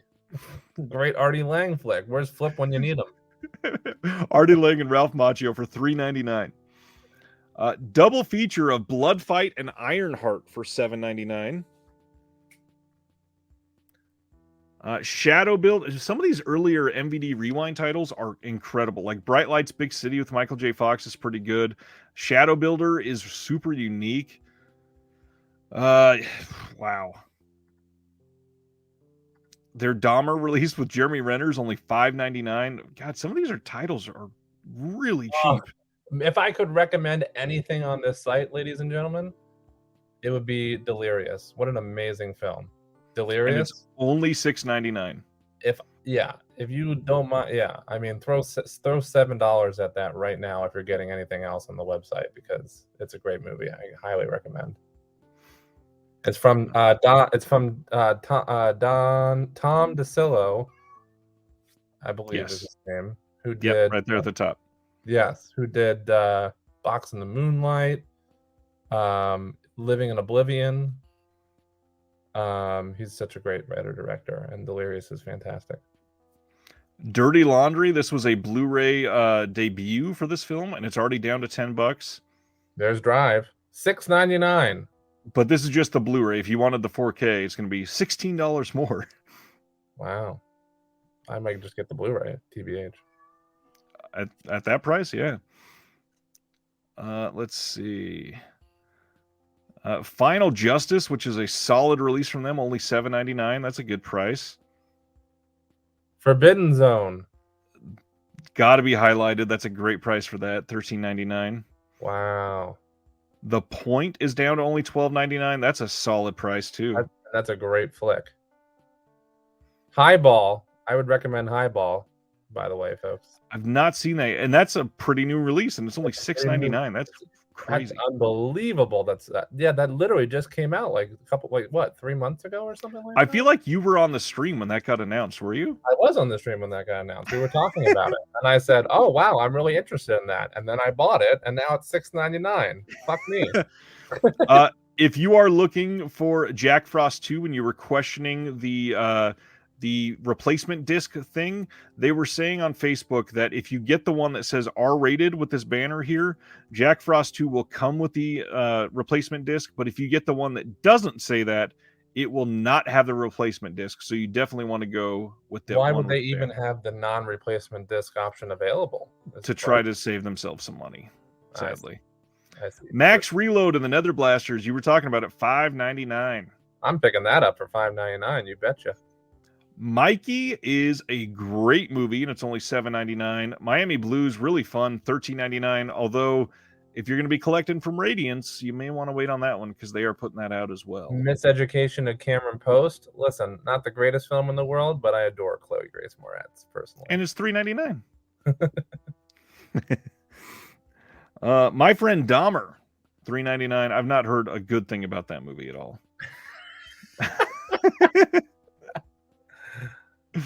Oh man! What? Quick cue about MVD, since we're now moving on to this site. What is there a price point for free shipping on MVD? Do you know, Ryan? No, $5.99 flat rate. It's $6 no matter how many you buy. The only other weird thing for MVD is they have a limit. You can only buy 15 titles per order, which it doesn't sound like you'd want more than 15. But just in case anybody else listening, you can max out at 15 of them. I might not want more than 15, but I might get close to 15. Well, and they're pretty cheap, so you never know. Yeah. Possession is that Sarah Michelle Gellar flick, and it's only $5. That's pretty great. RoboCop the series on Blu-ray is on sale here. Roadhouse 2 to complete your Vinegar Syndrome order, $6.99. What a combo. Split Second, the Rutger Hauer film from MVD. This is $8.99. That's an incredible price for that movie. Let's see. The Fabulous Baker Boys at $13.99. That's not a terrible price. It'll probably be on sale even better next year, but it's a great movie, though. I love that movie. The Go-Go Boys. This is the competing documentary on Canon Films that I think there are 2 or 3 big docs on Canon now, but at only $5.99, that is a pretty great price, and I love documentaries. The Illusionist on Blu-ray. I didn't know that MVD put that out. Yes, sir. And it's $6 for Jessica Biel. For Jessica Biel and Edward Norton, who is great in Glass Onion. Interesting. Walking Tall for only $7. A really shady Nicolas Cage movie called Vengeance. Oh, I love this doc of Who is Harry Nilsson, just because I'm a big Harry Nilsson fan, but it was a well-made doc. $9. Zeroville is already down to $5. Good gosh. And Winter Passing. What an underrated movie, by the way. Great cast. You got Zooey Deschanel, Will Ferrell, fucking Ed. Oh, gee. Why can't I think of his last name? Ed Harris. Ed Harris, yeah. This is a great movie, Winter Passing. DC says, it says slipcover is not guaranteed, but I thought MVD sealed all their stuff together and claimed they never issued without. That second part is what is not true. They definitely sell standard editions without slipcovers. That's why they are saying they're not guaranteed. She's been annoying this entire stream. Wow, dude says, I forgot a title on my MVD order and emailed them. They let me combine it with my existing unfulfilled order, which is super cool. For a group like MVD, that is actually really nice. Oh, I just saw Dude McCann also said, I can't believe Canadian Bacon is already $8.99. That is a great movie as well. I'm going to have to get that. I think I'm going to have to snag that one too. $9. Let's see. This was Blu-ray only. What about Blu-ray DVD? This is probably going to be some older title. Oh, it's only 13 of them. Why? So these are... Wait, was it when you selected just Blu-ray, Ryan? Yes. Didn't you say... It's mine showing 1600. Was that what yours was? 1,600. It is no 303 products when I have nothing selected. Oh, when you have nothing selected. No, wait, Yes. when you selected Blu-ray. Then it says 142. 142. Why is mine showing 1,684? I got nothing. Am I doing something wrong? Oh wait, you're doing a sale only? MVDsale.com. Ah, might be. I was on their regular site, I think. Thank you for clarifying. All right. Blu-ray and DVD, there are only 13 titles here. These are mostly MVD Rewind, it looks like. We should be able to go through here pretty quickly. Abominable is a decent title. Attack of the Killer Tomatoes, 2-disc special edition. That's I a mean, must-get. you know what you're getting with that. So yeah, absolutely. I love the entire Attack of the Killer Tomatoes franchise. Strikes Back is my favorite. Brutal Massacre is already down to $8, which is crazy. Wow. DOA, this is, if I remember right, I believe it's a documentary. And for that to be only $9 is pretty crazy. Yeah, it's a classic punk rockumentary following the Sex Pistols 78 tour. Wow, that's cool. For the record, everyone, just as a quick side note, I mean, I don't think you're going to be able to beat that $8.99 price for Brutal Massacre or the $5.99 price for Malevolence. But the director of those movies, I believe his name is something Pena, John Pena, I think it might be. Yep, Pena. He had on his personal website, he sells signed copies of these films in case you might be interested at all in getting that. And the Malevolence titles, if you get all 3 of them, they like the days of DVD collecting when it was really high, the 3 slips line up to make a little design across the top of all 3. That's true, which is really cool. I like that too. They're not going to be they're definitely not going to be cheaper than they are here on the site. But just in case you were interested in maybe picking those up signed, I just thought I'd throw that out there so you don't double dip. A lot of people love Nemesis. I haven't seen it in a long time, so I don't remember much about it. I think they only have one 4K. Yeah, $22.99 for Drive 4K, which is honestly, it's still not terrible. I know the Blu-ray is way cheaper, but yeah, that's their only 4K. Wow. Yeah, so far. I think I'm sticking with the Blu-ray just because of how crazy inexpensive it is for them. All right. What's another big one? Imprint is having their sale right now. BRB. I need to check something with my MVD releases. I can't remember if I got Attack of the Killer Tomatoes or not, to be honest. Let's see. Their most recent titles are not on sale. I am on the second page. Third page now. Are these supposed to be on sale here? Or do they have to be in the cart? Let me take a look.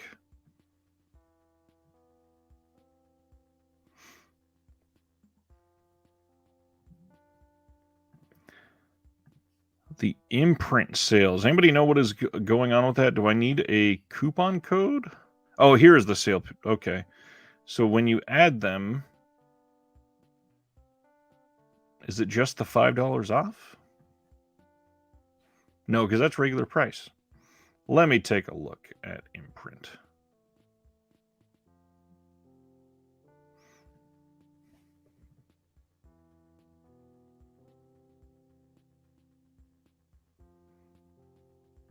Nice and quiet now. Okay, so starts at 5 p.m., which is now 50% off select titles, including limited out-of-stock returns. No code needed. Let's see. Oh, that Wicker Man box set is gorgeous. Yeah, it really is. If you can believe it, Ryan, I just had to double check real quick my MVD collection. I only have 5 releases from them. Can you guess what they are? Ooh. Many of them were mentioned already as we were scrolling through. Oh, okay. I'm not going to get it then. Attack of the Killer Tomatoes, Delirious, which I called out, Jack Frost 2. That's right. I knew that one. Oh, geez. I just looked at it and I'm already forgetting. The Point, and I already forget what the fifth one was. Christopher is asking if Drive 4K is by 88 Films. Yes, but MVD is doing distribution for them. And Imprint, it looks like I'm trying to click a title that's on sale to see if it appears lower on the next page, and it will not load the title. So their site might be having some issues. I'm going to start adding some stuff to my MVD card while we continue talking, Ryan, just so you're aware. Of course, by all means. Let's take a look at another sale. What is the next one? Let's go to Grasshopper Film. Grasshopper Film. What is this 525.77 movie, Ryan? Is that on MVD? Yeah. 525.77. Interesting. Oh, this just got announced, I think. I don't know about this one. Interesting. Have you seen Aliens, Clowns, and Geeks from the makers of Forbidden Zone? Not yet. I've wanted to. Okay. I obviously love Forbidden Zone. $3.99 for Art School Confidential. What a world we live in. Stan is asking, have I already placed my orders? No. I mean, first of all, I can't afford a whole lot right now, sadly. I'm still looking to do Severin, but yeah, I'm definitely not doing as much as I normally would. For the price, I couldn't do that Wicker Man set for standard Blu-ray. It's bound to get a 4K. Well, I mean, it's hard to say bound nowadays, that's for sure. Quick cue for Ryan and the chat. Has anyone seen At Close Range? I have not seen that. Sean Penn and Christopher Walken. What a duo. Just came out, yeah. Did it just come out? Yeah, literally like 2 weeks ago. It's already on sale. $16.99 from it's half price. $30 down to $16.99. To be fair, I think what you could get it everywhere was like 19 or 21, something like that. Oh, fair enough. But that's a good duo. I've never seen it, but Sean Penn and Chris Walken. Grasshopper Film is a company that not a lot of people talk about. They have a lot of Hong Sang-soo films. They've got a lot of Asian films, and they are not on sale too often, like maybe 2 or 3 weekends a year at most, unfortunately. And the way that they do their on sale stuff is the regular Blu-rays that are not limited, it's 50% off. So like this Los Conductos, it's down to $17.49. The limited titles like Days, this limited 2-disc set, is 25% off. So this one's still $33.79, but totally worth it. A lot of the titles here, they are titles that are very good for where they're released, but they fly under the radar. So a lot of people would probably love many of these. They just don't get talked about too often. DC and Dude McMahon are correct. I just looked at it, and it is a documentary about Star Wars. Oh, nice. That Stan Geezy. I saw Aliens, Clowns, and Geeks at a drive-in screening with Richard Elfman in attendance. It has its moments, but mostly meh. Oh, okay. Well, thanks for that review, Stan. Maybe I'll hold off for now. Brian Sauer says At Close Range is great. Okay. And so does Anthony. It also has a wonderful song done for the movie by Madonna called Live to Tell. Okay. By the way, if you haven't seen the new Weird Al biopic with Evan Rachel Wood playing a super exaggerated version of Madonna, highly recommend. I still have not seen it. I need to. I really need to. I know. On the Roku channel. It's the Roku. That's the hardest thing. It's the Roku channel. But it's free. I know. Bright Lights, Big City, Michael J. Fox. Yes. Good movie. Is it? Yeah. Grasshopper Film, Virgin stripped bare by her bachelors. This is a Hong Sang-soo film that is pretty good from what I remember. I've not seen it in a while, but yeah, definitely one that I would look at. Hong Sang-soo is just an incredible director.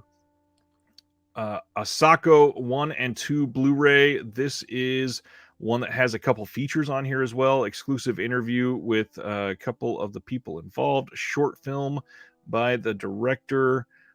This is from the directors of Happy Hour. And then they've got some LPs on here as well. Pretty good prices. Hill of Freedom. This is a good one. Is this Hong Sang-soo? Yeah, it is. That's right. Yeah, they've got a lot of Hong Sang-soo films.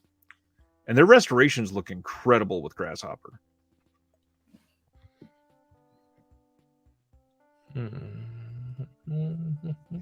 John Peters says, Weird was great. It's in his top films of the year. Hell yeah, John Peters. John Peters gets me. I know from the Discord chat that John Peters gets me. Overfiend says Asako 1 and 2 is excellent. The one I was just highlighting there. Is this... I need to look at this Black Mother release. I was looking at this previously.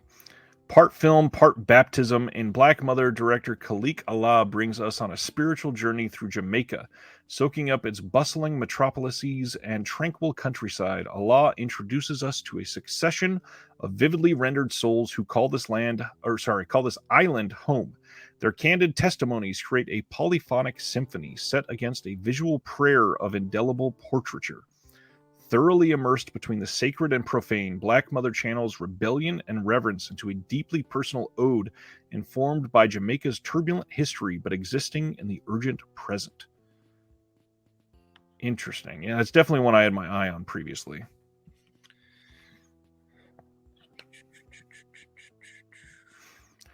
Brian says, Jeremy had mentioned being a fan of Highball. Did you get Mr. Jealousy as well? That blue is cheap on the MVD sale. Mr. Jealousy. I did not get that. It looks like I'm about to get to it now, though, based on how these order. I'm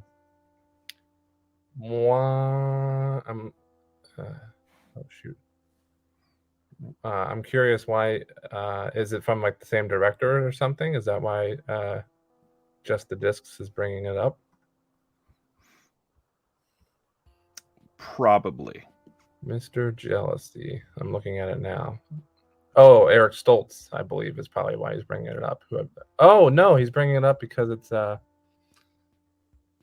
Noah Baumbach film, which so is Highball. I did not know that, and I'm a big Noah Baumbach fan. I mentioned it at the beginning of this stream when we were talking about our most anticipated releases still yet to come this year. I'm very excited for White Noise. True. So yeah, definitely getting Mr. Jealousy for $6.99. Holy smokes. So not to scare a lot of people or, drive any false, hey, you need to go buy this now. But if you were after it, looks like something just happened on the Vinegar Syndrome site. If you go to the going out of print portion, scroll all the way down, they just added Darkroom as well. Wow. It is already down to 373 in the standard edition. Wow. So that will likely go as well this weekend. Is that a strong recommendation from you, Ryan? I've never seen it is decent. It is actually one of the like sleazier, creative Vinegar Syndrome titles. It's something that I would recommend for sure if you know that you're into that type of film. Mm-hmm. This one says Janet has just returned home from college to visit her conservative family at the remote farmhouse nestled deep in the countryside. What should be a happy reunion is quickly disrupted by the arrival of an unexpected guest, a mystery killer who photographs their unsuspecting victims before murdering them in a variety of brutal ways. As her family and friends are picked off one by one, Janet is forced to fend off the mysterious maniac, all the while uncovering unsettling secrets surrounding her family's violent and perverse past. It sounds intriguing for sure. Yeah. By the way, thanks very much to Just the Discs, because I might have overlooked Mr. Jealousy. And I'm now very excited to check that out when this MVD package arrives, because I love Noah Baumbach so much. So thank you. DC says, you had me at Janet arrived home from college. Mandy, I accidentally ordered wrong film on Vinegar Syndrome. Can I cancel that item or refund? Yes. Just send an email to orders@vinsyn.com. They will take care of you. They always do. Has anyone ever seen this, including you, Ryan, on the MVD releases Ever After? I see it a lot Ever, in ever. I see it a lot in the in some buy and sell shops I go to, including Amoeba and CD Trader and such, and I've seen it pop up a lot. And Oh no, I have not seen this. caught my eye. It's a German release as something that looks like it could be pretty fun. I'm curious if anybody. Gothic horror fairy tale. That's interesting. Yeah, it's always kind of caught my eye every time I've seen it. So I was curious if anybody's seen it in the chat. This sounds good. Five Corners, Jodie Foster, Tim Robbins, and John Turturro. What a cast! Tim Robbins, nice. The film set in 1964 in the Bronx neighborhood called Five Corners, where a group of lower middle class young people are trying to deal with changing times. Looks like a very young John Turturro in that. Well, I'm going to move on to another site that we don't get a lot of focus on.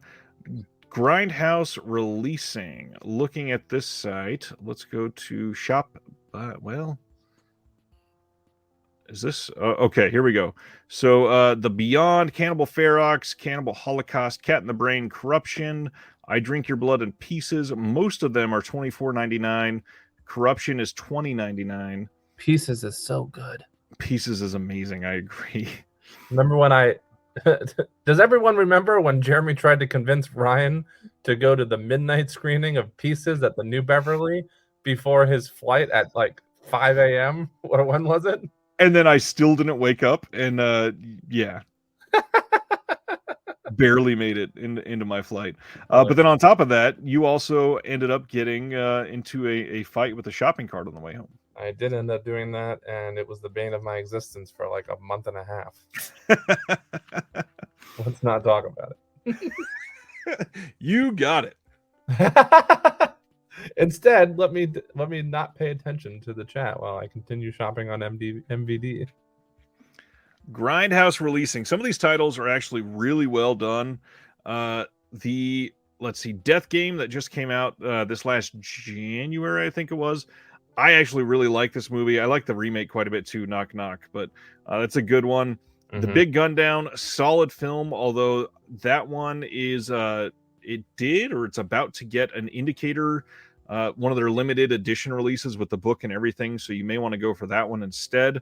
Knock Knock is a lot of fun, and so is they just did a double feature at the New Bev, actually. Speaking of that's right, with both of them, right? Yeah, both of them, which I wanted to go to so bad, but I had something else going on that evening. The Swimmer with Burt Lancaster just got an updated release, like 18 months ago from them with the CD soundtrack. But again, Indicator put this out in the UK. The Tough Ones, really solid Plizia Teshi film. Great movie. Really like that one a lot. Let's see. Pieces, of course, like I said, The Beyond is a classic, but if you are waiting because you know the 4K got announced from them, obviously you don't need that necessarily. Cannibal Holocaust, it's already been announced, is coming in 4K as well. I would not be surprised if some of these others also got a 4K eventually from them. Brian wants to know, Jeremy, are you LA based? You go to the New Bev a lot. Brian, Jeremy lives at the New Bev. They have a cot for me upstairs in the projection room. No, I have been going to the New Bev. I've been living in Los Angeles, Brian, for about 8 years. I moved from the East Coast, and I think I first discovered the New Bev maybe about 2 years into my journey here. So I've been going to them pretty steadily for about 5 years, obviously minus the pandemic when they shut down for about a year and a half. But yeah, they all know me there. I know everybody who works there, and I'm there probably at least once a month, if not more. I was so glad I got to go with you in June. It's such a fascinating place. Yeah, Ryan and I got to see a great John Waters double feature when he was here visiting. It was a blast. And then obviously Brian from Just the Disc, he hosts the Pure Cinema podcast, which is like a partner podcast of the New Bev. Indeed. I didn't know that. Last time I committed suicide. Has anybody in the chat, including Ryan, heard of this film? I've heard of it. I've not seen it yet. The title intrigues me. I love catchy titles like that, and it's a great cast. Thomas Jane, Keanu Reeves, Adrian Brody. Stan Geezy says, "Where are you in LA, Jeremy? I'm in Sherman Oaks." Wow, we're neighbors, Stan. I'm in Van Nuys. Fellow Valley girl over here, Stan. DC says he saw it a long time ago. It's a very 90s indie film. Okay, well, hey, that's actually key words for me. So 90s indie and film, everything Jeremy loves.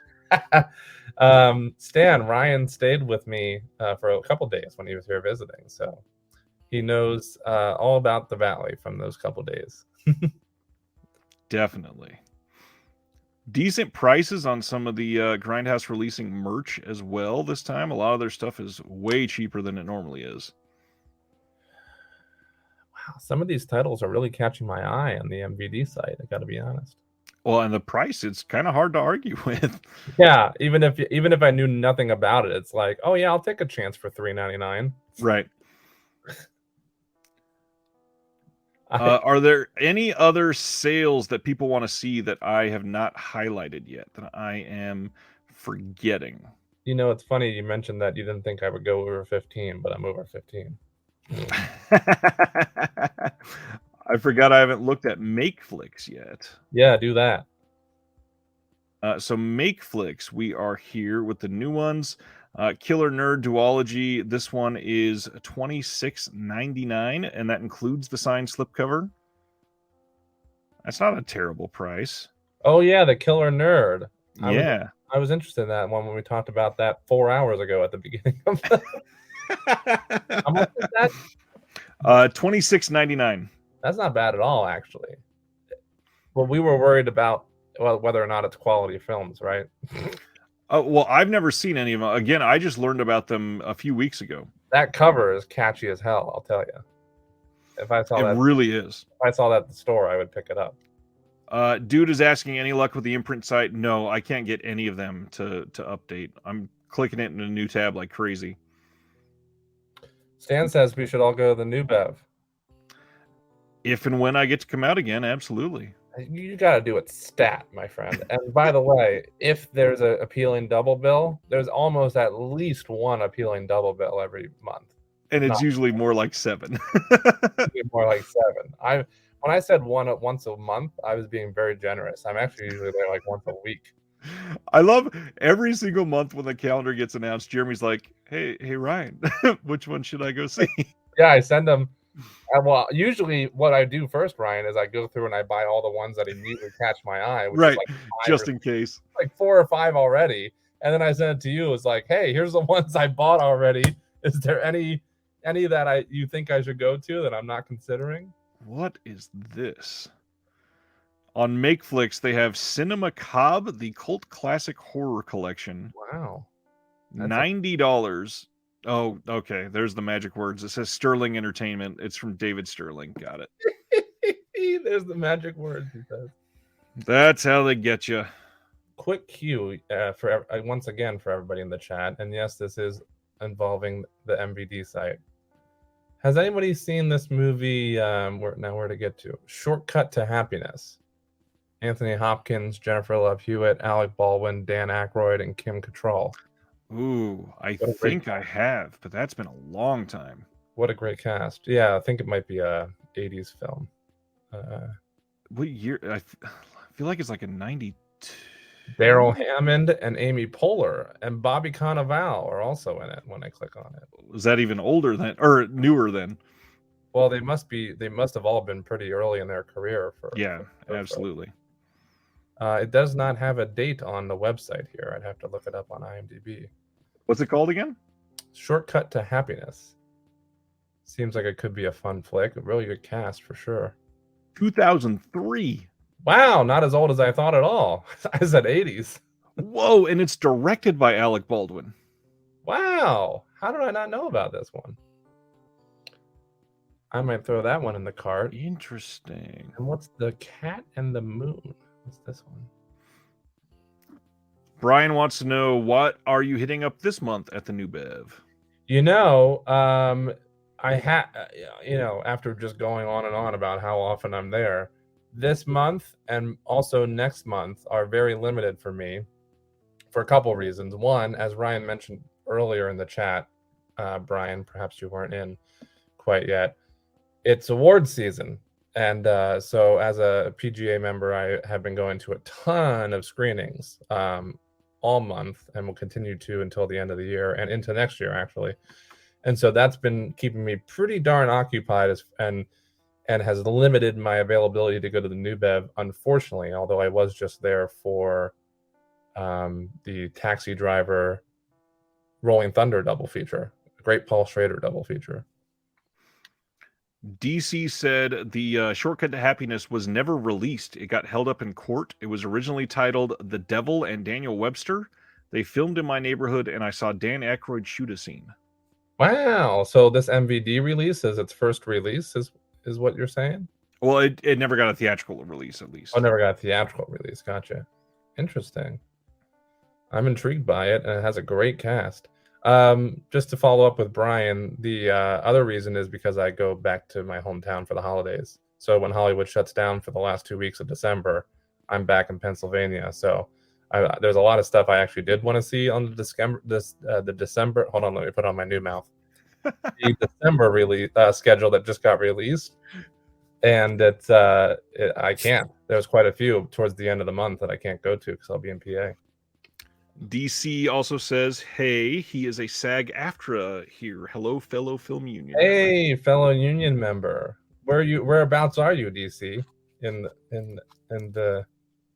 You're not the person. No, Stan's the one who's in Sherman Oaks, right? Yeah, and Stan says he's thinking of going to Gremlins 2 on. See, I want to do that, but I can't. I'll be in PA. Yeah, that was one I was considering, and I was also going to do the Christmas Vacation Elf double feature. If anybody is looking at MakeFlix, their $14.99 Blu-ray and DVD titles are actually fairly priced here.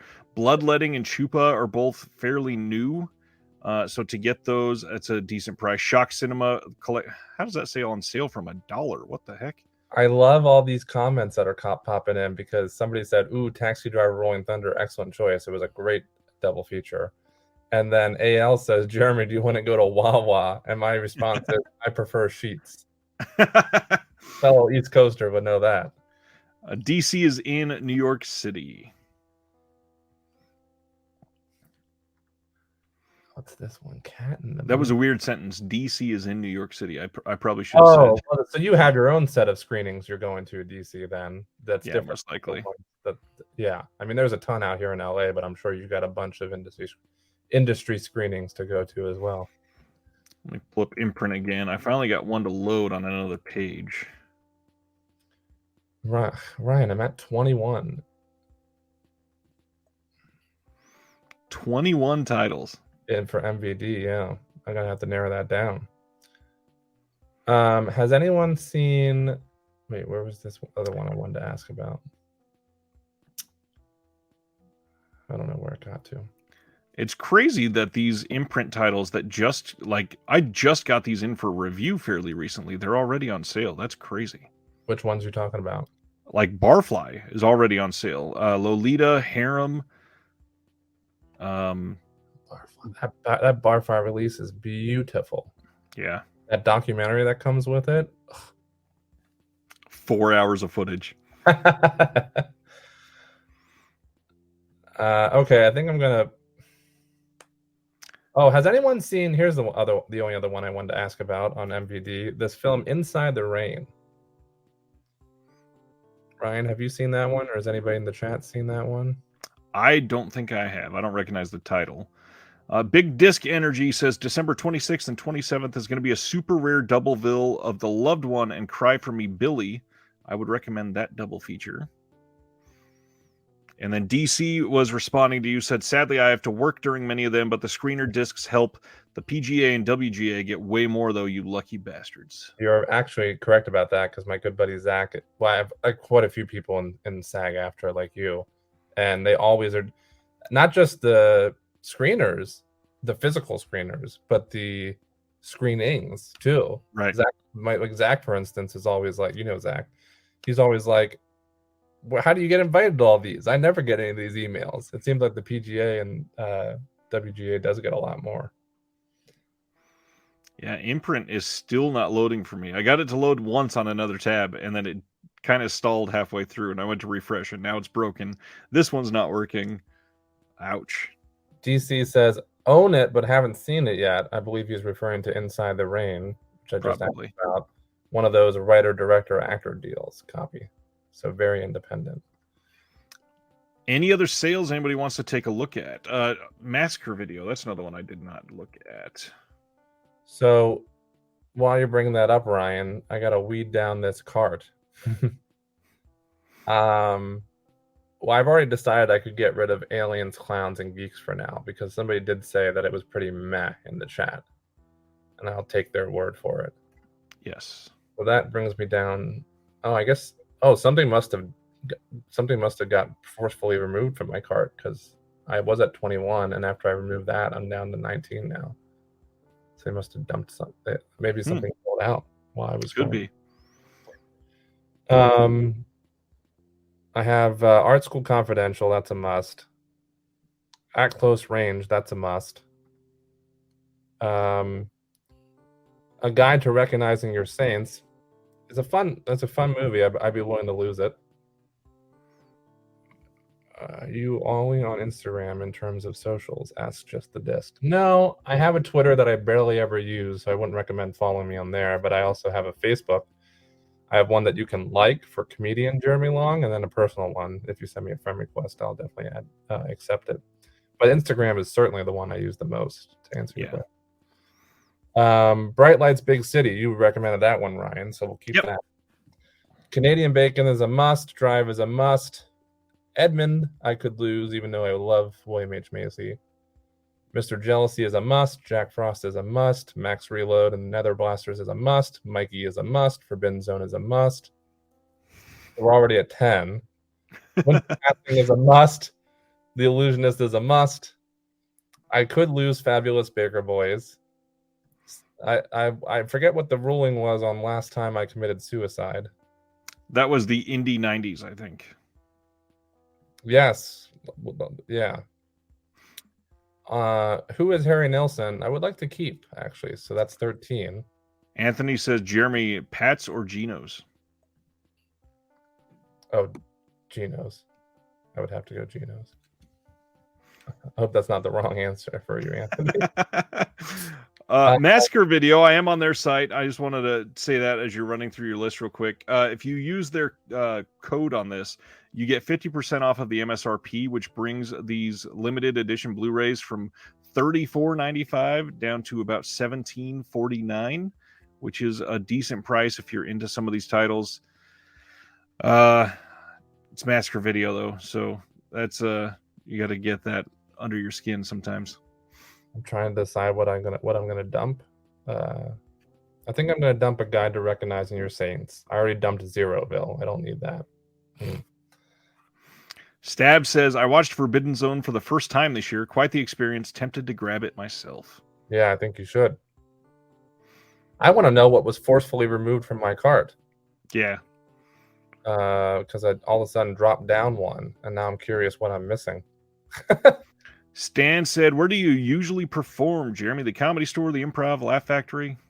Thanks for asking, Stan. I'm all over the place here in Los Angeles. I was all over the place on the East Coast before I moved to Los Angeles 8 years ago because I've been doing comedy for, somebody asked me this question the other day, Ryan, and I had to think about it, and it turns out 13, 14 years.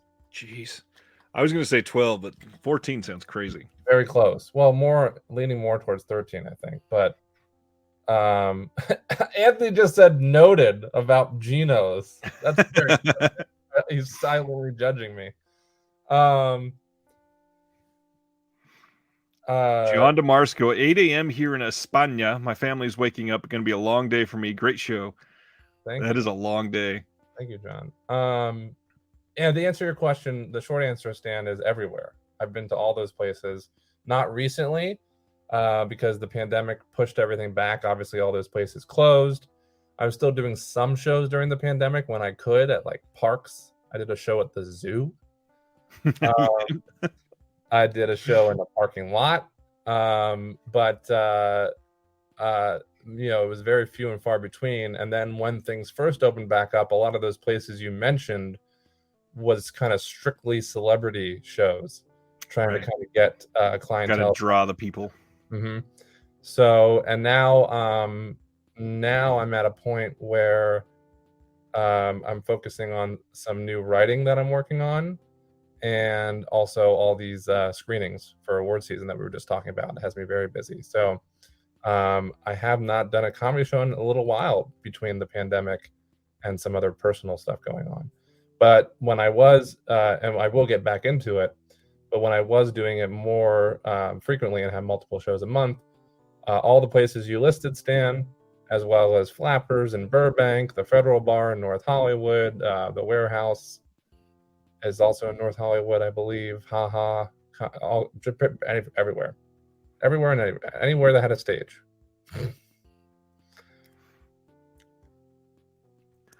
I love that for the second time tonight, somebody has brought up Under the Silver Lake. Speaking of LA, what needs a sweet special edition release is Under the Silver Lake, highly underrated. I can now agree with you upon second watch, DC. We talked about that earlier, Ryan's right. Just remember who is Harry Nilsson often ends up on the Kino sale as well, says DC. This is true. So maybe I can hold off on that one for now. So awesome that Jeremy likes Canadian bacon. That movie's gotten some hate.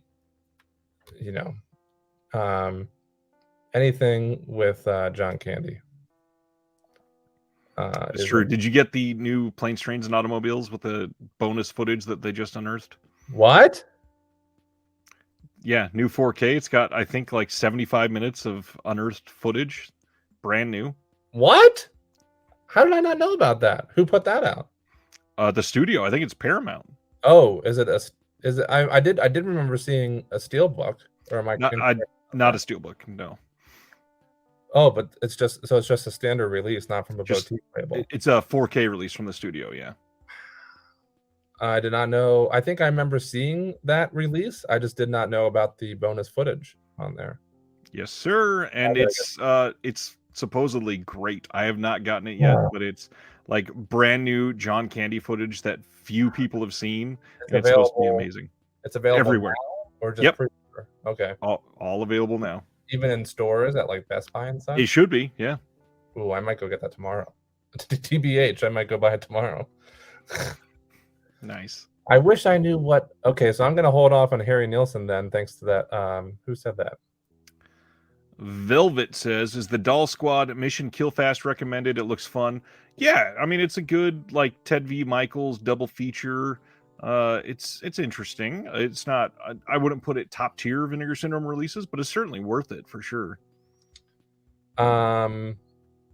Sorry, I'm trying to obviously shop and look at comments. I apologize, everyone. But Big Disc Energy said comedy looks hard, then followed it up with comedy is a hard way to make an easy living. If you can make a living out of it, congratulations. Right. I'm not making a living out of it. I have so many side hustles. It's nuts. I mean, for how many shows I do or did do, you would think I would be making a living on. But I'm also a writer, and I also work in television. Big Disc Energy. But comedy is hard to a point. However, when you've been doing it as long as I have, it becomes increasingly easier.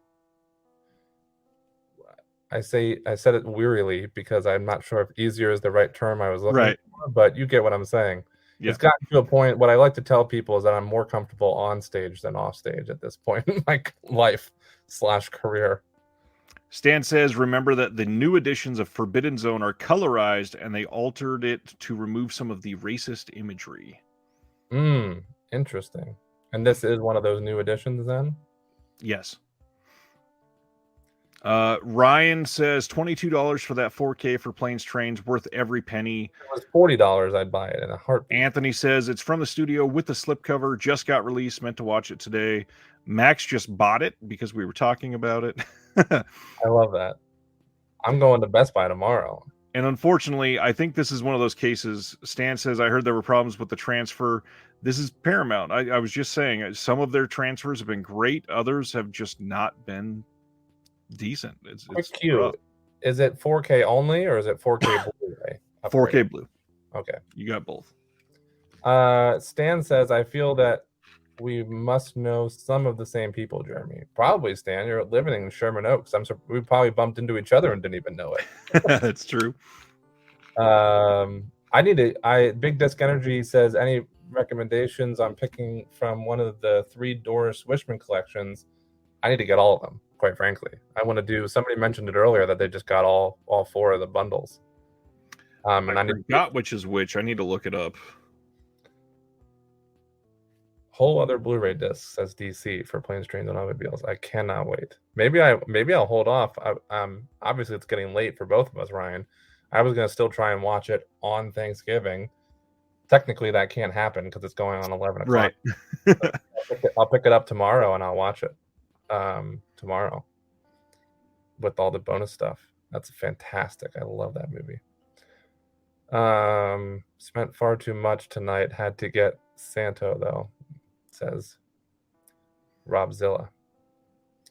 Wave says, bit of DNR on the 4K, but it's still a huge upgrade over the Blu-ray. The extras are a huge deal and makes it worth getting. Yeah, that's good. The extras are for, if it's really that bad of a transfer, I'll hang on. Well, it's not, obviously. Well, yeah, the transfer is probably decent, but then they went in and scrubbed out some of the grain and stuff like that. Mm-hmm.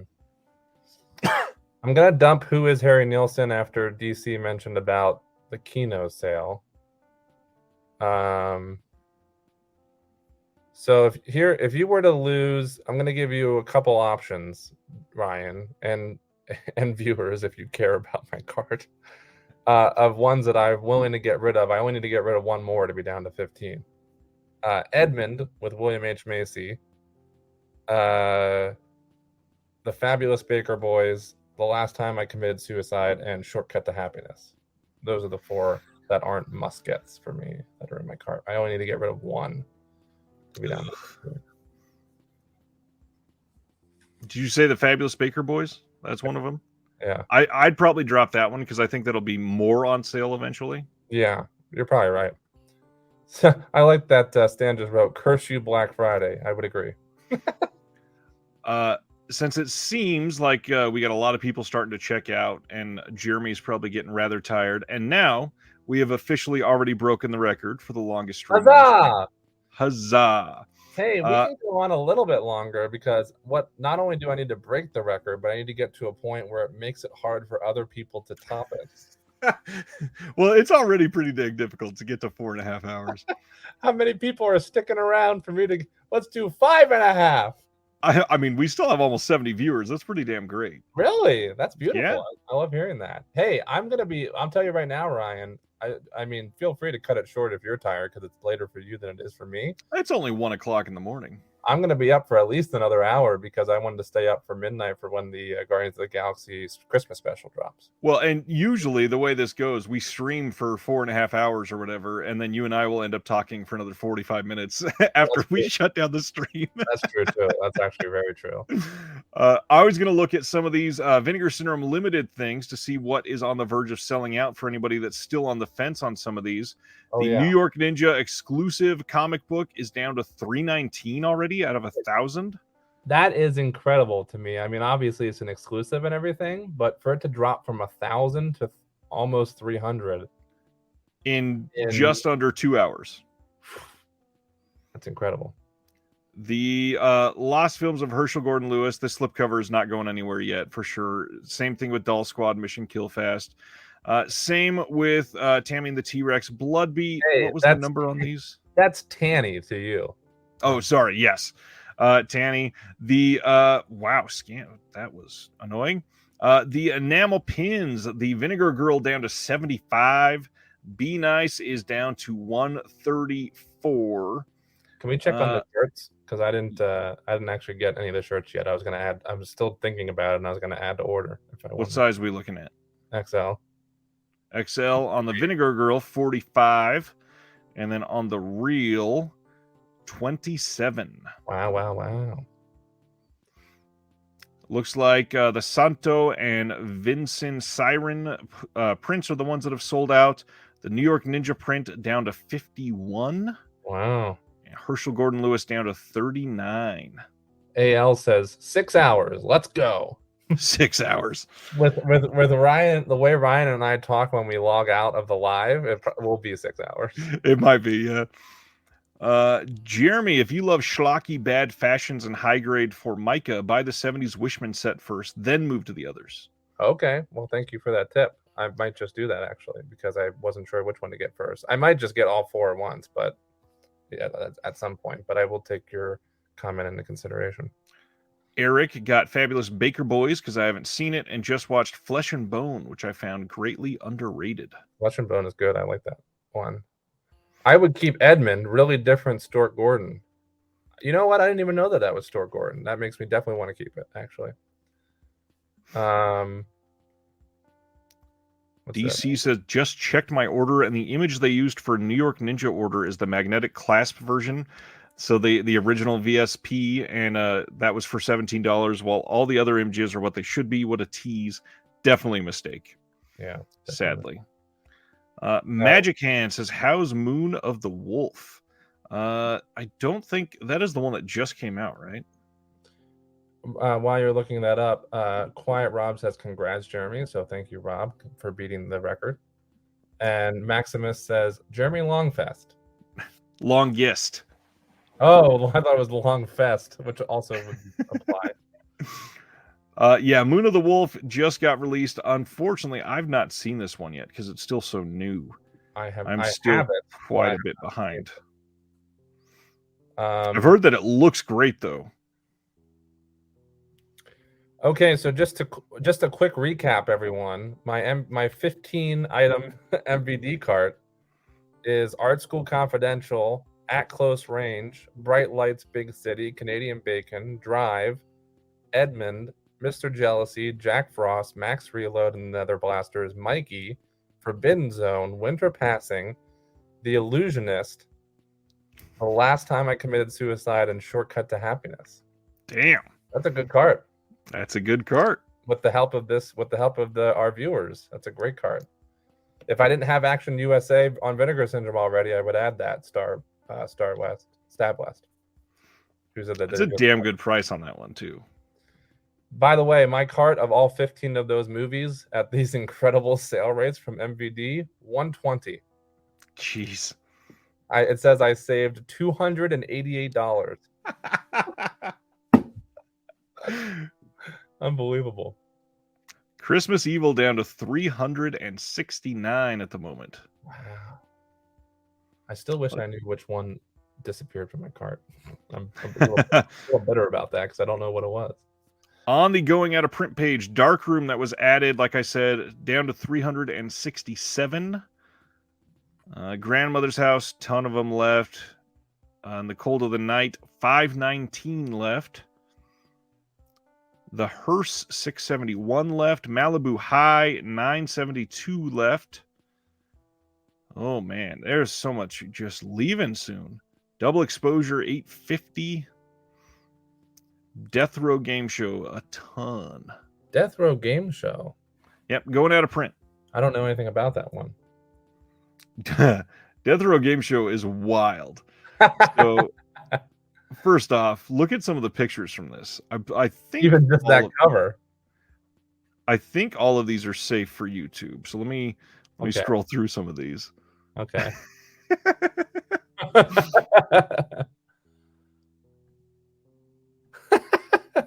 Oh my Lord. I mean, you know what that image makes me think of? If you go back to, remember UHF?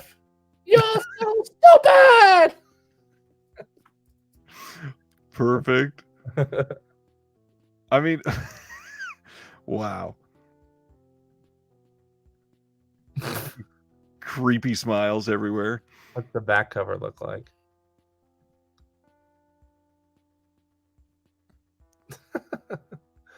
It looks like it'd be a fun one.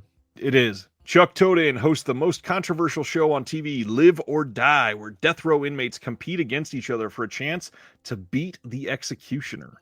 However, when he accidentally kills a mob boss of the most feared mafia in the city, a hitman tries to put an end to him and his show once and for all. As a battle of wits and survival ensues, Chuck is forced to engage in the very tactics he uses on his contestants, or die Well, trying. you know what's great? I see that it's one of the rare films that stars the U2 lead singer's brother, Bino.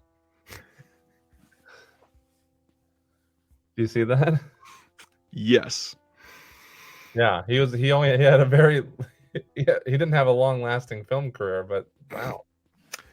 Immortalized as Chip Dip.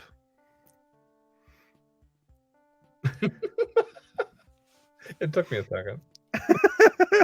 You shouldn't have. Oh, Death Row Game Show is a hoot, says Stan. And then Anthony says, Death Row Game Show, tons of fun. Ryan told me about it. I love it. Wish it got a slip. Me too. Oh, it never had a slip. Never had a slip, but I think it would have been a great one to get a slip for. Yeah, they could have came up with a cool slip for that one. Okay, I need to pull my. I still can't believe we got Freeway on 4K in this. Yeah, that's the highlight of my night, TBH. That's very exciting news because that's such a great underrated film. I guess I'm creating an MVD account real quick.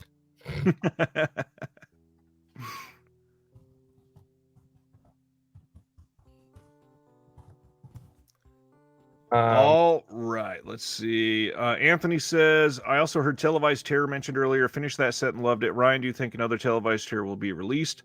Yeah. I mean, honestly, they do fairly well for them. I do think so. And it's that first one was called Volume 1, right? Was it? Yeah, Televised Terror Volume 1. I do imagine that they will get another one. And they have every intention of, yes. It seems like these old made-for-TV horror movies are kind of coming back through a lot. Like, Kino's released quite a few. Vinegar Syndrome did this box set. Yeah, I could absolutely see another set coming out. Terry said, first time I heard about Death Row Game Show, I was thinking that someone tried to turn the video game Smash TV into a movie. I remember that video game, actually. It's been a long time. Can you go back to the going out of print section, Ryan? I had a question for you that I almost forgot to ask. Here you go. Scroll down, please. We touched on a lot of these specifically, yes. But I was curious about the hearse. The hearse. This is not one that I love myself. I don't think it's terrible, but it's just not one of my favorites. Jane Hardy, a recently divorced teacher from San Francisco, decides to spend the summer at the large old country home willed to her by her aunt. However, upon arriving in the sleepy town where her aunt lives, she's met with hostility from the locals and slowly begins to discover her aunt's dark connections to witchcraft and the occult, all the while being menaced by a large black hearse that mysteriously drives near the house in the dead of night. I feel like it could have been darker, and they just didn't quite go there. And there's not a ton from this that made me go, you know, that was a lot of fun. I see. Well, that was basically my question, whether you recommended it or not. So it's definitely not bad necessarily. It's not one of those so good it's bad or anything, or so bad it's good films, but okay. Yeah.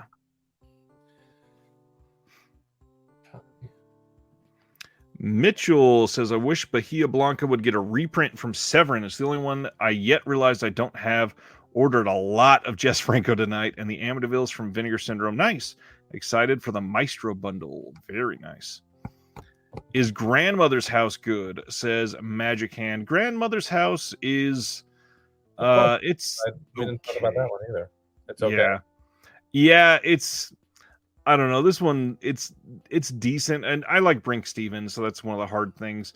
This one says, David and Lynn have just lost their father. Now orphaned, the youngsters are sent to live with their grandparents in a beautiful Victorian mansion, but no sooner than boarding the coach bus scheduled to take them to their new home do strange things start to occur, initially in the form of a mysterious woman who seems to appear and disappear in the blink of an eye.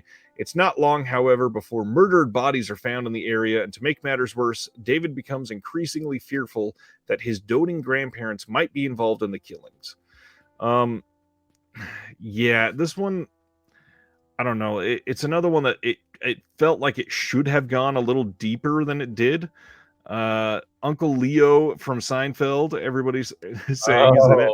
One of the what was that other one? Corn Shuckers? Isn't that the no? What was the other one on Vinegar Syndrome that he was a part of? Oh no, it was the Soup Nazi was in. Oh, that's right. Not Uncle Leo, the Soup Nazi. You're right. But yeah, I feel like this could have been a much more interesting film if it took a few more risks. There's Uncle Leo for you. Yeah, there he is. Love that guy. I can tell you right now that I did not expect to go and spend money outside of Vinegar Syndrome tonight. I thought the only Black Friday shopping I'd be doing tonight was Vinegar Syndrome. And here I put in a very large MVD order and a very large Severin order. Oops. Well. Oops. Oh, darn. Drat. I'm bringing Drat back. Nice. Maximus wants to know why his order hasn't shipped yet. Should we tell him? If you want to be the bearer of bad news. Just a quick little shameless self-promotion, because that's what we do in this business, and more so because Stan and a couple other folks were asking me about comedy and some other things. I would like to say that Clickbait is still available. The film I wrote, I wrote many films, but the one that got made, it's a horror comedy, and it's still available on Amazon Prime, and I believe Tubi, and on Blu-ray and DVD on various websites. If you are at all interested in supporting me in the sense that you're watching something I created, not supporting me financially because I haven't seen a dime from it, except for my initial upfront money for selling the script. But I think it's a fun flick, and if you're interested in what I do for a living besides being a guest on Ryan's podcast, then check it out. Thank you. Yeah, Here is Jeremy's Blu-ray. That was a Horror Pack limited edition. Yeah, so so because it's a Horror Pack limited edition, it's a little more hard to come by. Although they have those spring cleaning sales or whatever they call them on Horror Pack, where it's pretty readily available still. The DVD, I think, is available on like Amazon and eBay and all the regular, all the usual suspects, though. Even though it's a DVD copy, unfortunately, but definitely more available in more places. Thank you for showing that. Absolutely. That was only a 2020 release, really? Yeah, we shot it. Damn. I say we. I was only on set 2 days for my cameo, but it was shot in like right before the holidays in 2018. And then did the whole festival circuit in 2019. And then came out. Well, the DVD came out first, and then that Horror Pack Blu-ray came out later. So that's why it says 2020. No, I don't think it was actually 2020, TBH. I think it was late 2019, now that I think about it. I think that said February, but yeah, could be. I think maybe it was I don't know. Everything's a blur from the last 3 years. Did you see what I posted on Instagram? Yeah. Can I read it to everybody? Absolutely. While you look that up, Vezius, I think that's how you would say that. Any thoughts on Memories Within Miss Aggie? I actually really like that one. I think that is a very underrated Vinegar Syndrome title. It is certainly depressing, but it is a great title. It is like this weird sexual repression sort of discovery. It's a very interesting film. Thank you, AL, asking how do I get a signed Blu-ray. I don't have any additional copies myself. I only got one for myself provided. But if you are actually interested in getting one, which you don't have to because you can watch it for free on Amazon Prime, then you can send it to me if you reach out to me and on social media, and I will sign it and send it back to you if you truly want that. That is Anthony from the Discord, so it won't be worth anything, but you're welcome to do it, and I will sign it for you. The post I found on Instagram that made me honk so hard was, did it hurt when you realized 2023 is just 41 days away and you're still processing 2019, which is about to be 4 years ago. I felt personally attacked when I read that. And that's basically what I was just explaining about the last couple of years being a blur. So who knows when clickbait came out, honestly. I can't remember. For Fun City Editions, the Natural Enemy standard release is down to 136 at the moment. Wow. I didn't even know that the limited slipcover had sold out for that one, and that it was only. And here is. I believe this one sold out tonight. Did it really? Yeah. Wow.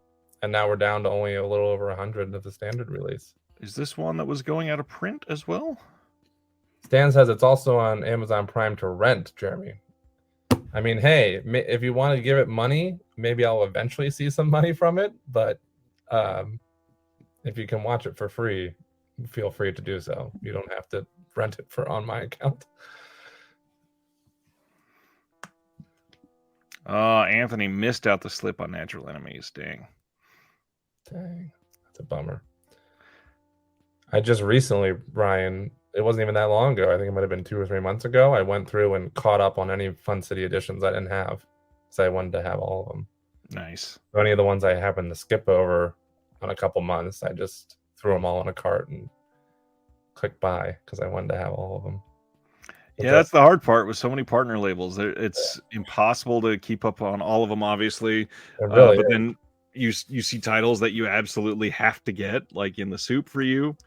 There's so much out there that it's just. You know what's interesting? I think I told you this, and I think I even mentioned it on the show before with you, that in the soup with Factory 25, prior to them being a. Are we checking this again? Yes, somebody in the chat just said VS new T-shirts are close to selling out. What's the extra large looking like? Extra large on this one, 26. And then on the Vinegar Girl, we are down to 45. Wow. We got to keep an eye on it. Factory 25, before they were a partner label, set up a Kickstarter for the restoration of In the Soup because it was desperately in need of it. It was down to the one print left, and it was about to be. I believe, I don't remember the specifics because this Kickstarter was way back. I think.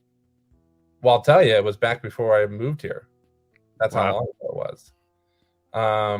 So at least 8 years, and anyways, the print was, I think, close to being like on the verge of being unrepairable. And I love that movie so much. I gave it so much money to help fund this restoration. And I actually got, here, I'll show it to you. You can read comments, but I had a Blu-ray version of it already before Vinegar Syndrome put it out. That was Let's see. It only came through the Kickstarter. I didn't even know there was an exclusive Kickstarter release. That's awesome. Ryan says, wish Vinegar Syndrome would take their mobile app live during the sales. I didn't know they didn't. That's interesting. I've not used the mobile app in quite some time. Death Machines is down to only 85 for anybody that was looking at that one. So this is a beautiful book that came with the Kickstarter, Ryan, and Nice. and viewers. And it has all this. It has the script with, like, you can't see it at all, can you? No. There you go. Nice script with the script notes from Alexandre Rockwell, who I love, and all kinds of stuff in here. That it's amazing. And then, but then in the back, it came with a Blu-ray. Nice. So obviously a very different, you don't get the amazing. That's a giant slipcover. But I was very happy to have this at all before I knew, years ago, before I knew Vinegar Syndrome was going to put it out. But very happy to have like an official Blu-ray release of it. Did you see from DC? DC said had to Facebook stock, and we have a friend in common. Figured, given the industry. Do you feel comfortable naming who that friend is, DC? I guess I'll find out when you sent me a. Oh, I have it on Do Not Disturb still. What's a book? Brian, have a good night, my friend. Oh, thanks, Brian. Thanks for tuning in, and thanks for sticking around Absolutely. for so long. Book is one of those things that movies are based on sometimes. Oh no, the Argento bundle sold out. So that my plan of messaging them and getting that instead of and telling them to cancel my. Remember I said that earlier? I was gonna. Damn it. I bought the 4 Damn fly. it. Damn it. Why? Because you were gonna get it? I was considering it. Well, yeah, I can't either. So we're both screwed. Well, the hard part is the book that comes with it, which is obviously a large chunk of the price, I'm sure, because just the films alone are what, $97. So the book you could get elsewhere for cheaper than Severin, I think. Which I think I will. Honestly, the 4 flies was the 4 flies and the book were the things I wanted the most. I know you're big on the enamel pins, Ryan, and so I don't mean to shoot them down, but I don't need them, of course.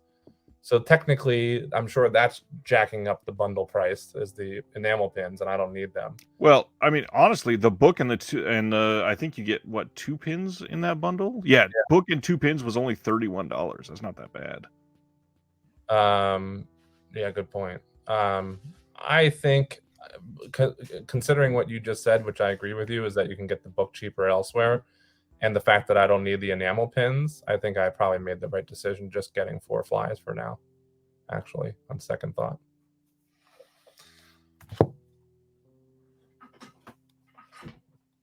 So I'm tapping out. Oh, we read that already. On Amazon, the hardcover is available for $24.95, but it's not from Mr. Wilcox. Did you send me? Sorry, go ahead. Interrupting you. I was just going to say it's not available from Amazon directly. It's like from a third-party seller. Oh, but how much is it? $24.95. Yeah, and I bet you that'll go down in price as well, and within a couple months probably. I'm now having a personal conversation with DC. I'm trying to find out. Oh, he did send me a friend request, so I'm going to see who our mutual friend is because I'm curious. It's Mr. Wilcox. Oh, guess who it is? You. Wait. Oh, no. This is Stan. Sorry, not DC. Stan is the one who sent me a friend request. Who lives in Sherman Oaks? Who, DC, did you send me a friend request? Because I'm really curious who our mutual friend is. Oh, he did. Wait, where'd it go? This makes for great TV. It's getting late in the night. They can't expect. They can't all be winners. Wait, I saw your friend request, DC, and then all of a sudden it just disappeared. Oh, here it is. Celeste is here. What's going on? Been lurking for a few hours. Got to head to bed. 2:20 on the East Coast. Fun having company. Have a good night, Celeste. Glad you're here. Oh, okay. DC, I do not know this person super duper well. I believe we met at like a some kind of industry event. I'm not very close with this mutual friend of ours, but right. Just I was curious who it was. He said Mr. Wilcox, and I was like, that doesn't ring a bell. Anyways, just accepted DC and Stan. Good to make some new friends. I appreciate you guys.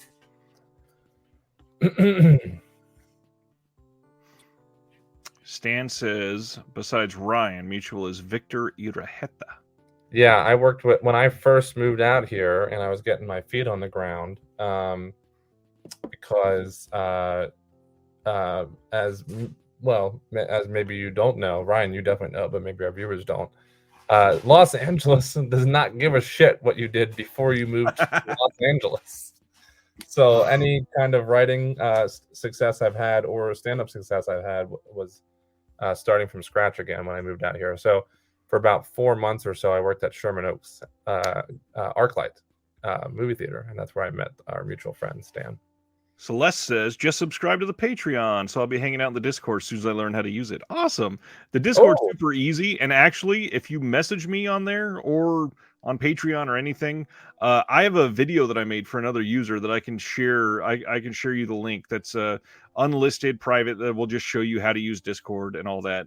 If you ever want some help, Celeste, thank you so much for signing up. That's amazing. That's great. I'm not Ryan and don't benefit from it at all, but I also say thank you and welcome to the Discord. I look forward to talking to you in there. It's a lot of fun. Hell of a lot of fun. And for the folks that friended me on Facebook, I do appreciate it, but I will repeat that I'm way more active on Instagram. He is hardly ever on Facebook.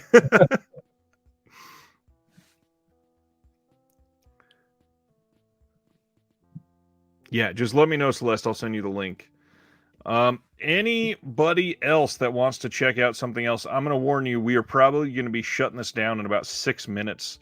I know we still have more than 55 people in here, which is amazing, considering in 6 minutes, it'll be a 5-hour stream. Yeah, I'm going to say, again, I don't benefit from this because this is your channel and I'm just a guest, but thanks for sticking in, everybody, like for real. It's made it a lot more fun, and just kind of like the fact that we were both getting distracted a little bit once that midnight East Coast time struck, and everybody stuck it in. Well, not everybody, but a lot of you stuck it in there with us and answered some of my stupid questions as I browsed through the MVD site. It was much appreciated, I would say. Terry wants to say, with the talk about Under the Silver Lake, did either of you ever see Locating Silver Lake? Caught it during a film festival. Really, I don't even know what that is. No, is it a documentary? The title immediately makes me think documentary. It certainly sounds like it, yeah. I've never seen it.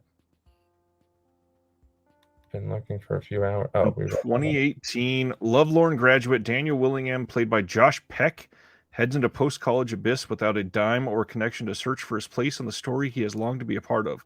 That is not a documentary. Not a documentary, and it's starring Josh Peck, which I find interesting. I'm not going to write off Josh Peck altogether.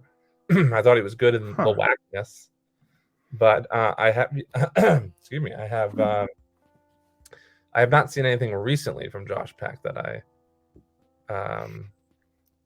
Oh, thanks, Ryan. Oh, that's very nice. I appreciate that. I'm definitely I will say that my view of how I both think of and conversate about films and cinema is that I don't think I'm quite as knowledgeable as Ryan in a lot of these aspects, especially a lot of the technical aspects of it all. But I just have a sheer passion for film. So that's kind of what drives my conversations, is less more of the knowledge based around it and just my sheer desire to constantly be submerged in cinema. Well, and a lot of my knowledge is the physical release. Your knowledge is super deep on that. That's true. My knowledge, that's kind of what I meant, is I don't have the same knowledge base as you, whereas my knowledge of it is more like who's in what and who directed what, and that director did this and what year it came out and that kind of stuff. More IMDb in my brain than the technical or physical release stuff that you have knowledge on. Ice in the chat wanted to share, if anybody else is into posters or prints like I am, there is at madduckposters.com. They are having a 25% off sale. And some of these, I mean, to get any money off of these prints is rare. But for some of them, you can get a decent print. I mean, this Killer Clowns from Outer Space, you can get that right now for, gosh, what would that be? Another $16 off of that release? That's pretty great. Oh, Quiet Rob says, I called it. You lasted 5 hours, Jeremy. I don't remember when you called it, but thank you for calling it. And I'm glad I'm glad I made it. So officially, it's about 45 minutes longer than the previous record. So I think that will be pretty hard to beat. Maybe I'll hold the title. We're about to be exactly 40 minutes after. And Will is the next guest on the channel. Funny enough, he'll be here next Thursday. So I will get to rub it in. What are you guys talking about? You should pick like a director that's only done 2 movies and be like, this is the topic of the conversation for this Thursday. Whew. Big Disc says, currently my Vinegar Syndrome cart is over 300. Have to edit down to under 100. Yikes. Yeah, that's hard. That's going to be gotta- real You difficult. got to make a good choice there, though. Can we know? I'm actually really curious now. Can we know what's in the cart at 300? Because that's a tough decision. That's a tough decision to make on your own, Big Disc Energy. Definitely. Oh, that's a beautiful poster. It really is. Yeah, buy that and then come back to visit me in LA and get Barbara Crampton to sign it. Ooh, that'd be nice. She's all over town. At almost every event I go to, I think. Well, and she goes to like 90% of the cons. It's crazy. Yeah, and I think at Beyond, I've talked to her several times now because she's at all these same screenings. Yeah. I think she was at like every single Beyond Fest screening I was at. Wow. This year. I was like, oh, hey, Barbara. There's another Reanimator one. Wow, that's a very nice one. I actually might like this one more. It is really nice. Oh, Ice Q says, not Ice T, by the way. Ice Q says he sent you something. This is what he sent me, is the link to this sale. Oh, gotcha. I'm behind on the comments, apparently. Dan says 5 hours is going to be hard to beat. That's the idea. I'll be playing this when you end. I can't afford anything this year, but it's still fun to hear the coverage. That's sad. I'm sorry. I'll be replaying this when, man, some of the I couldn't listen to myself for 5 more hours. Congrats. No, neither could I. The positive enthusiasm is palpable and is genuine. Oh, that's nice. Ryan's very nice. Thank you. Oh, Big Disc Energy answered my question. Doris Wishman collections, the Ernie game, and a bunch of FCE. Well, right off the bat, I would say keep as many FCEs as you possibly can, since those are going out of print. Yep. If you're trying to trim down your cart. Agreed. I've not seen the Ernie game. It is Canadian International Pictures. It's a great release, but there's no indication that that's going out of print anytime soon. So you should be able to get that next time. Yeah. So there you go. I hope that helps, Big Disc. DC says I lasted 5 hours. Last person to say that was Sting. So good company. I thought the last person to say that was Bono's brother Bino, star of what's that movie? I don't know. What was the Death Game Show one? Oh, Death Row Game Show. That's right. Yeah. You know, I was out with Jack last night at the bar. We mentioned that earlier because you asked me if I had watched Dude Bro Body Massacre 3, right. And I had started it before I got invited to the bar from Jack. But somebody else brought up Bono for some. Jack's friend Sean brought up just U2 not being good, and I was like, yeah, I remember when they forced us to listen to their album forcefully on all of our album. And then it reminded me of that Bo Burnham joke on one of his earlier specials where he said, what was the difference between Bono and God? God doesn't walk around pretending to be Bono. Bo Burnham is amazing. Yeah, I know. He's so good. Mitchell, can I say that the Doris Wishman hard boxes are awesome with the magnets? They absolutely are. They are. I just think they're going to be around a lot longer than they will be.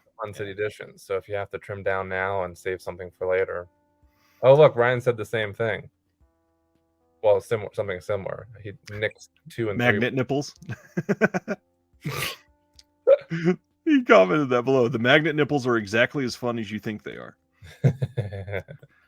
On that note, with just about to be 302 minutes of streaming, once again, want to say thank you to all the patrons, including Mr. Jeremy Long, who's been with me tonight.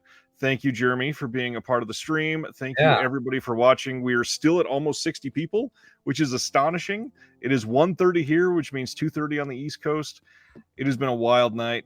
You guys have been incredible. I cannot wait to do this again. I hope if this is one of your first times, you come back next Thursday. We do this live every single Thursday night. And again, consider joining that Patreon. All of the people that are in there seem to love the Discord. It's always a great time. Genuinely one of the things that keeps my week going because I would go crazy without it. It's worth it to support Ryan because he's so awesome and does such a service with his channel here. But the benefit that you get is that Discord, which is so, Yeah. I can attest to it, you know, great conversation with fellow film lovers, but genuine recommendations and, you know, like I said earlier, being alerted about things going out of print that have saved my butt already a couple times. So huge benefit to signing up for sure. DC says, thank you for your help and good company. Thank you, sir. And thank you, Stan. And thank you, Ryan. Wait, he said, thanks, Ryan and Justin.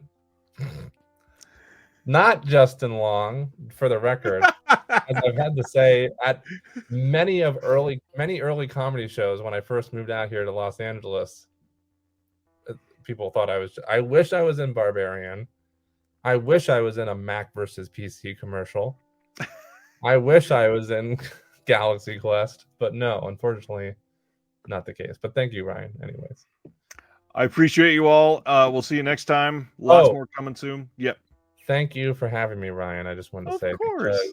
Because, this was a great way to celebrate Thanksgiving as a friend and fellow film lover with all these other film lovers, because I don't have any family out here in Los Angeles. They're all back on the East Coast. So yeah, myself and my best friend and roommate, who Ryan knows, who moved out here from Pennsylvania with me, neither of us have family out here, so we have our tradition of going to a buffet and a movie, which we did this afternoon. But this was a great way to, not that I get homesick per se or anything like that, but great way to distract me from the lack of holiday activities I have out here. And I'm thankful for all of you for joining, and thank you for Ryan, who I very much admire because he has such a great work ethic. He's such a great friend, but he's doing so much at once. It's unbelievable every time I talk to him. The hard part is so much stuff I don't talk about because people just don't know that it's going on. Yeah, well, exactly. But I do. Well, most of it at least. And Ryan and I can't talk about it right now, but are working on something together right now.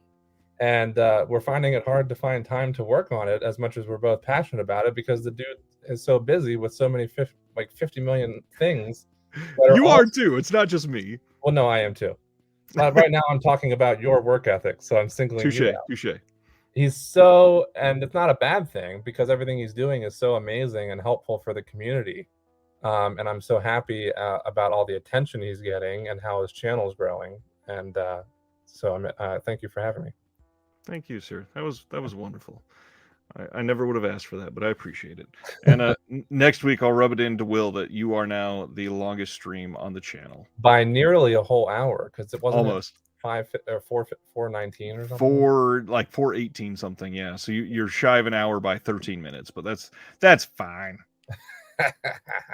Thank you, guys. We'll see you next time. Have a good night. Happy Thanksgiving to everybody. Guys, see you. Have a good weekend. Cheers. Oh my gosh, this has been great. I love you guys.